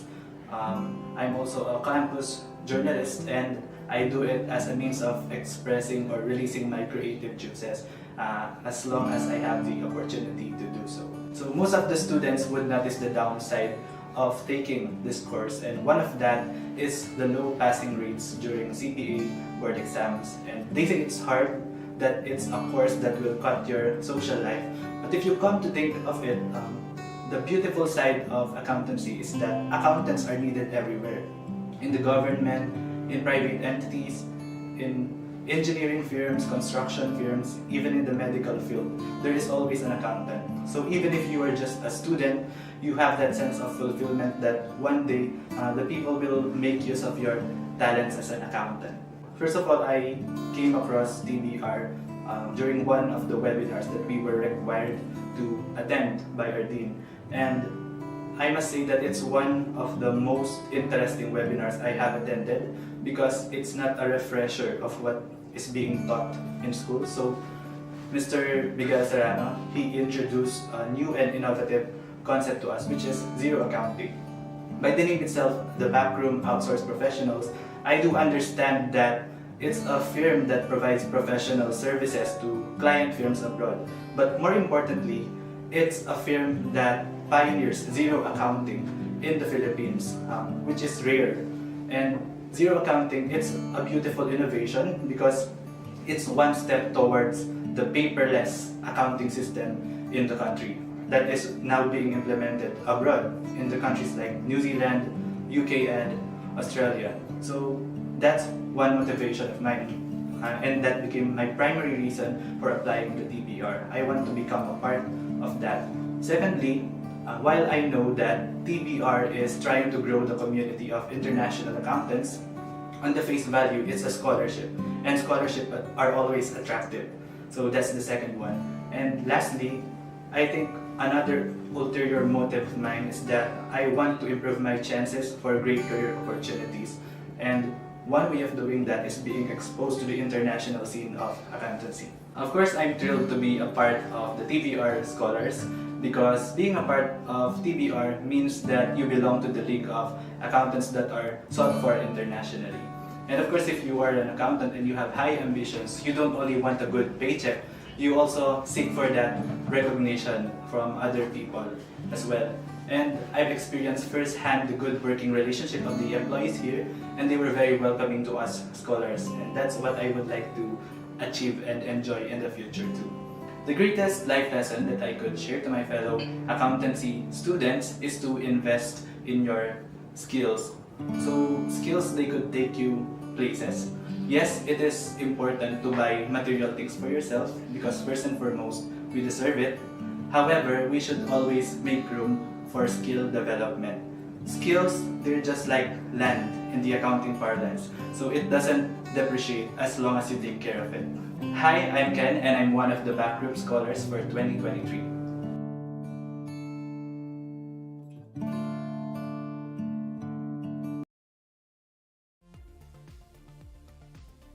Ladies and gentlemen, a virtual round of applause for our second scholar for 2023, coming from the University of the Assumption, John Kennedy Maglalang.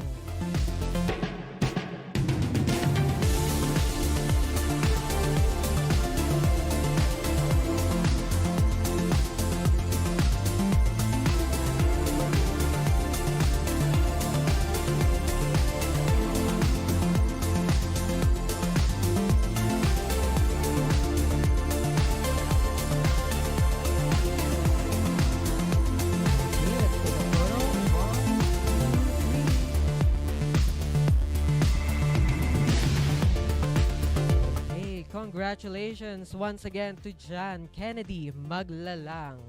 Now, on to our third scholar for 2023. Let's watch this.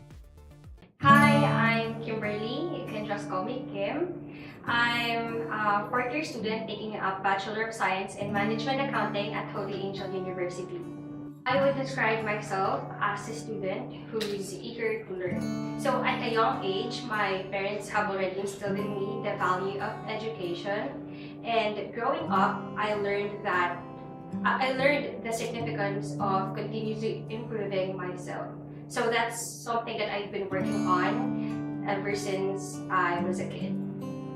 I think the most beautiful part of being an accountancy student is going through the rough path of being one. So it was a difficult journey, but I would say that I grew the most in these. And even though I couldn't get things right the first time, I also realized that it is in failing and trying where we learn the most. I started as an OJT or intern here in the back room, and aside from being the first company that believed and saw my potential, I also joined as a TBR Scholar to help with my family's finances, and also because I want to be part of this mission of showcasing the talents of Filipino accountants to the global industry.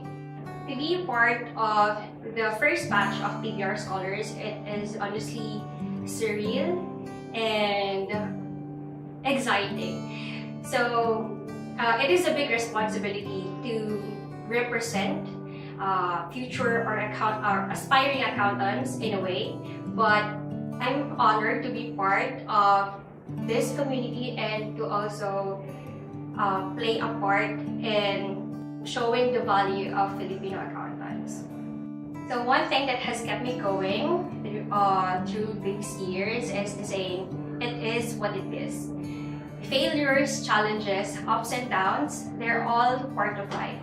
They're normal. Experiencing these is normal.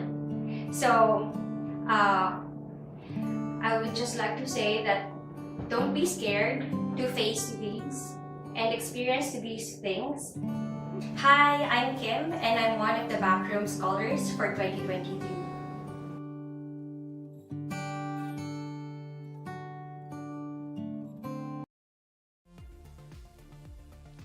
Coming from Holy Angel University, congratulations to our third TBR Scholar for 2023, Kimberly Serrano.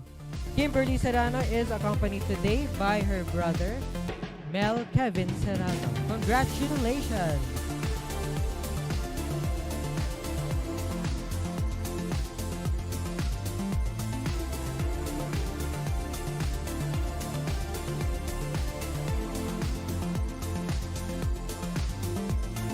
Let's get ready for a total of 1. Ready? 3, 2, 1. Say cheese.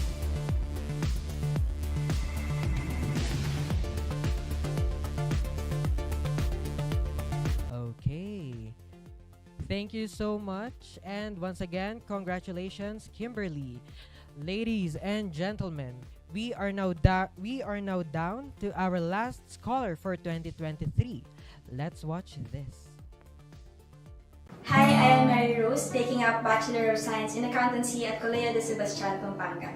As a student, I always look for an opportunity to achieve greatness. So with that, I always explore on ways on how to excel in everything I do. The most beautiful part of being an accountancy student is when you turn the pressure into positivity. That you always strive to learn more despite or regardless of the things that people say on how hard accountancy is. As an intern here at the back room, I have witnessed and experienced an environment who values your potential and also believe in your skills. So as this opportunity of being a TBR Scholar is one big opportunity that I cannot lose. And with that, I treasure the opportunity of being one of the backroom scholars. Just being accepted as an intern here at the backroom was really one big opportunity. So being one of the scholars of this respected and valuable company is a great opportunity that I will always treasure, because this is the environment, or the kind of environment that I've always been dreaming of working on. The greatest life lesson that I can share to my fellow accountancy students and to the accountants is just like what I have shared in the previous screenings and interviews, that walang maling desisyon kung paninindigan mo. So as long as you commit to what you do, the rest of the good things will always follow. Hi, I am Mary Rose and I am one of the TBR Scholars of 2023.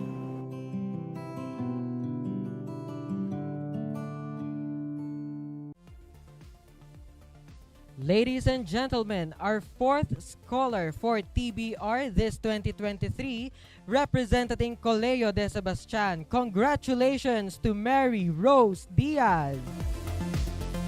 Congratulations.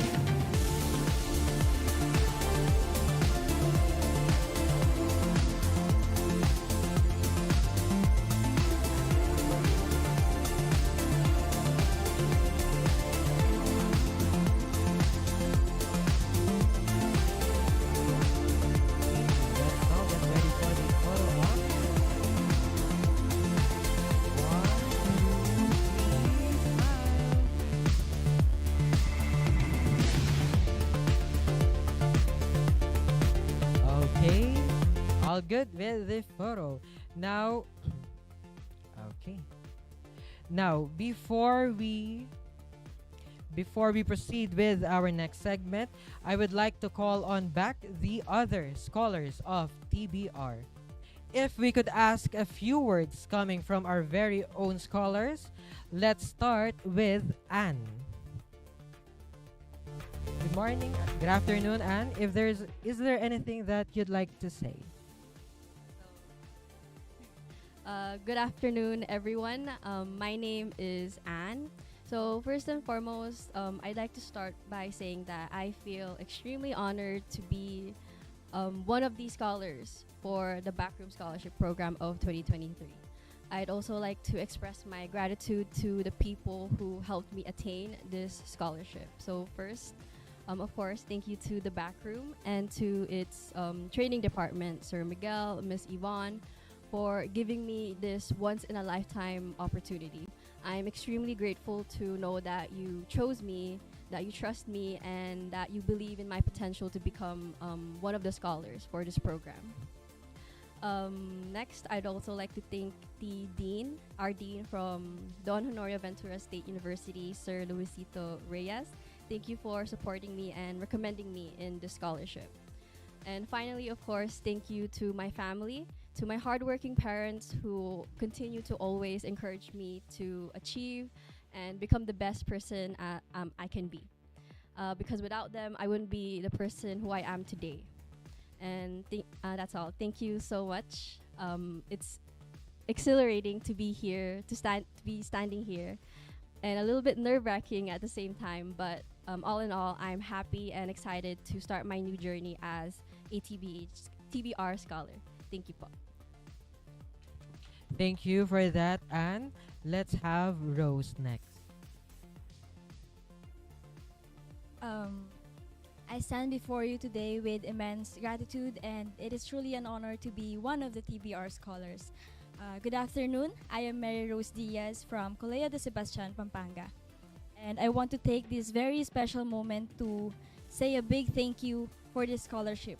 This serves as a big part of my last year in college and a big step to the pursuit of my passion. A big shout out to everyone behind this scholarship program, to the backroom training department, Sir Miguel, Miss Yvonne, and the rest of the team. Thank you very much. To our chairperson of Colegio de Sebastian, Doc Russell Miranda, a very big thanks to your support. And to my family, friends, and everyone who believed, please know that I really appreciate your support. To the backroom, thank you very much for believing and welcoming us scholars to work with you in the near future. And most of all, to Thank you, Lord, for hearing my prayer. Maraming salamat po.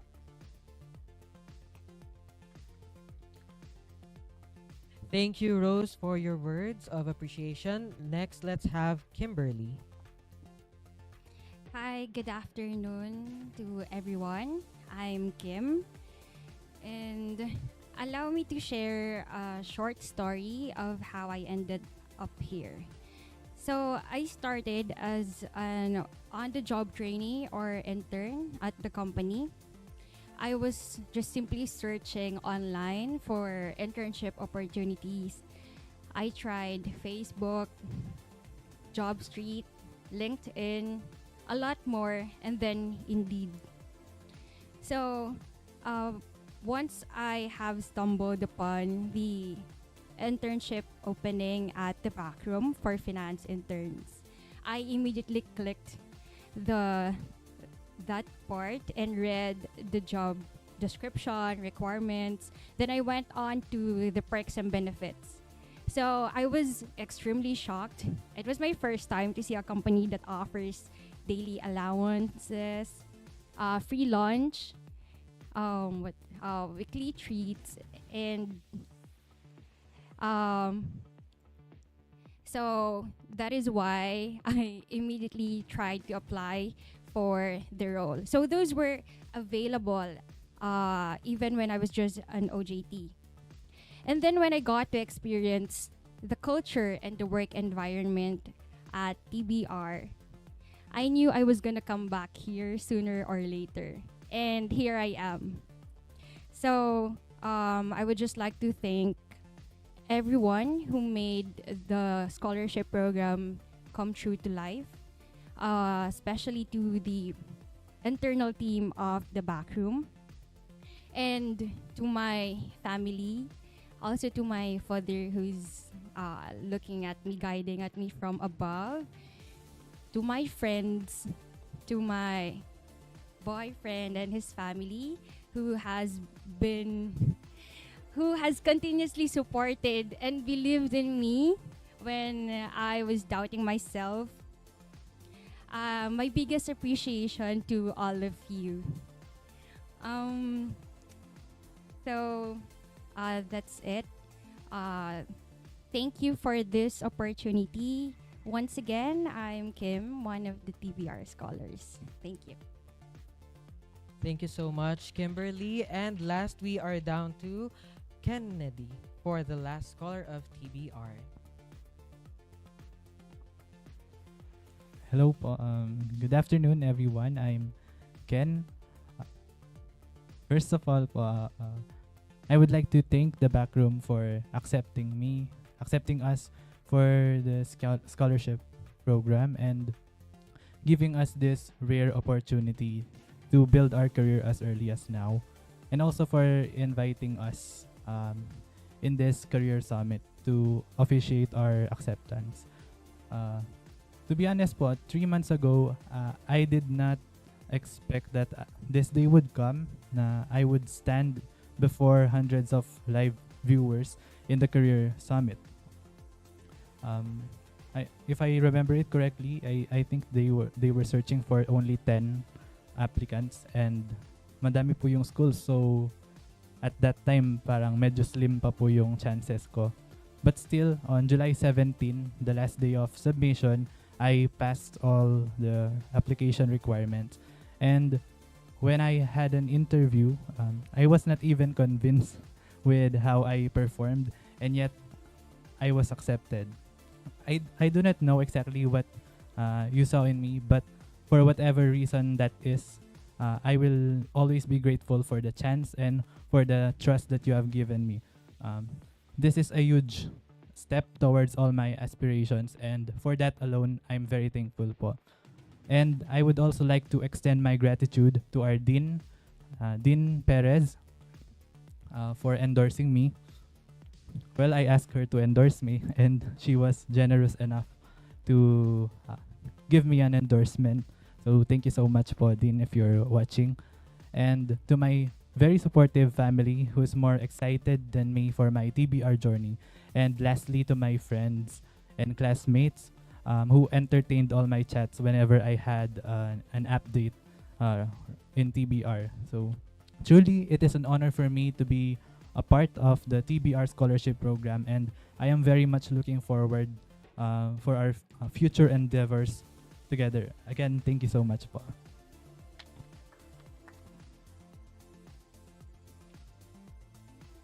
Thank you and congratulations, scholars. We acknowledge and appreciate your passion for this field. Each and every one of you is making a positive impact.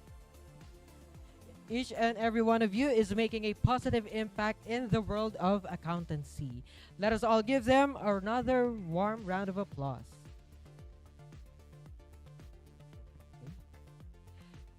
Before we proceed, I would also like to call back to the stage our HR manager here in the back room, Miss May Carlos.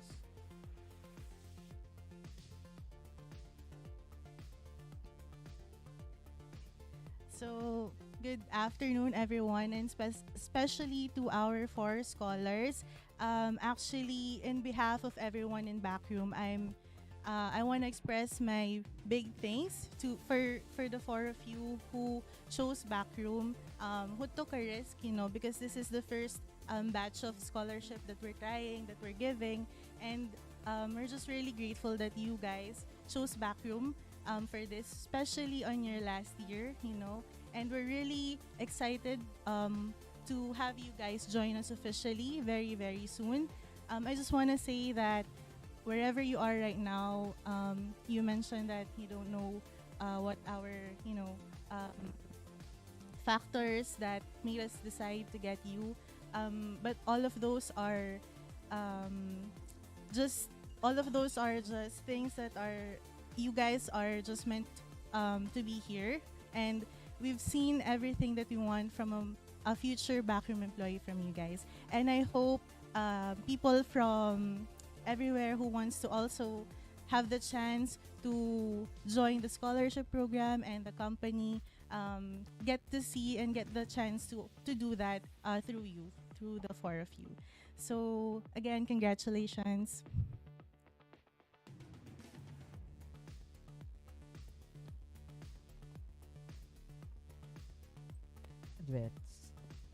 Thank you, everyone. Okay, once again, congratulations to our graduates. Not only should you make your respective alma maters proud, but make us proud as well. Thank you, everyone, and enjoy the rest of the day. All right, so here we have it, the very first scholars of the Backroom Outsourced Professionals. Now, let's see. Let's do a little bit of a roll call here in the chat box. And I do have an announcement to make, since a while ago during the raffle, I mentioned that there were 5 winners of 100 pesos worth of gift away credits. But in all actuality, that was a prank, because those 5 winners are actually gonna be receiving 200 pesos worth of gift away credits. And right now, we will be holding another raffle. So, yung mga nanalo kanina that were eligible for the giveaway credits, instead of receiving 100 pesos worth of giveaway credits, it's actually 200 pesos worth of giveaway credits. Now, with our next raffle, we will be holding another raffle. For the next winners, we will have 3 winners of 500 pesos worth of giveaway credits. Okay? So, similar with a while ago, we will be spinning a virtual roulette, and if your name was drawn in this wheel, you would need to type in your name and hashtag QT winner. Failure to do so, of course, would make you ineligible to claim this 500 pesos worth of giveaway credits, and will be given to the next person who will be drawn. Is everyone ready? Please let me know here in the chat box. Okay, Charmy Joy Tirona Plaza saying, "Ako na please. Don't we all wish to be chosen to be the winners of such giveaway credits. Okay, Charmy Joy Tirona is already practicing. Okay. Lady Hartlacourt is ready for the raffle. Looks like everyone is ready. So with that, let's have our first winner for the 500 pesos worth of giveaway credits. Let's spin the wheel.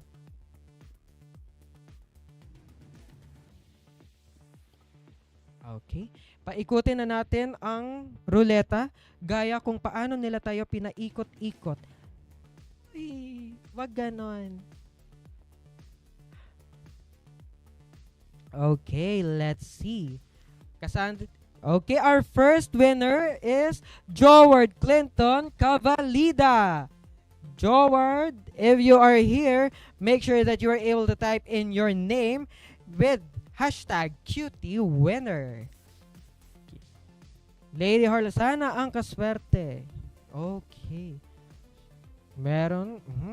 It seems Joward Clinton Cavalida is not yet here, but there are a few hopeful na wala nga siya para mapili naman sila sa susunod na roleta.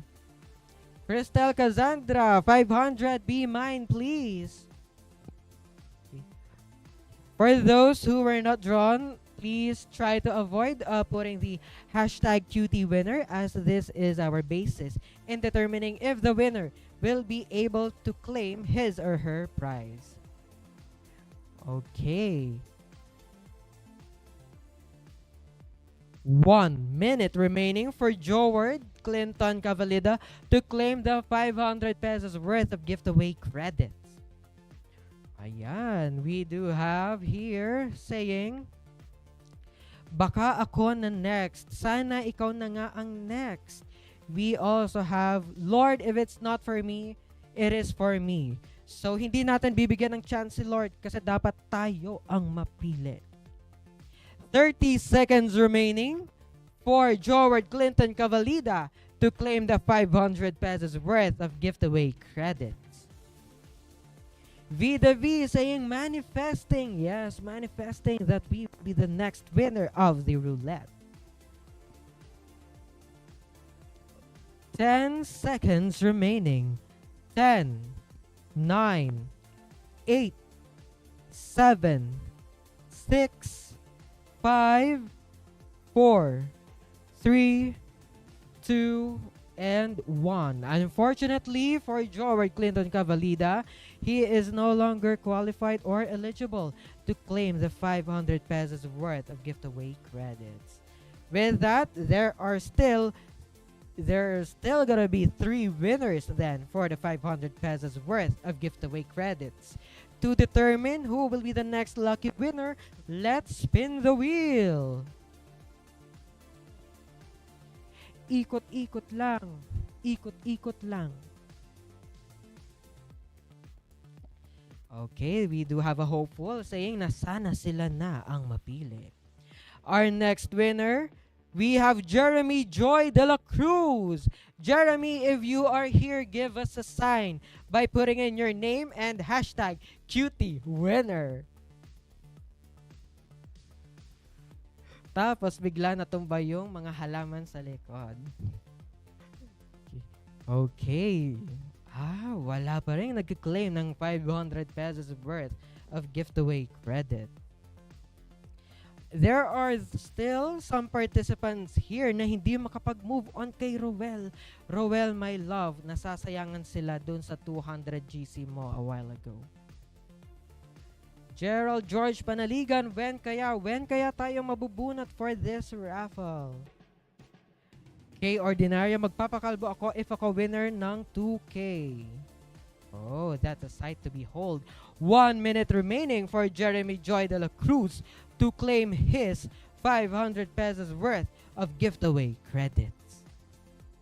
Mabuti pa si Maria Eliza Torres, ready na mag-hashtag. Kay Fernan naman, kapag siya ang pipiliin, reciprocated yan. Sana all the time. Shoutout po sa lahat ng SAC JPA, especially to our Disney princess, Harley Muller. Sino si Harley Muller? 30 seconds remaining for Jeremy Joy de la Cruz to claim the 500 pesos worth of giveaway credits. Rhea Jean Vistal saying, hala, sana all, pero sana kine-claim. Okay. Shoutout po sa JP UMTZ and JPAMA UMTC. 5, 4, 3, 2, 1. Unfortunately for Jeremy, isa rin siya sa mga pera na naging bato pa. That is why we will proceed with the next winner for the 500 peso worth of giveaway credits.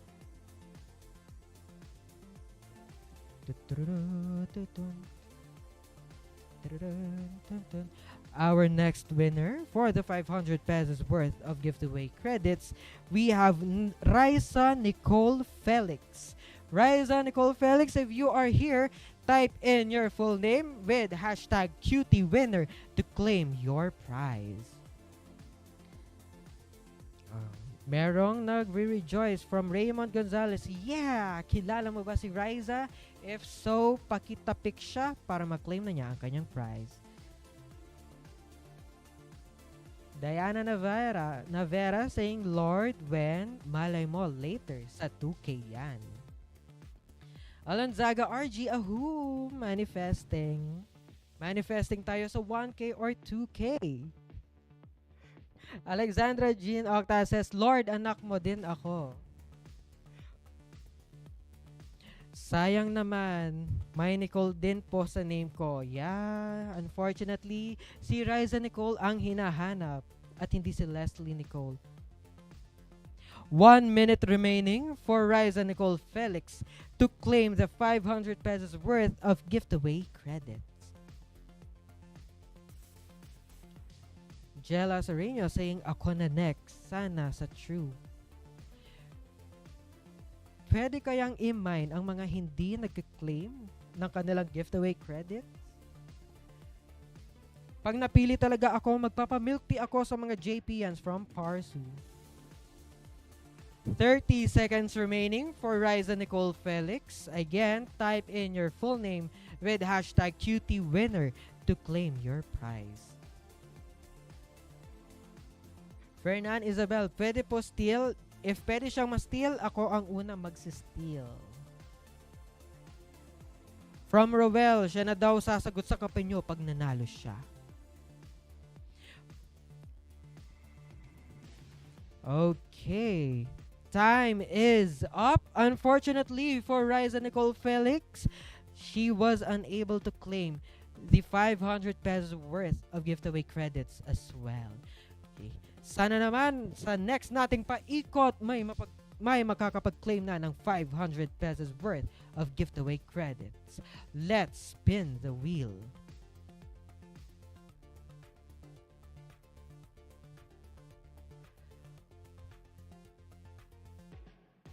Our next speaker, our next winner for the 500 peso giveaway credits is Chloe Del Jul Bakyal. Chloe Del, if you are here, please type in your full name with hashtag #QTWinner. Chloe Del, give us a sign that you are here.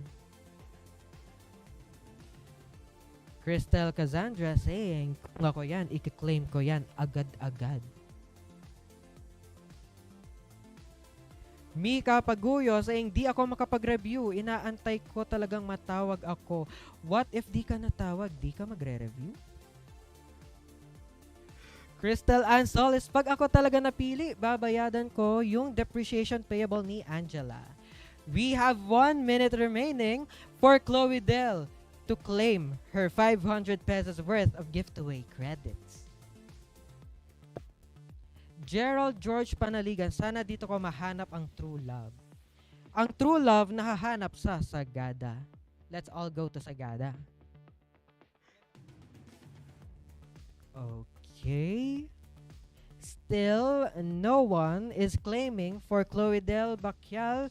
30 seconds remaining for her to claim the 500 pesos worth of giveaway credits. Napili na, pinalampas pa. Medyo masakit. Paki-shoutout po sa Princess Fiona namin sa BSA IS3A na si Major Baltazar po.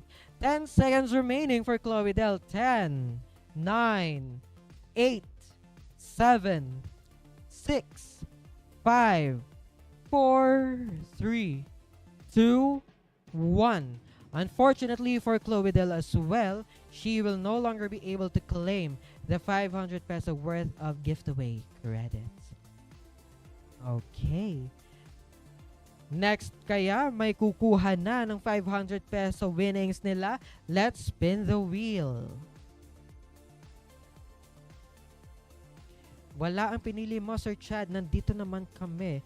What if nandito na pala si Rosa Paula Badiola, our next winner for the 500 peso worth of giveaway credits. Rosa, if you are here, you are here. Ang daming gustong mapili, pero ang mga napili, ayaw magpapili. Okay. Christine saying, next wala pa rin yan. If so, baka malay mo, next ikaw na. Okay. Looks like nagla-lunch pa yata sila according to Christine.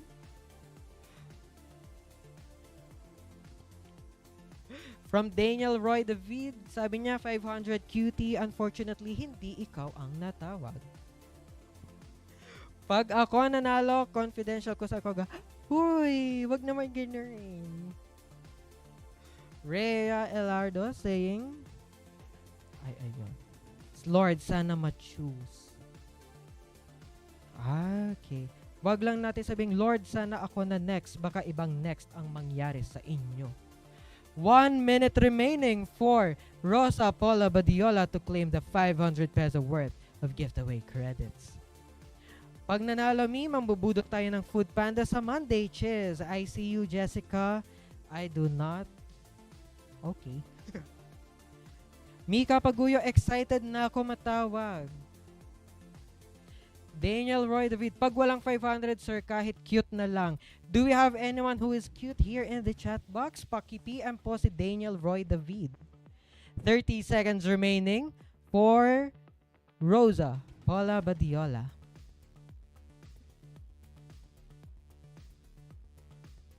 Shoutout po sa escort namin na si Jewel Estomo.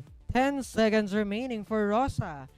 10, 9, 8, 7, 6, 5, 4, 3, 2, 1. And with that, we will be skipping Rosa Paula Badiola as well and proceed with the next name who will be winning a 500 peso worth of giveaway credits.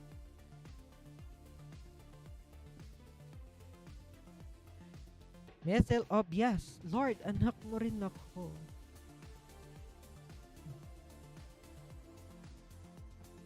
Our next winner is Zen Isabel Cedra.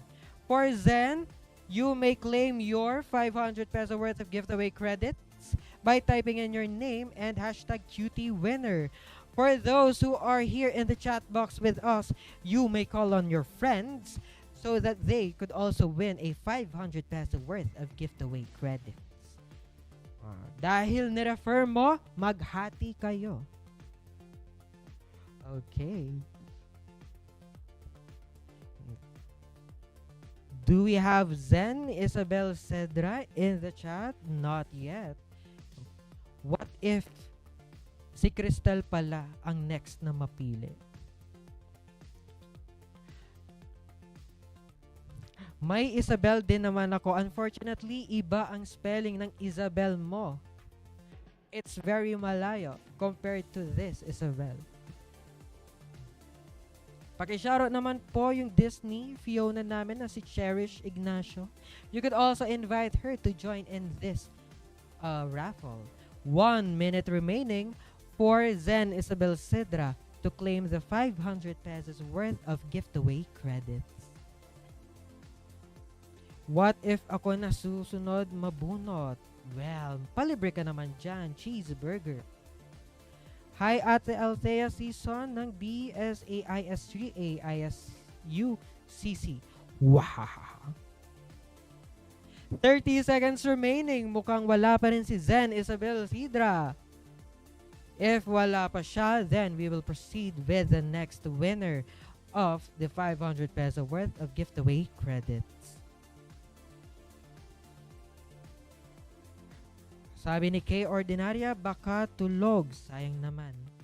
10 seconds remaining. 10, 9, 8, 7, 6, 5, 4, 3, 2, and 1. We will now be kakalimutan na natin si Zen Isabel Sidra as the winner, and we will draw another winner for the 500 peso worth of giveaway credit.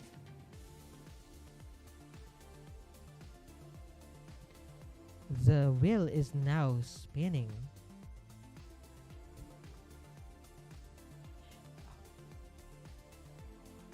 Our next winner is Shirley Rose Ligsay. Shirley, if you are here, type in your name with the hashtag #QTWinner. Kung wala sila dito sa GC, pakisabihan sila na mag-ready sila ng tissue. Okay.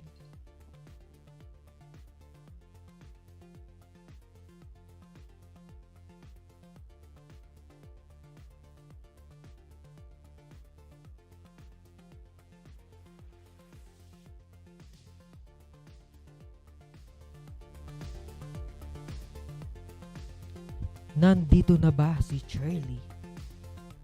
Okay. How many seconds left before para ma-claim ni Shirley ang kanyang 500 peso? 1 minute remaining for Shirley Rose Ligsay. Ay, ang daming napili pero ni isa ayaw magpapili. Sana all napipili. Actually, ito yung uy, wag naman ganyan. Pa-shoutout po kay Jessica Cristobal na pinakamatalino sa BSMA 3A ng ISU CCC. Mariel Ann Estipilar Gomez, pag recit always naka-call, sa raffle hindi. Oh, what an unfortunate scenario. Sana next mapili. 30 seconds remaining for Shirley to claim the 500 peso worth of giveaway credits. Guys, tabi ako na. Akin na ang 500. Kung ganon lang kadali, Cristel, edi sana ako din may 500. What if all this time lahat kayo sa recitation lang kayo sinwerteng matawag at mapili? Okay. 10 seconds remaining for Shirley. 10, 9, 8, 7, 6, 5, 4, 3, 2, 1. Unfortunately for Shirley, she will no longer be able to claim the 500 peso worth of giveaway credits as well. So, it seems that, well, dahil maraming may ayaw sa aming raffle, let's put that on hold for now. Next, don't worry, there will still be a chance for you to be chosen in our raffle. But before you do so, here in the chat box, we will be pinning another attendance link for your time in. Okay. We will be sending the new attendance link for your time in this afternoon, which again, this will now be the basis of your eligibility not only for the CPD units and accredited certificate, but for the raffle as well. So if you are here in this chat box, make sure that you have your time in so that you will qualify for our raffle later.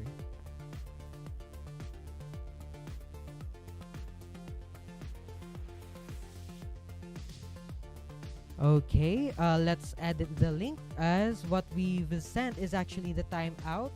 Let's wait for the updated one for your time in. Again, this is very important as this will be the basis of your eligibility for the raffle, for the CPD units and for the accredited certificate. Please refer to the Part 2-Time In to register your attendance. Para mamaya, isa kayo sa mapili sa aming raffle.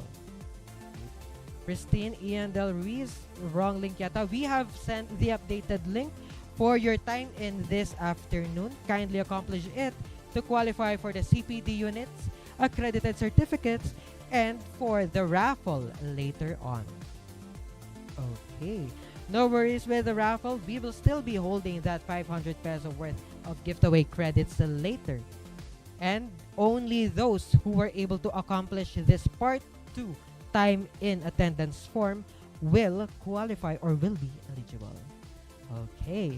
So, as we continue now with our journey through this event, we have another captivating subject that will give you the skills you need to not only thrive momentarily, but also to win in the career marathon. Our next speaker will give us the stamina to survive the path of success. She is a graduate of BS Management Accounting and BS Accountancy and is also a certified tax technician. She was a former accounting supervisor for 7 years in the private sector and is now with the BPO industry for a year and a half here at the Backroom. Here at the Backroom, she is in charge in formulating the skills assessment examination for our employees and is now handling the arrangement of the learning modules that we offer for the employees. One of our training associates, live from Baguio City, Mrs. Mara Angelique Pacapa.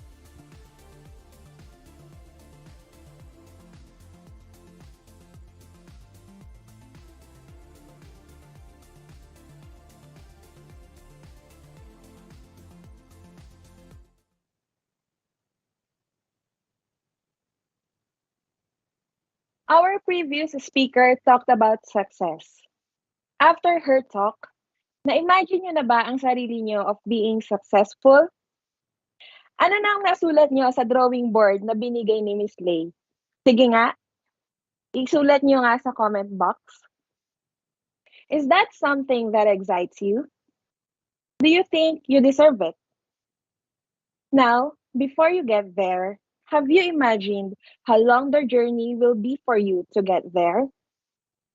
Personally, I tell you, it's a long journey.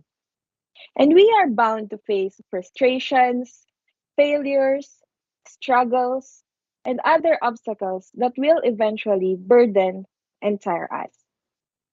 And that's the reality. There is no easy way to success. Ang tanong, are you prepared to face these challenges? That's probably the reason why a lot of people are very familiar on what success could look like. Some even know the exact path to take on how to achieve that success. But sadly, for some reason, despite all these things, not everyone still manages to reach the top. The question now is, bakit? Let's try to step back and look at ourselves in the mirror. Have you felt stuck in your career path?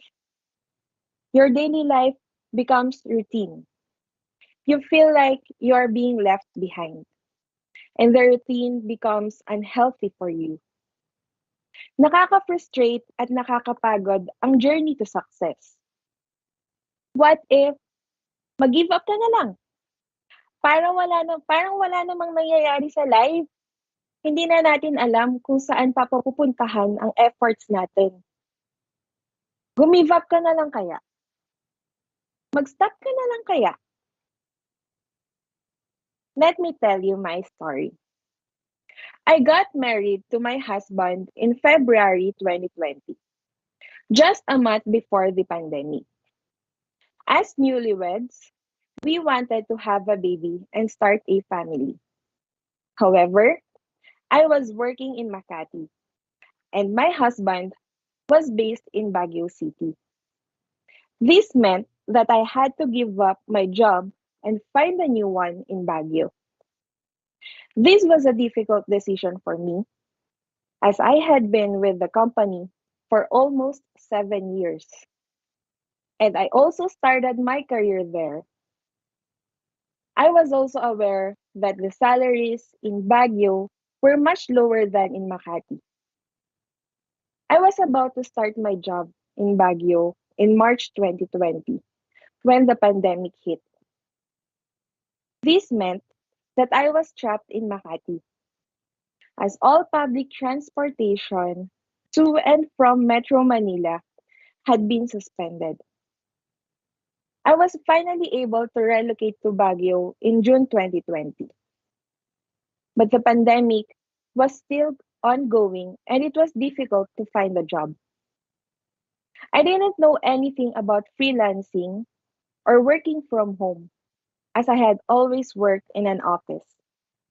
I was starting to question my decision to move to Baguio and even considered going back to Metro Manila and take a job there. However, I knew that if I did that, it would make it much harder for us to have a baby. So decided to start an online shop selling dairy products and burong hipon. This was a completely new experience for me, as I had never done any online selling before. I didn't even know how to market my products. But I just started posting on social media and answering inquiries until I started to make sales. We wanted to have enough money saved up for our baby. So we were determined to make my online shop a success. After a few months, my online shop started to do well. I was able to save up money for our baby, and I also had the time to visit an OB-GYN and also get checked out. I thought that was it. We're getting close to our dream. But then, a not so beautiful news came in. I was diagnosed with PCOS, a hormonal imbalance that can make it difficult to conceive. This meant that our plans to have a baby could be delayed or even impossible. I was devastated, but I refused to give up hope. I read success stories of other women with PCOS who had successfully conceived, and I listened to podcasts about PCOS and fertility. And this gave me the strength to keep going. After months of trying to conceive naturally, we decided to pursue fertility treatments. This involves taking medication every month, which was expensive and time consuming. We continued with this treatment for 2 years, all the while seeing our friends post about pregnancies, gender reveals, baby showers, and maternity photos on social media. Sa lahat ng yon, I jokingly say, sana all.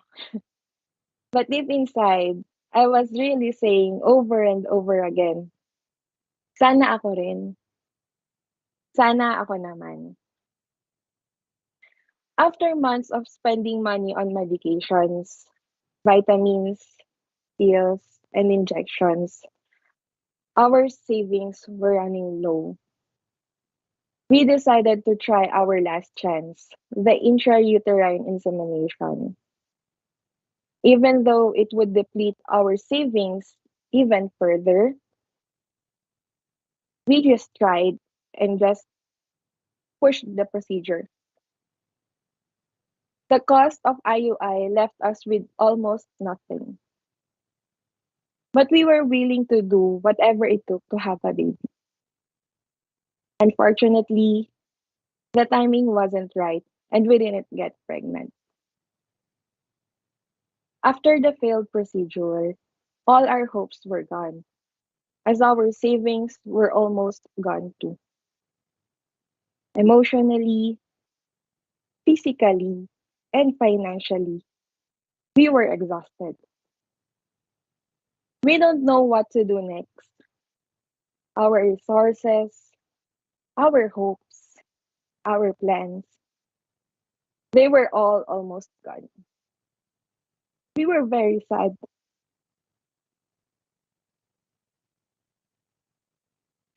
Hindi nauubos ang luha namin every time we pray. I was ready. I was already asking God, bakit?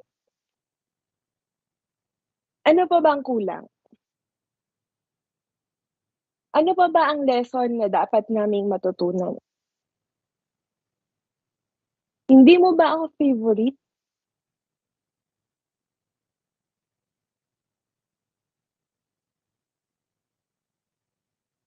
Nauubos na kami. And then, we stopped trying and waiting.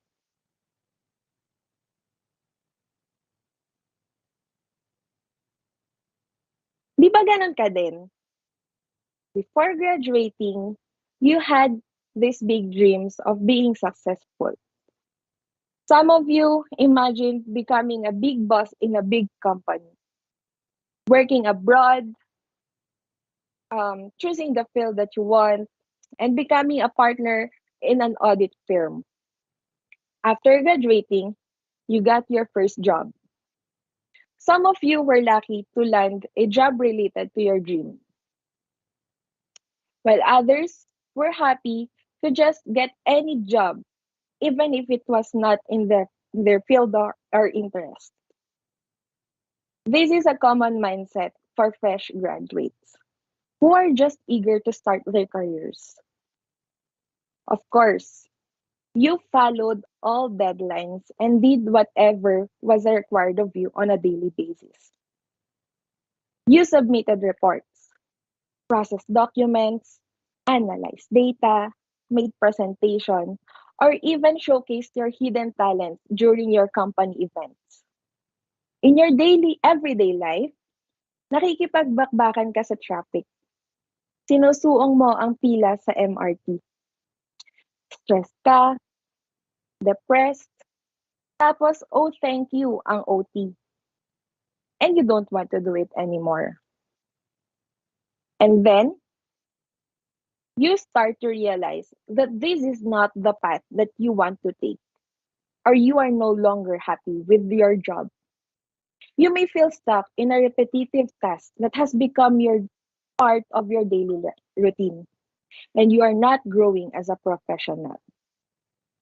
You keep doing the same things, but there is no better outcome. And then, questions begin to pop in your head. You start to ask yourself, where does this path lead me? You will realize your efforts are not paying off. You are feeling frustrated kasi wala nang napupuntahan lahat ng ginagawa mo. Yung mga klase mo, may naipundar na. Ikaw, wala pa din. May mga batchmates kang boss mo na ngayon. Napag-iwanan ka na. Nasaan ka na? Napapagod ka pero hindi ka sumusulong. And what's next is you resign. Kasi hindi na siya rewarding. Burnt out ka na. And sabi mo, magpapahinga ka muna. 1 week, 1 month, 1 year, you stopped and took rest. Umuwi ka ng probinsya. Nagpunta ka ng Sagada. Nagpunta ka ng Siargao. Or even out of the country. Sabi mo, to get some fresh air. Tapos, nag-apply ka ulit. Sabi mo, this is the better, bolder, braver version of you. Sabi mo nga, version 2.0. And I think that's how we should be dealing with our careers. We give up. Take a pause reevaluate ourselves. We give up and stop because success doesn't mean you are achieving the top. Success is not your destination, but the journey itself. Kung paano mo na-endure yung long journey. Kung paano mo napagdaanan lahat ng obstacles na hinarap mo. Paano mo maya enjoy yung view sa taas kung pagod ka na at gusto mo na lang ay magpahinga. Rest if you must, but do not quit. You could be on the top, but you are already dead. Not literally, pero ano pang isa-celebrate mo sa taas kung ubos ka na?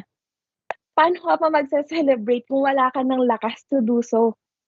That's what I'm telling you, to stop and give up. In my previous company, we had this saying during audit seasons.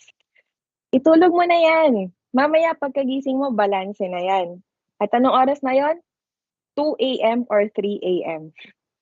We tell this to our colleagues, especially when we are taking our office overnights for annual reconciliations. So, yeah, those are December's, January, until March. And lo and behold, we wake up in the morning and we get the differences. We balance the accounts. Sobrang gigil natin na makuha ang goal natin. Nakakalimutan na nating magpahinga. To the point na pinipilit natin yung sarili natin kahit hindi na talaga kaya. But if you take some rest, doon natin ma-evaluate yung mga maling nagagawa natin. And sometimes, after we do some reset, mas napapabilis pa natin makuha yung goal natin. Doon natin na-realize na ganun lang pala yun. Yun na yun? Tapos na? Minsan nga, gusto mo pang bumalik, di ba? Gusto mo pa, isa pa. Ganon. Pero feeling ko sa bank record, hindi ka na uulit eh. So, we are afraid to stop. Because when we stop, we think that we are already quitting. And quitting means failure, right? But what if taking a step back is the better way to win? There are people who will tell you just to continue because this is how you achieve success and you will be rewarded in the end. Sometimes what you really need is something different. When we take a break, that's when we realize to reset and take another path, and we will be able to improve so much. If you need to, I encourage you to stop, take a rest, and reset. Whether that's making your life happier, making a room for something or someone else in your life, doing a full 360 and pursuing something totally different. Buuin mo ulit ang sarili mo. So when your time comes, you will be able to enjoy the fruits of your hardship para maging ready ka to take another leap of your goal. Para ready ka sa lahat ng blessings na ibibigay pa sa'yo when you get to the top. These are the beautiful realizations that I had on this very long and exhausting journey related to pregnancy, which also inspired us, my husband and I, to finally decide to stop and just focus enjoying on our journey together. This is probably just God's way of telling us na, Nak, tama na. Let me handle this for you. And it turned out true. With God's grace, I am happy to let you all know that finally, after several months of not trying and just entrusting everything to God's perfect time, I recently found out that I am already 12 weeks pregnant. Yes, you heard it right. We are finally having a baby. And that she's, she or he is all we've been praying for. Thank you so much, everyone. Don't forget to stop, reset, and reevaluate your path.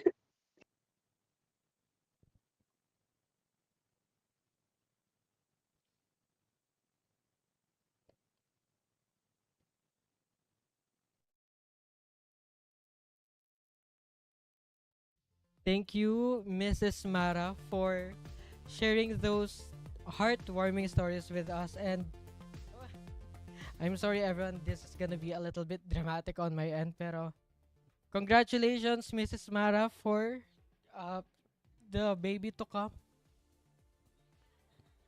Oh my God, iyakan kami sa room.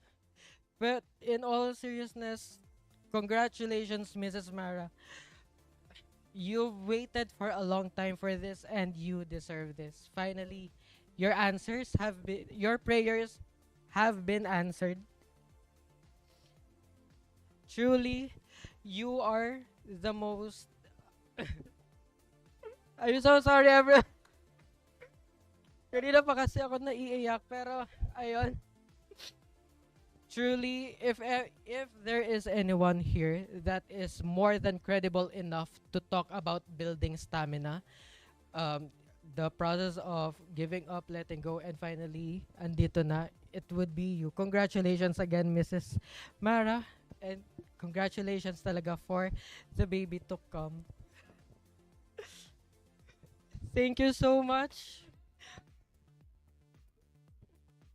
Kaya pala you are unable to travel here in Clark, Pampanga. It's because of your condition now that you are expecting your baby. Again, congratulations talaga. Ninang and ninang daw po kaming lahat ng mga nasa chat box here. So yes, marami pong gagabay sa inyong baby to come and marami niyan pong magbibigay sa Pasko. Yes. Okay. Marian Puno, we see your chat. Ninang and ninang po kaming lahat. Again, Mrs. Mara, congratulations and thank you.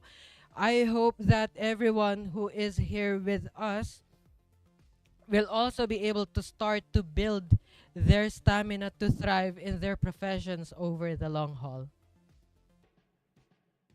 Pero really, I did not expect that. Again, it's truly a joyous moment for Mrs. Mara, and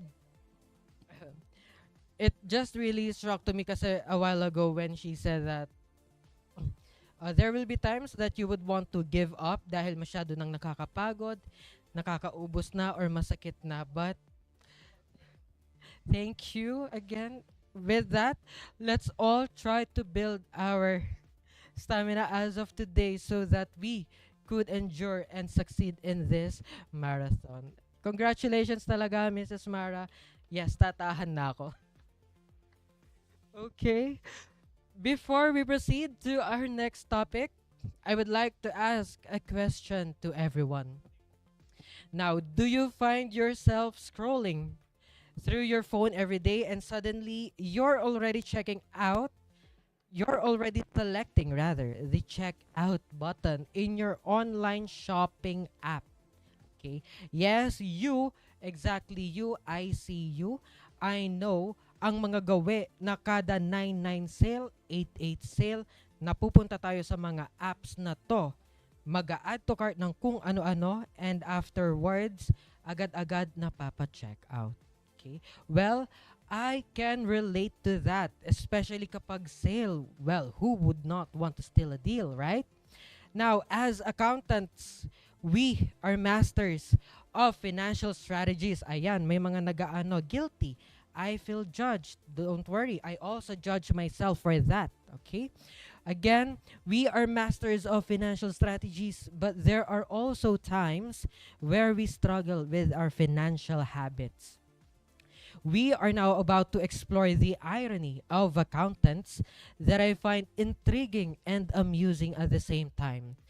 Our next speaker, who is here today to provide a fresh perspective on the subject, was a former Vice President for Music of Christ's Youth in Action in Holy Angel University, a graduate of BS Accounting Technology and BS Accountancy, a certified accounting technician level 1. He is also an active host, and one of the events that he hosted was San Miguel's Malasakit program, an outreach program for schools. Now, he is in the BPO industry for a total of 5 years and 6 months, and currently with the backroom for 4 years and 9 months. Previously, he was a practicing Australian accountant, an account manager for several employees and foreign clients, handled and managed the triage program of the backroom. But now, he is one of the senior training associates of the backroom and currently handling the Kickstart program, Mr. Adrian Paul Martin.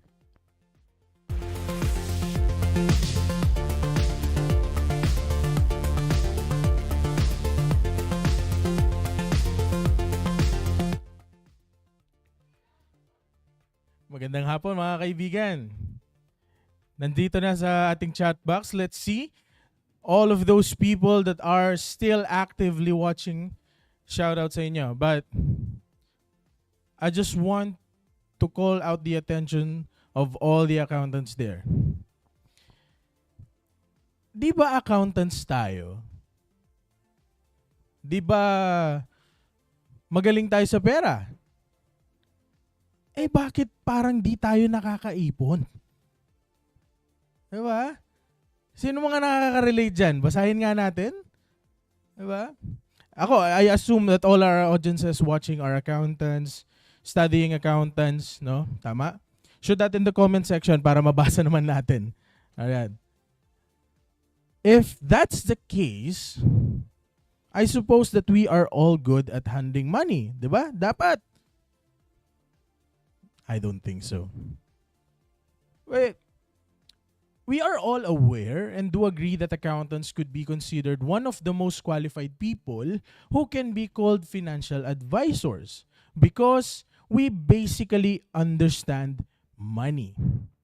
We understand cash flow, how to monitor income, the return of investment, and we technically help businessmen make money for their own businesses. But the intriguing part of being an accountant, and I know you would agree with me on this, is that the way we handle our own finances is not as smart as how we teach others to do so. What could be the problem behind all of this? Bakit? Well, there are hundreds of financial gurus out there that could teach us different paths to financial freedom. For example, I know that you know who Bo Sanchez is and his technique of 5-envelope system, which is just very straightforward to the point that it created a millionaire out of his housemaid. And you may also be aware that of Robert Kiyosaki, which he has some teachings involving the cash flow quadrant, where he emphasizes how proper positioning from being an employee to being an investor is the only key to financial freedom. And who wouldn't know Chingitan, Ching Positive, and his famous line, gastos now, pulubi later. All of these guys have been teaching us various techniques to obtain financial freedom. But if you'll examine, they'll lead us to one and the same thing, the value of delayed gratification. However, in my 7 years of working as a professional, what I realized, and you need to listen to me very carefully on this one, is that delayed gratification is almost impossible for most accountants like us. Yep, you heard that right. The reason why despite us being one of the smartest people when it comes to money, financial freedom is very hard for us to achieve because the key to it is delayed gratification. And such idea is not ideal for accountants like us. How'd I say so? Paano ko nasabi? Let me tell you a story. I graduated college at Manuel L. Quezon University in Quiapo, Manila with a Bachelor of Science in Accountancy in 2016. And in that same year, I took the board exam. And after I went back home to Pampanga. Me, as a very chill student from college, don't know what's in it for. Imagine a young professional with no idea how the real world works, entering a field he doesn't even like, diving into the corporate world without any plan and no expectation, equals total disaster. It was my first day. I was friendly, very friendly, and it was still clear in my memory. First day I met the accounting head, and that person welcomed me with a very big smile. I was happy, I was welcomed, and I feel that I was part of the team. And then I realized that this was one of the things that I've dreamt of, a part of owning a sports bike, which I cannot reach due to the height circumstances. Sorry, don't blame me. I'm still growing. Hopefully, sana no. And I have been dreaming of living independently as well.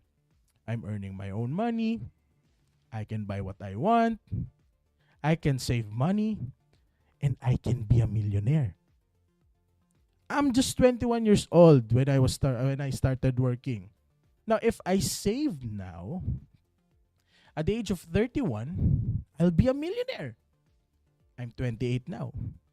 It's just 10 years of perseverance, discipline, and delayed gratification. Hindi naman ganun kahaba, di ba? Or so I thought.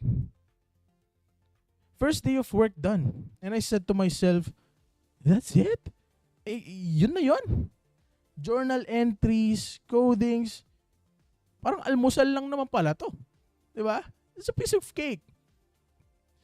I went home and told my parents how my day went while having dinner.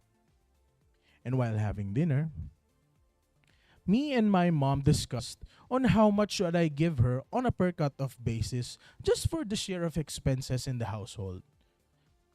I told her my first ever salary goes to you. And told my dad, no offense, I'll buy you a watch. And we were happy having our dinner. But what was running in my mind, it was just how much would it hurt my savings plan and not get my million in 10 years. I think it won't hurt that much. It's for the family anyways. Diba? So it's for the giving and help that they gave us or gave me, and they supported me when I was studying. Now, here it comes. My first ever salary. But things didn't go as planned. I gave half of it to my mother, who I promised that I'll give her the whole pay. I forgot that I'm not getting any more allowances from them, and I am commuting for work. Yeah, it does happen, okay? So, don't get me wrong. I still managed to buy my dad a watch, and he still uses it. Now, 6 months later, I was doing good at my work, but I was not doing good in my savings plan. How'd I say so? 6 months after I started my work, some of my friends are already buying their cars, getting life insurances, and traveling around the country. But here I am, struggling to save my money so that I can help out to my family. Then it hit me. Why can't I save? Huh? Why can't I have the financial freedom that I've been longing for? I started to track down my expenses. Okay. and discovered that I have been drinking luxury coffee, which I will not name the brand, okay? I've been drinking milk tea from time to time, and after work, me and my colleagues go out for a good, juicy, savory, and delicious samgyupsal. Yan. I know that you can smell it over there, and I kind of feel that after this career summit, you will be going out to get some samgyupsal. Diba? Now, that routine continued over and over, which took away my dream of being financially free and living independently. I've been spending my salary to lots of food, parcel deliveries, going out, and drinking the night away every weekends. And you may be wondering, what happened to my dream? Where did my savings plan go? Where did my perseverance go? My discipline, the delayed gratification that I was talking about a while ago. You might be wondering why. In the span of 6 months in my stay in my previous job, I was having the most stressful days of my life. My work starts at 8 a.m. and ends at 5 p.m. But in the span of 6 months, my hours are getting longer and longer until I notice that I'm working almost 10 to 12 hours on a daily basis. It took a toll on me. I was not happy at all, and it's stressing me out. So what did I do? I splurged my well-deserved money on things that will make me happy and stress-free. I still remember the funniest thing that I bought because of my stress was this mini octopus plush that if you flip it inside out, it will change its emotions. Alam ko may picture tayo dun eh. Do you have the picture for that? So that they can see.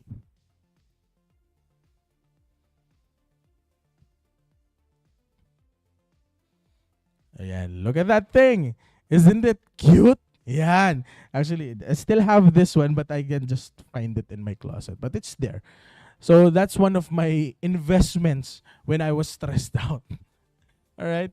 Now, you must be asking me, why were you so stressed? Why are you working for 10 to 12 hours? As some of you know, us accountants never really had an easy job. I was faked by that big welcome smile of the accounting head, and I didn't know that the environment was this stressful. For me as a fresh graduate, the job that I applied for was not the suitable one for me. It made me stressful, spend lots of money, and it earned me fats. Yes, I got fat. Look at this. Right? I've built up stress, and I've built up the habit of buying overly priced coffee or milk tea just to remove stress. Just for me to be happy. Let's face it. It is impossible for us accountants to do delayed gratification due to the stress of our work and the environment that we worked in. In this kind of environment, you cannot be happy at the same time, save money. It's either you practice delayed gratification and save money, but sacrifice your mental health, or spend your money to remove your stress and be happy, which makes your mental health a little bit better. The mere fact that I am earning money, but at the same time being able to save, not able to save any of it, stresses me out even more. I was thinking about it, what if I'm happy? Paano kung masaya na lang ako? Diba? But to be happy, I need to spend money. Diba? But, bakit ba ako hindi masaya in the first place? Why was I not happy? Because of my work environment. Or what if I resign and apply to a workplace where I can be happy without spending my hardly earned, well-deserved money? Is that even possible? And let's see. Nothing's going to happen if I'll just stay in one place and not move, diba? So I resigned. I applied to different companies, and still the same pattern arises. I get stressed. I buy luxury to make myself happy. And it became a trial and error for me. Jumping from this company to that company just for me to seek for that happiness that I was looking for. After 3 tries, I was not successful. But as I always say, fourth time is a charm. Yes, fourth time po. Yung mga kumontan third time dyan, ha? Fourth time is a charm. Okay? I applied to the back room. And after series of interviews, I was hired on 11th of March 2019. And at that exact same day, the journey of gaining financial freedom and wealth started for me. I did not expect that working in the back room will be the best thing I did for myself, to be honest.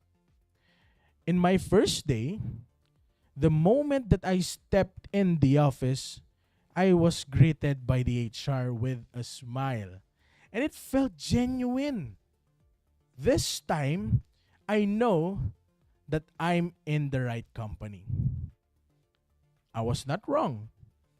People are very friendly. They are young. And I kind of feel that I am the oldest among the bunch, to be honest. No?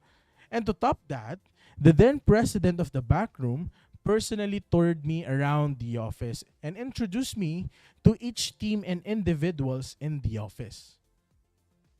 Now, months passed and I still don't feel the stress on my job. I was not pressured. Everything is in pace where everyone is not stressing out on the deadlines. Amazing, di ba? Then, I just realized that this is what I'm looking for. I'm happy, contented, and I'm smiling. Time passed, and I'm still in TBR. I'm turning 5 years next year on 11th of March 2024. And that, my friends, is the missing part of the formula. If you want to change your situation, it is sometimes critical for you to change your environment. And this applies to everything, including financial freedom. When I found that missing piece, I was able to break that old pattern that prevented me to move forward in my journey to financial freedom. When I finally found a workplace that brings me that satisfaction as a professional, I found no reason to spend my hard-earned money just to buy me happiness. I didn't need to cure any stress through luxury and expensive coffee simply because there is no stress to cure at all anymore. As doctors always say, prevention is always better than cure. So guys, stop blaming yourself if you always fail to continue in your journey to financial freedom. You might just be on the wrong place that stops you from moving forward. If you already watched the movie In Pursuit of Happiness, the word happiness was spelled with Y instead of I. Chris Gardner, the real person behind the story, says that the word happiness was spelled with Y because Y represents you. You make your own happiness. And that happiness must start with you and must live within you. Remember, the way we deal with our life reflects the way we deal with money. Be good to yourself. Find your happiness. Get into an environment that enables you to sustain that happiness, and things would start falling into place. Is that really possible for an accountant to achieve? take my word for it. I've been where you are now, and I'm looking forward to seeing you where we are today. Thank you.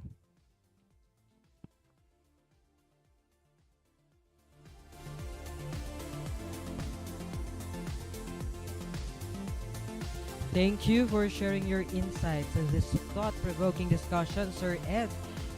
With Sir Ed's talk talagang nakita ang pinakakaluluwa nating mga magagastos, mga mahilig mag-check out, mahilig mag-milk tea, although I won't be specifying the brands that we order, or getting luxurious coffee for us here in the office. Nasa baba lang siya.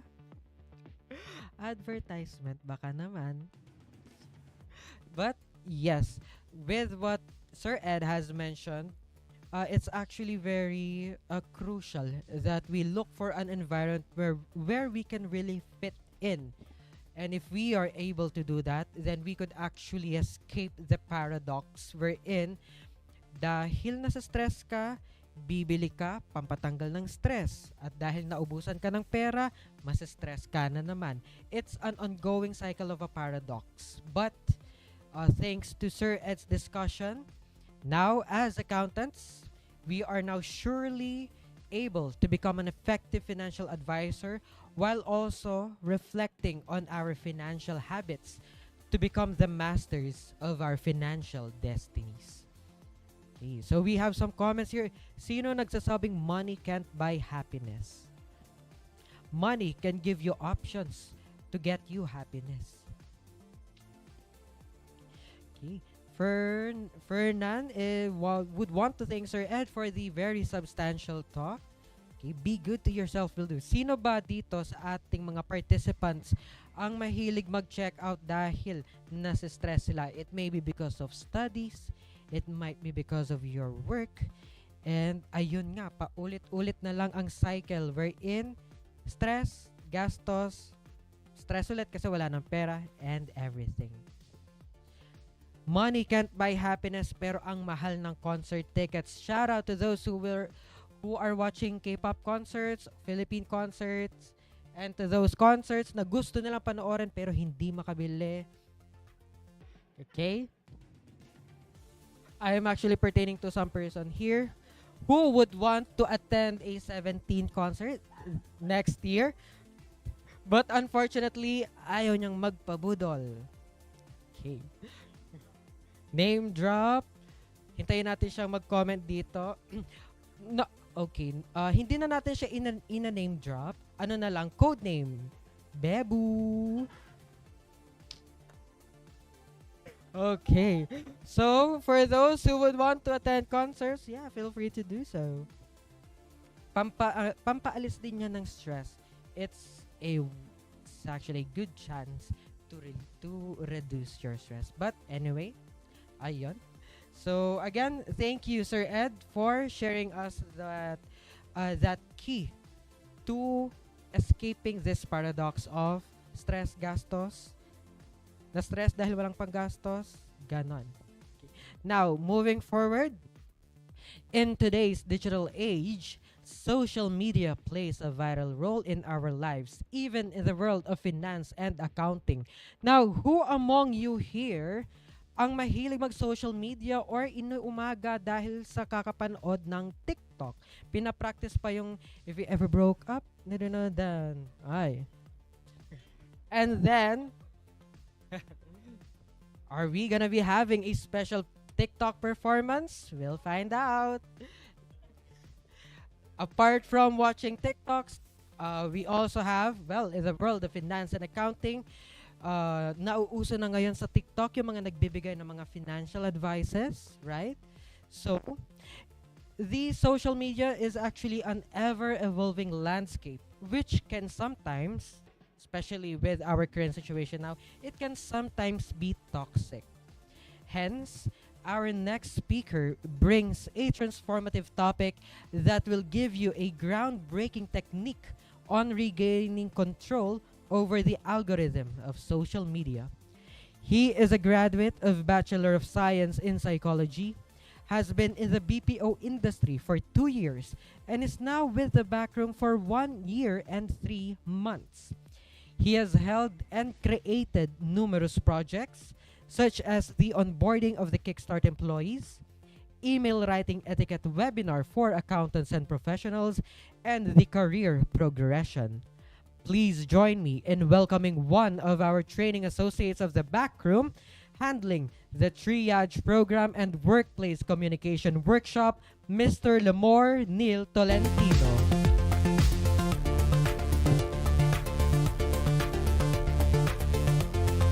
Hello.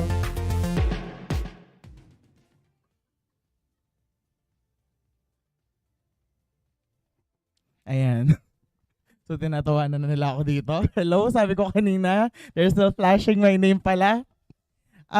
Anyway, I don't think may nagsabi na nito kanina sa mga previous speaker. But guys, ako yung magsasabi na, I think ako yung unang-unang magsasabi, oh my God, I'm nervous. Nakabahan ako. Ang dami-dami nyo. I'm not even sure. Ilan na yung viewers natin as of now?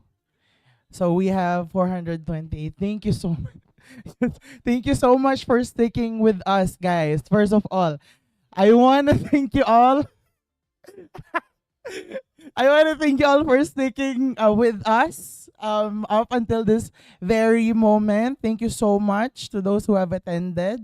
No? And, of course, before I formally start, I would have one question for everyone. I have one question for each and everyone, since most of us here, we are students, and we also have some working professionals with us, with our audiences.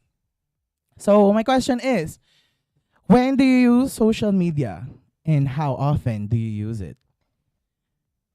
Kailan kayo gumagamit ng social media, and gaano nyo siya kadalas ginagamit? Sa CR daw. sorry, pero may mga nagsasabi dito sa CR daw. Okay, feeling ko marami makaka-relate doon. But probably most of us are guilty of scrolling through social media kapag, during our break times, kapag nasa school ka, kapag even when you're working, di ba, meron kang mga break times, lunch time. I'm sure many of you guys are utilizing those break hours or break times using social media, right?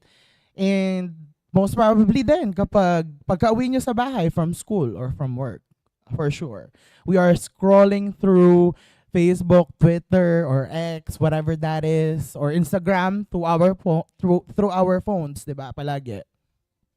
Now, the internet has influenced every aspect of our lives. This is an era that is characterized by technical growth and social connection. But I, for one, I have personally struggled to understand the complex functions of this massive virtual world.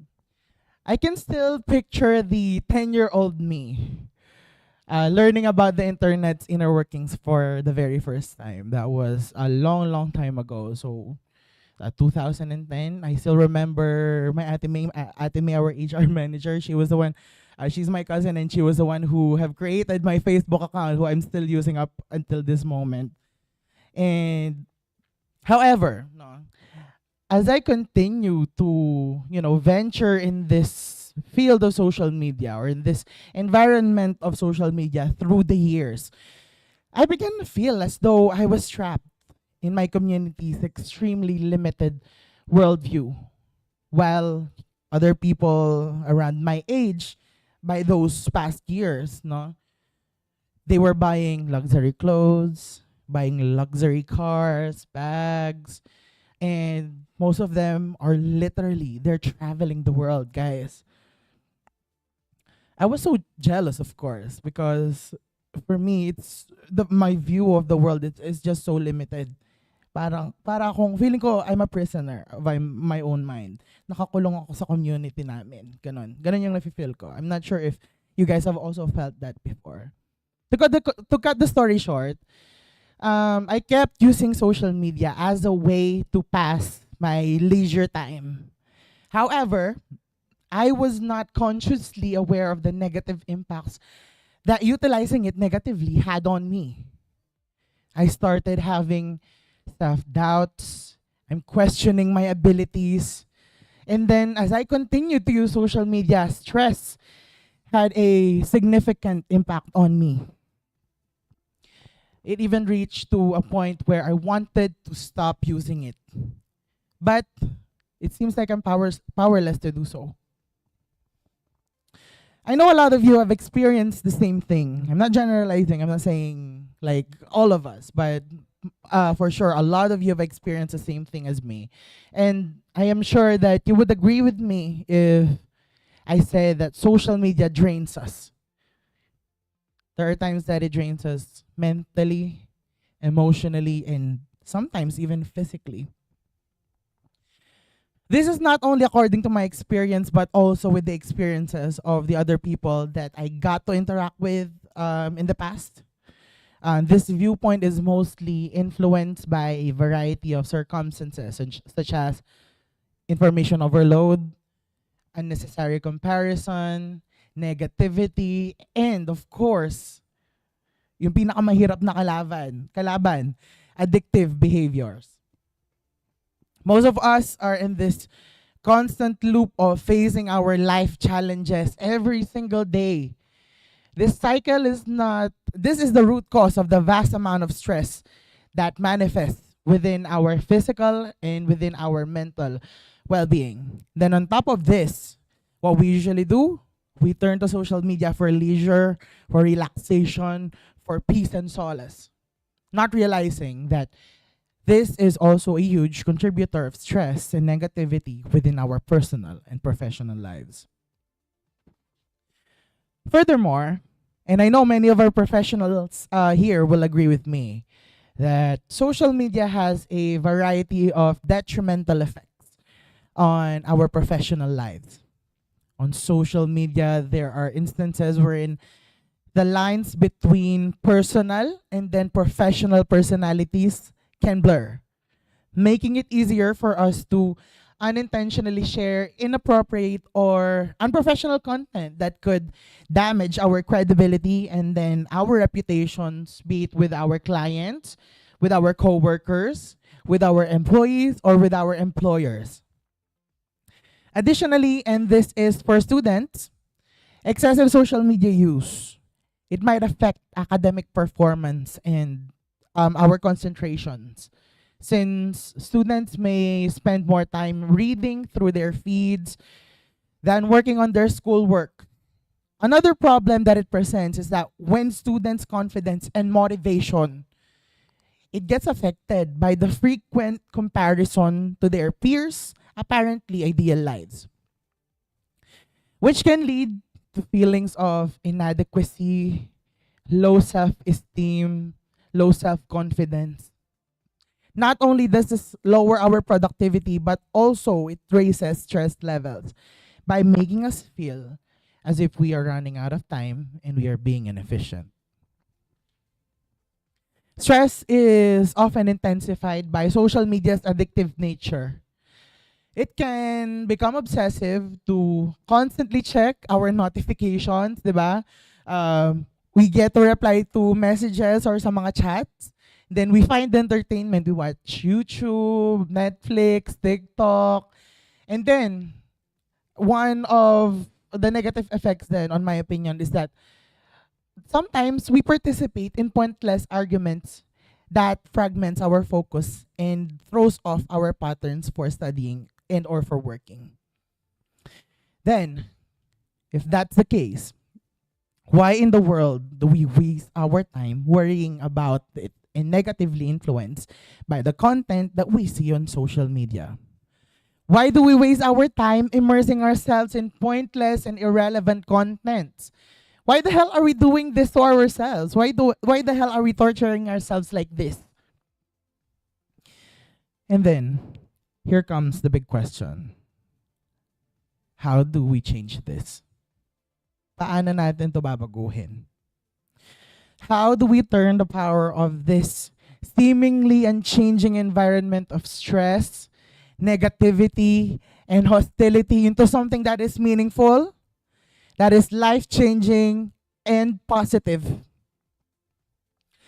This should begin with fostering digital mindfulness by consciously choosing when, why, and how you engage and interact online. Practicing empathy and respectful communication, even in heated discussions, can lead to constructive and beautiful conversations that will shift the tone of your online interactions. Now, I know what you are thinking, and I know this seems like a little bit complicated for many of you. It's a complicated approach to things, I know. So allow me to explain it in a few simple ways. I have one word for you guys, and that one word is affirm. Ability to filter, find inspiration, and revive your motivation.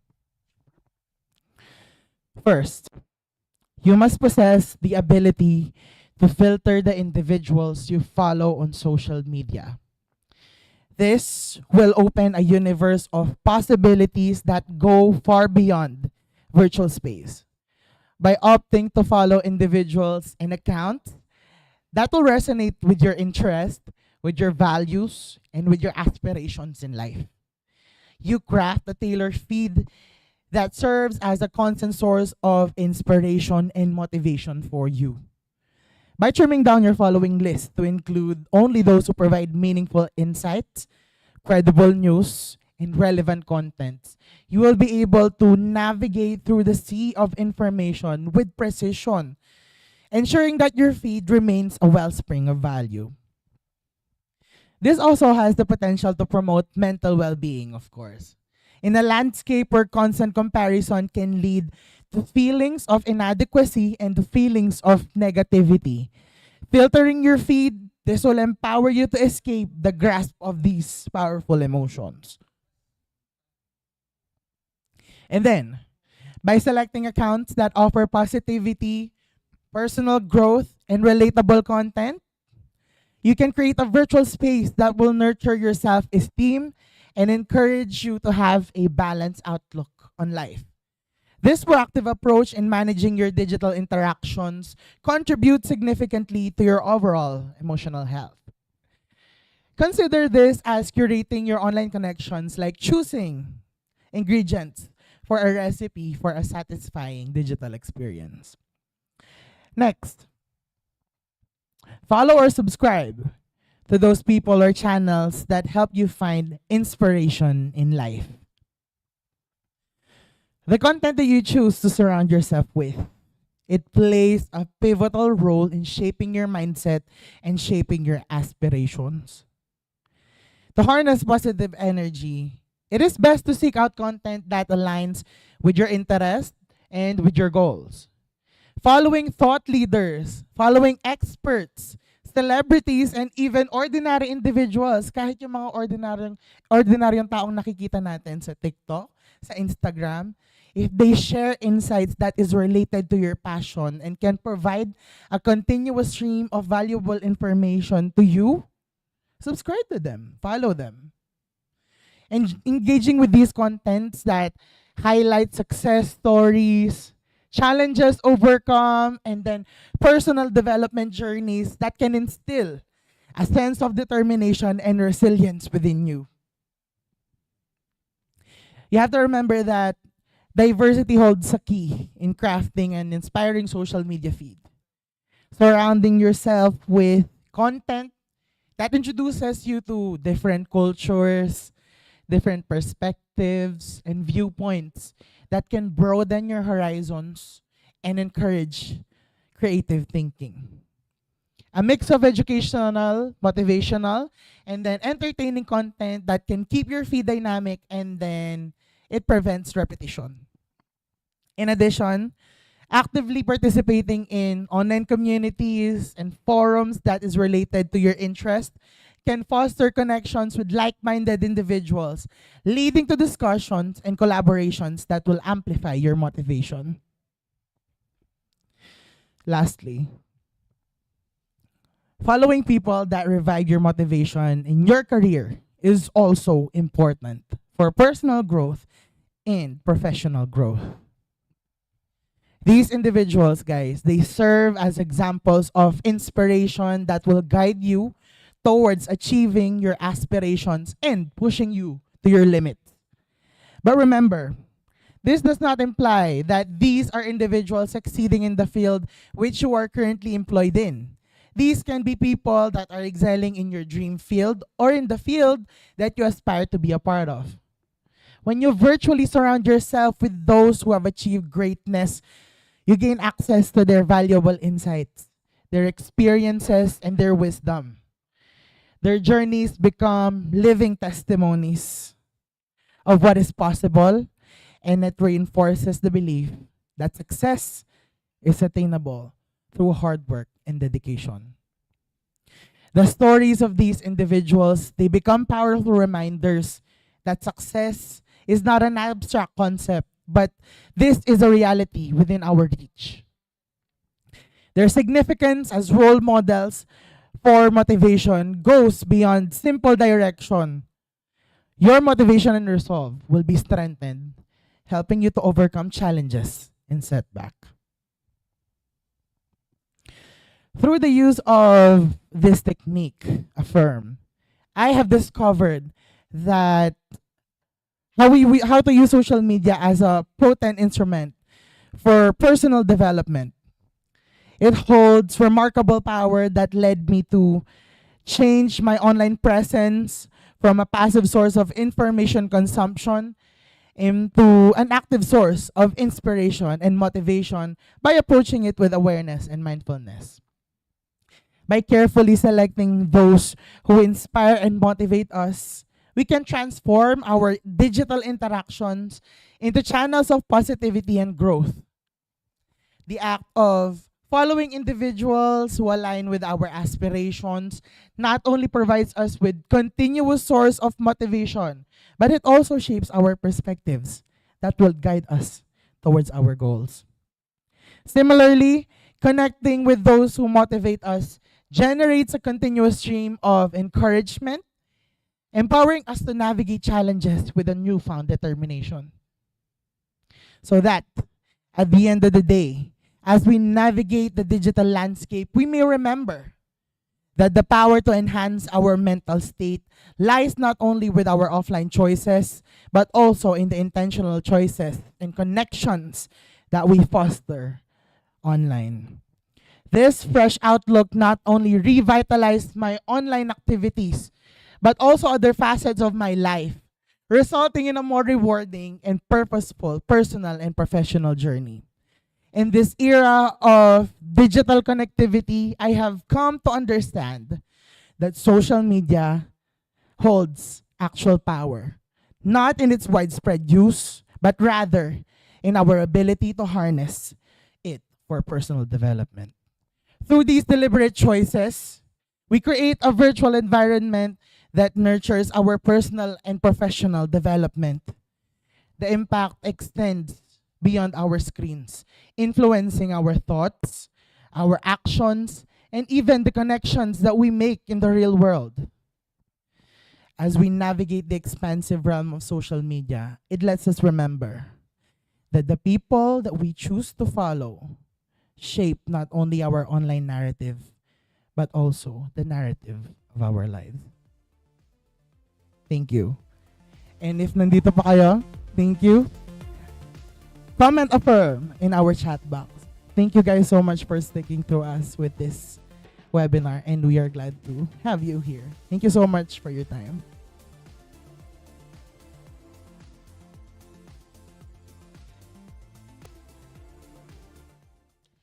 Thank you, Sir Lems, for introducing the AFFIRM technique to us. Once again, for those who are still here, kindly type in the word AFFIRM in the chat box. Ability to filter, find inspiration, and revive your motivation. It surely has provided us with practical strategies to create a healthy algorithm in the online world. You know what they say nga, diba? You are what you attract. So if you will be able to attract everything that coincides with your line of interests, then surely your life will be less toxic, especially in social media. Okay, thank you everyone for participating in commenting the word affirm so that we could have a better a better feed in our social media. Now, this year's Career Summit has really filled us with insightful discussions, and I hope everyone who is here today has found different ways to level up their careers. Now, stick around with us as we have prepared something exciting along the way. Now that we are done with all of the speeches from our speakers, it is now time for us to shift gears and move on to our raffle. We've got more amazing prizes to give away, and if you think that the first five who won 200 pesos worth of giveaway credits would be the end, then you are certainly wrong. We still have more to go. Okay. So once again, we have prepared a virtual roulette containing the names of our participants who were able to time in at around 1 o'clock p.m. Again, only those who were able to time in using the attendance form at 1 o'clock p.m. will be eligible for the upcoming raffle. Okay.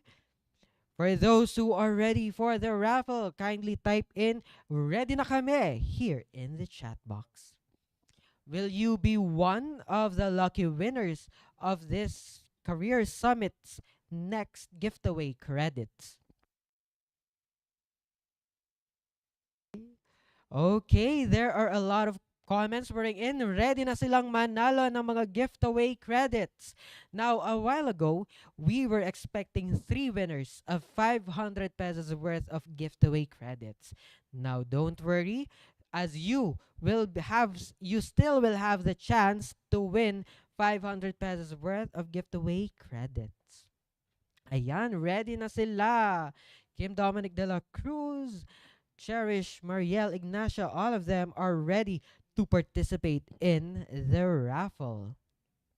Again, the mechanics of this virtual roulette will be if your name will be drawn in the wheel, then you would have exactly 2 minutes to type in your name with the hashtag #QTWinner.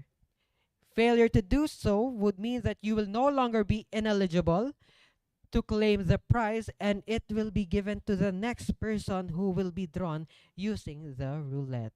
So, is everyone ready? Looks like everyone is ready. With that, let's prepare the virtual roulette. And here we go. Let's kick off this raffle and see who our lucky winners will be. The next set of winners will be receiving 500 pesos worth of giveaway credits.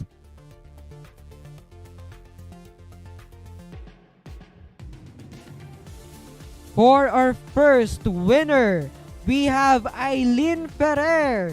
Eileen Ferrer, if you are here in the chat box, make sure that you are able to type in your name. Oh, mabilis sila ngayon. Eileen Ferrer, QT winner. Ay, okay. Congratulations to Eileen Ferrer. You are the first winner of the 500 pesos worth of giveaway credits.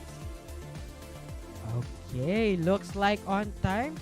And nag-grab na nila ang mga itinadhana sa kanila. Napili at nakuha ang nararapat. Next, let's proceed with the next winner.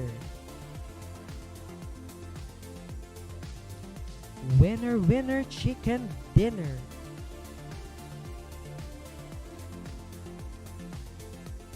Our next winner for the 500 peso worth of giveaway credits, we have Crystal Joy Aitona. Crystal, if you are here, sana makapag-type in ka kaagad, unless otherwise it will be given to the next person. 2 minutes starts now.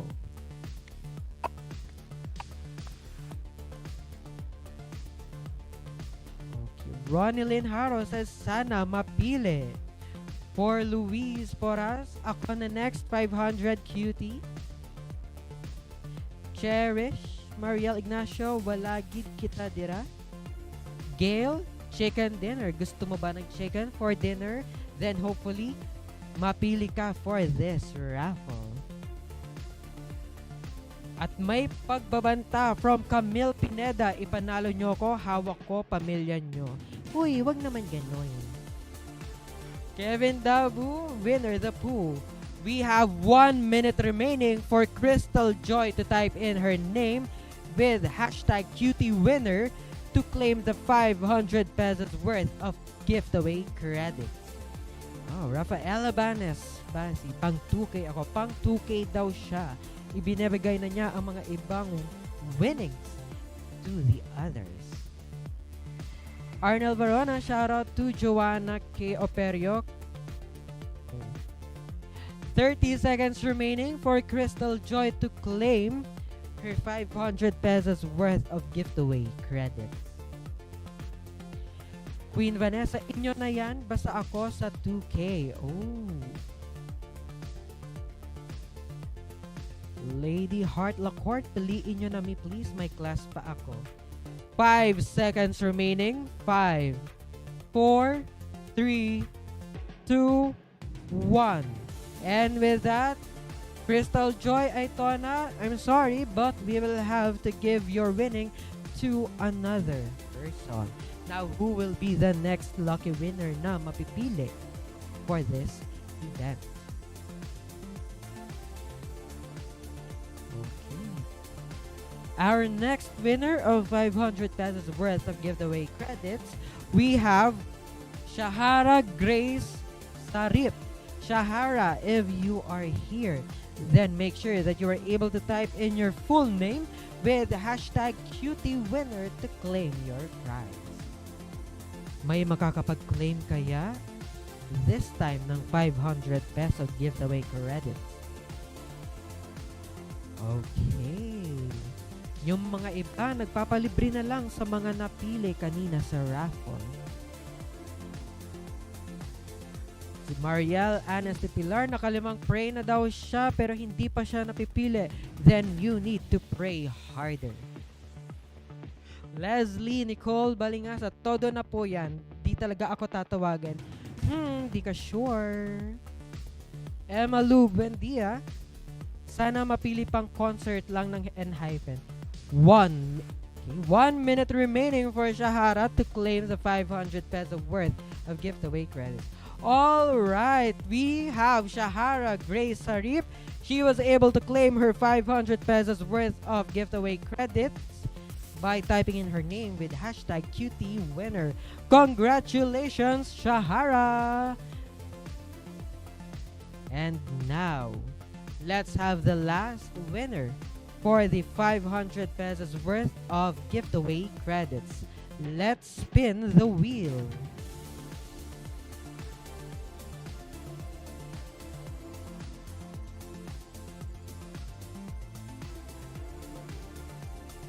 Our next winner for the 500 peso worth of giveaway credits was... Okay.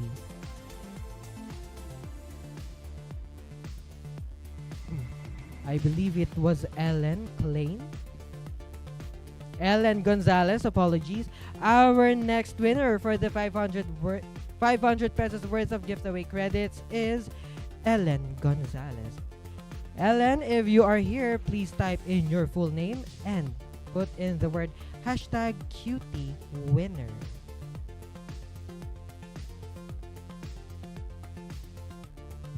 Ellen Gonzalez, you have exactly 2 minutes to claim your 500 pesos worth of giveaway credits. Shane Cariz, kailan ba ako pipiliin? Malay mo, tomorrow ikaw na ang pipiliin.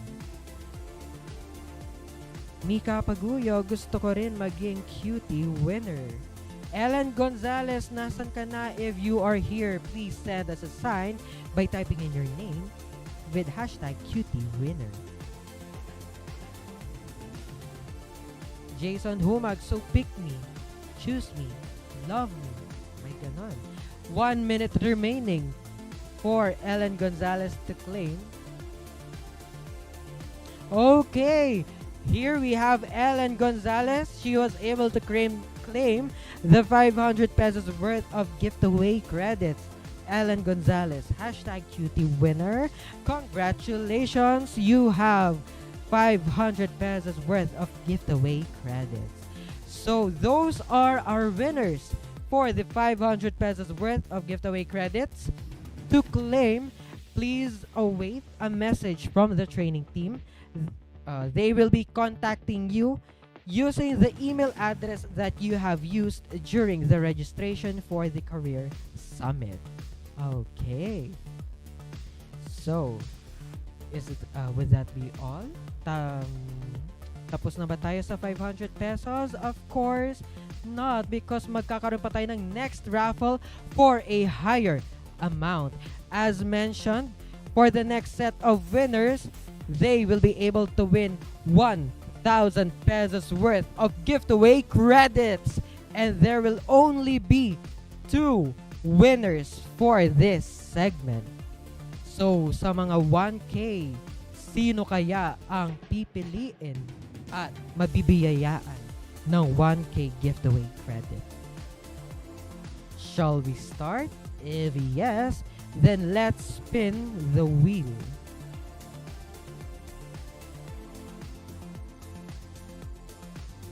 Sino sa ating mga participants ang unang mananalo ng 1K giveaway credit?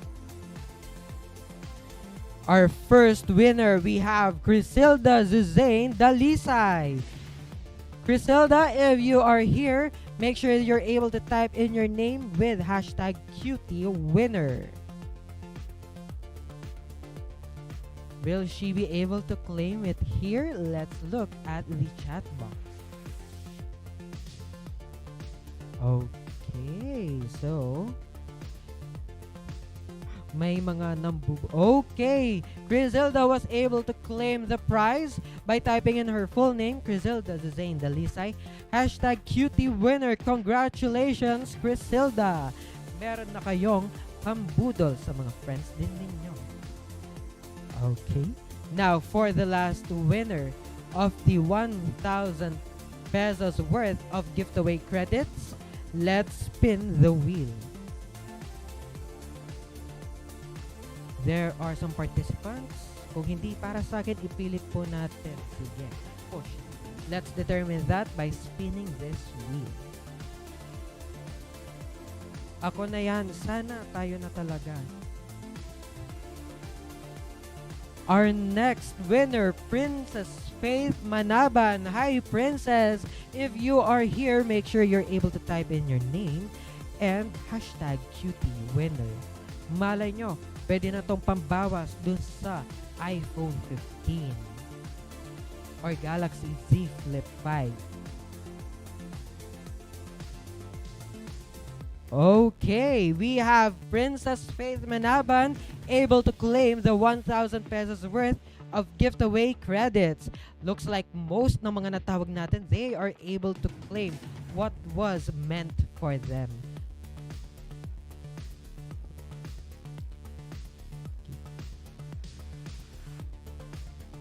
Again, congratulations to the winners of our 500 pesos worth of giveaway credits and 1,000 pesos worth of giveaway credits. It has truly been an exhilarating raffle so far, but let's see. Lizelle Franco, when kaya ako mapipili? Yung what if later pala ikaw ang winner ng last raffle, diba? Let's all continue hoping na sana mapili tayo this raffle. For those na hindi man pala rin na mapili this raffle, then let's hope sa Christmas party, year-end party, doon tayo mapili sa raffle. Mag-uwi tayo ng oven, toaster, cash, lunch, coffee machine if pwede. Ayan. Meron na mga nagsasana all in the chat box. How is everyone feeling right now as we are holding our raffle? For sure, the others, they are hoping na sila ang manalo pa in the next one. While for the others naman, very happy na that they are able to claim their giveaway credit.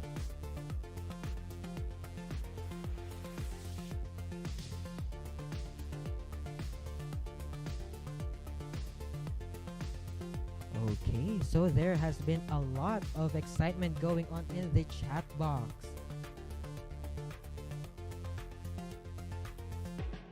Okay, before we proceed with the last raffle, of course, the excitement just doesn't end with the raffle. We have a series of spectacular activities lined up for you in the coming months.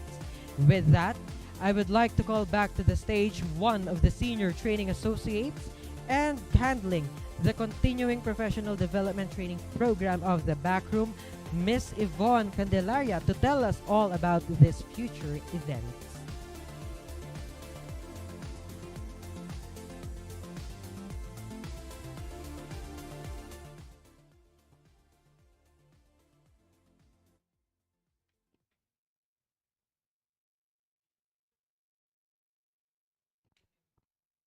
All right. So, thank you so much, Chad, for that introduction.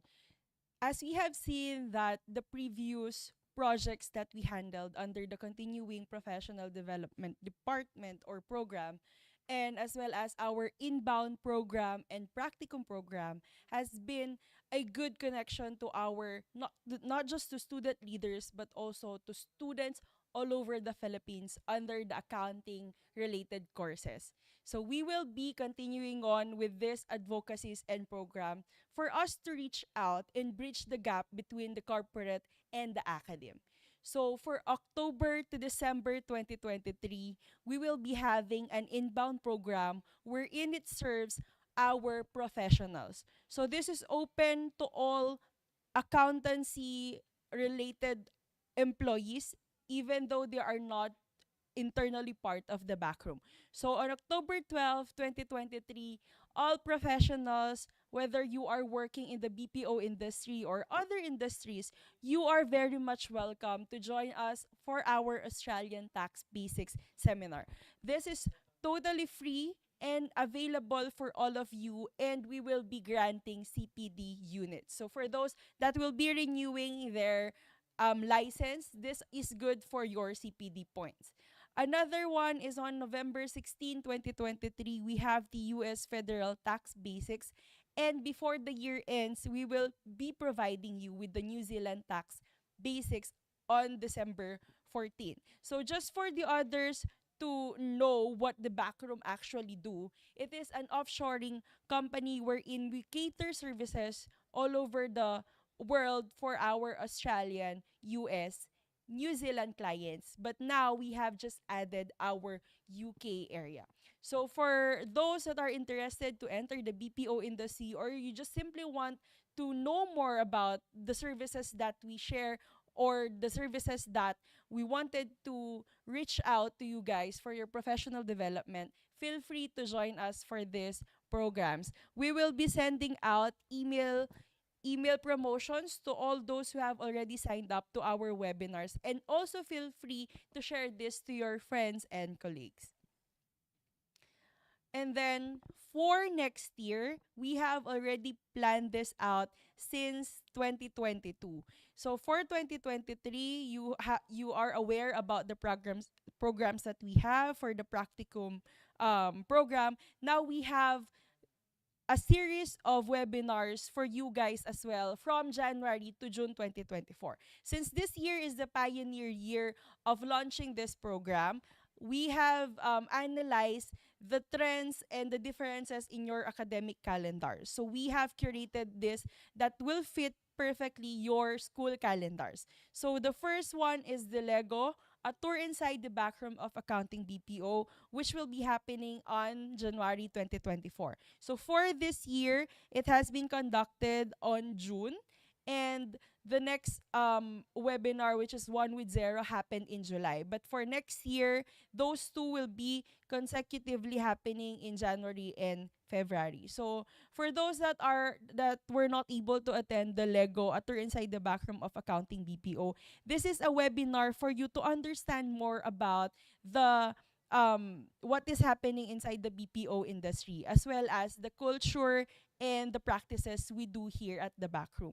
The One with Zero, Cloud Accounting Basics for International Accountants, is a webinar that will give you an introduction about the software Zero. As Backroom prides itself as promoter of Zero, which is an accounting software most popularly in Australia and New Zealand, this will be like an overview for you to understand what a software as a service really does to our industry. And then we also have the Square One, Mastering Excel Through Management Reports, which will be happening in March 2024. So we have added a couple more of webinars for you to look forward to this upcoming 2024. And next, we also have technical team. Next slide, please. Okay. So on the fourth month of the year 2024, in April, we will have the fundamentals of accounting through the eyes of a bookkeeper. So again, we will go back to basics. Since we are catering these webinars to students, we would want you to have a good foundation about all of these topics that are necessary for you to learn as your key to the BPO industry. On May 2024, considering that we are not just interacting to in the office but also to our clients abroad, we will also offer a webinar called Techniques on Effective Communication for Future Professionals. So of course, it doesn't end with technical skills. We would also provide you with what we mentioned earlier about the soft skills, and one of the TBR fundamentals is communication. This webinar will comprise and comprehensively discuss with you some of the topics that are not usually discussed in school. Okay? And lastly, on June 2024, the last of the student webinars is the Express to Impress, how to write a compelling resume and ace an interview. So now that we have already handed you the basics and the foundation of what it is like to be in the BPO industry, it is for you to decide if you wanted to join us. So if anyone who is interested to join the backroom, can I see in the group chat hashtag TBRQT, so that we will know who are our potential colleagues and future employees of the backroom. Are you still there, guys? Let me see those TBRQT. If you really wanted to join us, might as well give you the best of the takeaways for you to be able to be admitted in this company. Ayan. Thank you so much for the feedback. Okay. So, if I may just continue the webinar calendars earlier, the application for the student webinars would start at as early as January 2024. So for this year, we are supposed to be giving away 10 scholarships.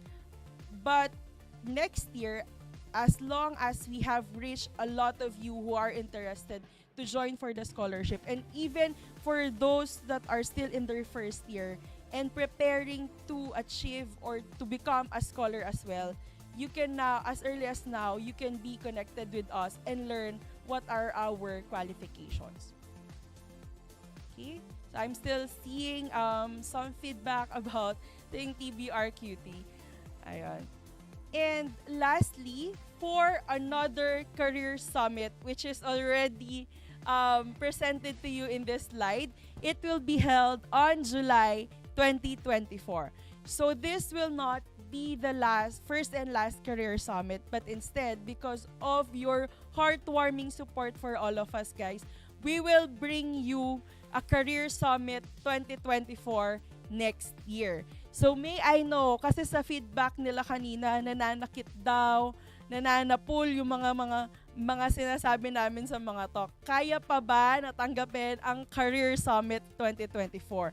For sure, next year, magiging yang mas matatapang na topics at masasabi nating mas marami tayong ma-reach out na students, all through the help of our partner organizations. So all these events will offer you opportunities to connect with us, learn with us, and grow with us as professionals. Hence, I invite every one of you to stay tuned, invite your friends, and the more that we have people who are joining us, this will be not just successful, but impactful. We can't wait to have you join us in these endeavors. Thank you so much and have a great day.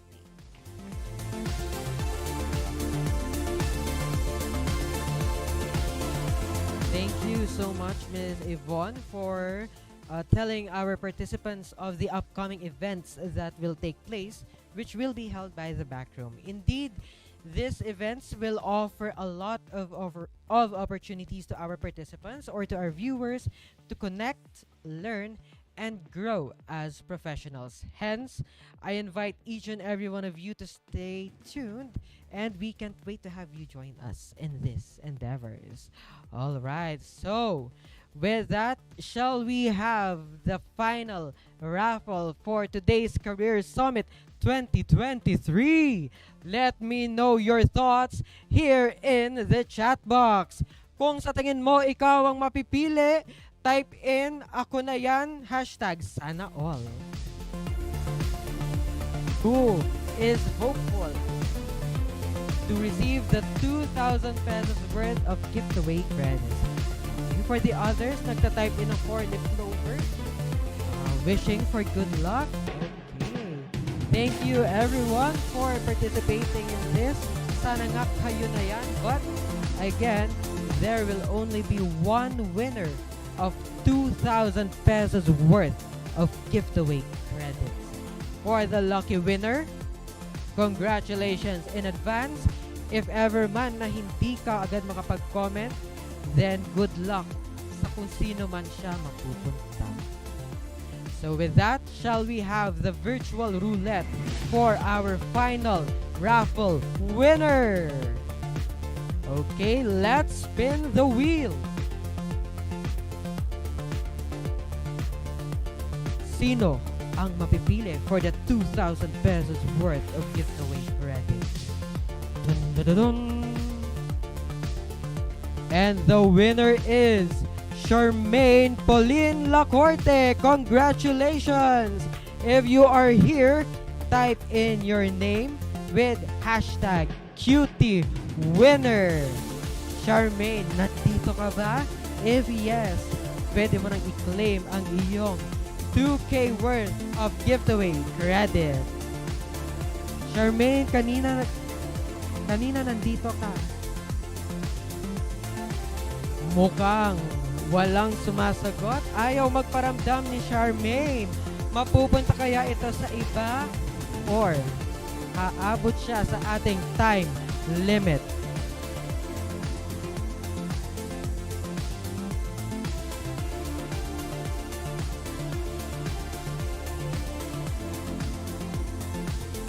All right.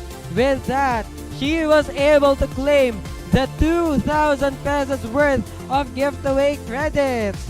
Nandyan na pala siya, Charmaine Pauline Lacorte. A lot of people here saying manahimik ka na daw, Charmaine, but syempre hindi ka magpapatinag. What is for you will surely be meant for you. Kaya congratulations, Charmaine. Ano man ang sabihin ng iba dito, gaya ng manahimik ka, still you won 2,000 pesos worth of giveaway credits. Congratulations! It has truly been an exhilarating raffle. Congratulations to our lucky winners, and thank you for participating in this event. Again, for those who have won our raffle, someone from the training team will be reaching out to you using the email address that you've provided in the registration form. Okay? Sana ako din nanalo ng 2,000 giveaway credits. Sir, baka naman. Baka naman, sir. Wala. Okay. And with that, thank you, everyone. Before we conclude this event, I would like to invite the manager of the Training and Development Department of the Back Room, Miss Laylin Limpin. Okay, good afternoon. Come on, everyone. Pwede bang ilagay natin sa chat box, #together to the top. Come on. Come on, keep on, pump in that chat box, #together to the top. Lagay mo din yung pangalan mo. Manifesting, you will be on that corporate ladder. You will be on that summit. Yan, sige, keep on coming. #together to the top. Yan, that would be your way of manifesting your career success, your great future ahead of you. Sige, come on. Come on, keep them coming. #together to the top. From Luzon, Visayas, Mindanao. Okay, so on behalf of the Training and Development Department and the Backroom Outsource Professional, we want to thank every one of you for joining us today. Thank you for spending time with us, even if virtually lang. Ramdam na ramdam namin ang presensya ninyo. Ramdam na ramdam namin yung mga suntok na tinanggap ninyo. Yung mga luha na tumulo, di ba? Sana meron pa kayong tissue. Sige, take note namin yan for next year. Magpo-provide tayo ng tissue. And we really hope so that whatever wisdom that has been imparted to you today is you will keep that in your heart and in your mind. That, as I mentioned in my speech, change starts today. Your journey starts today. Okay, so I pray that whatever your dreams, whatever your plans, they will all come true in God's perfect timing. And we pray, we hope and pray that one day, all of us, we will reach that summit of our career. We will reach that top. We will reach that dreams that we need to have. So we look forward to seeing you next year on our Career Summit 2024. If you have some Facebook posts, social media accounts, please tag us on there on your social media accounts. Use the #together to the top or #Career Summit 2023. And if you are looking forward to be part of this family, the Backroom, so our recruitment team is here to also welcome your application, and we look forward for you to be part of this family. So again, on behalf of the Backroom and all of the people here in the backstage, we want to thank you, everyone. Can I call on my teammates, the Training and Development team? Come on here on stage. Let's say some hi to our audience, and also our IT team, the one in the technical. So let's say hi to the audience. Thank you so much. Thank you, everyone. Thank you. So, again, don't forget to time out for today's event. Record your time out. The time out link is posted or pinned in the comment section. Make sure. Starbucks daw. Hindi kayo nakinig kay Ed. Okay. Okay, tara, SB! SB, tara. Pero yung mga nasa online, kanya-kanyang SB na lang. Thank you so much. Don't forget to time out, to clock out on the form provided above so we can give you your certificates. Again, let me remind everyone. Thank you, everyone. We would like to commend you for wholeheartedly participating in this year's Career Summit 2023. We will open the link. May all your endeavors be blessed as you continue on the path to leveling up your career. Once again, I am your host, Vince Guillermo Laksamana, and this is the Career Summit 2023. And see you together to the top! Together to the top! Have a great weekend! Have a great weekend! Woo! Congrats, everyone! You can now access the link. We have now opened it. Can you try it? Yan, pwede na. Open na po. Okay. So, on behalf of the Backroom, on behalf of the Training and Development Department, we want to thank everyone. God bless. Bye. Isa pa. 2, 3. Thank you. Okay, ayaw pa din ng link. Okay, let's check in on that. Use the time Because- out, not the clock in, ha? Time out. Hi, Madge. Hi. Ayaw pa din po according ni Madge. Please select the part 2 dash time out Yes, for our part 2. attendance this seminar.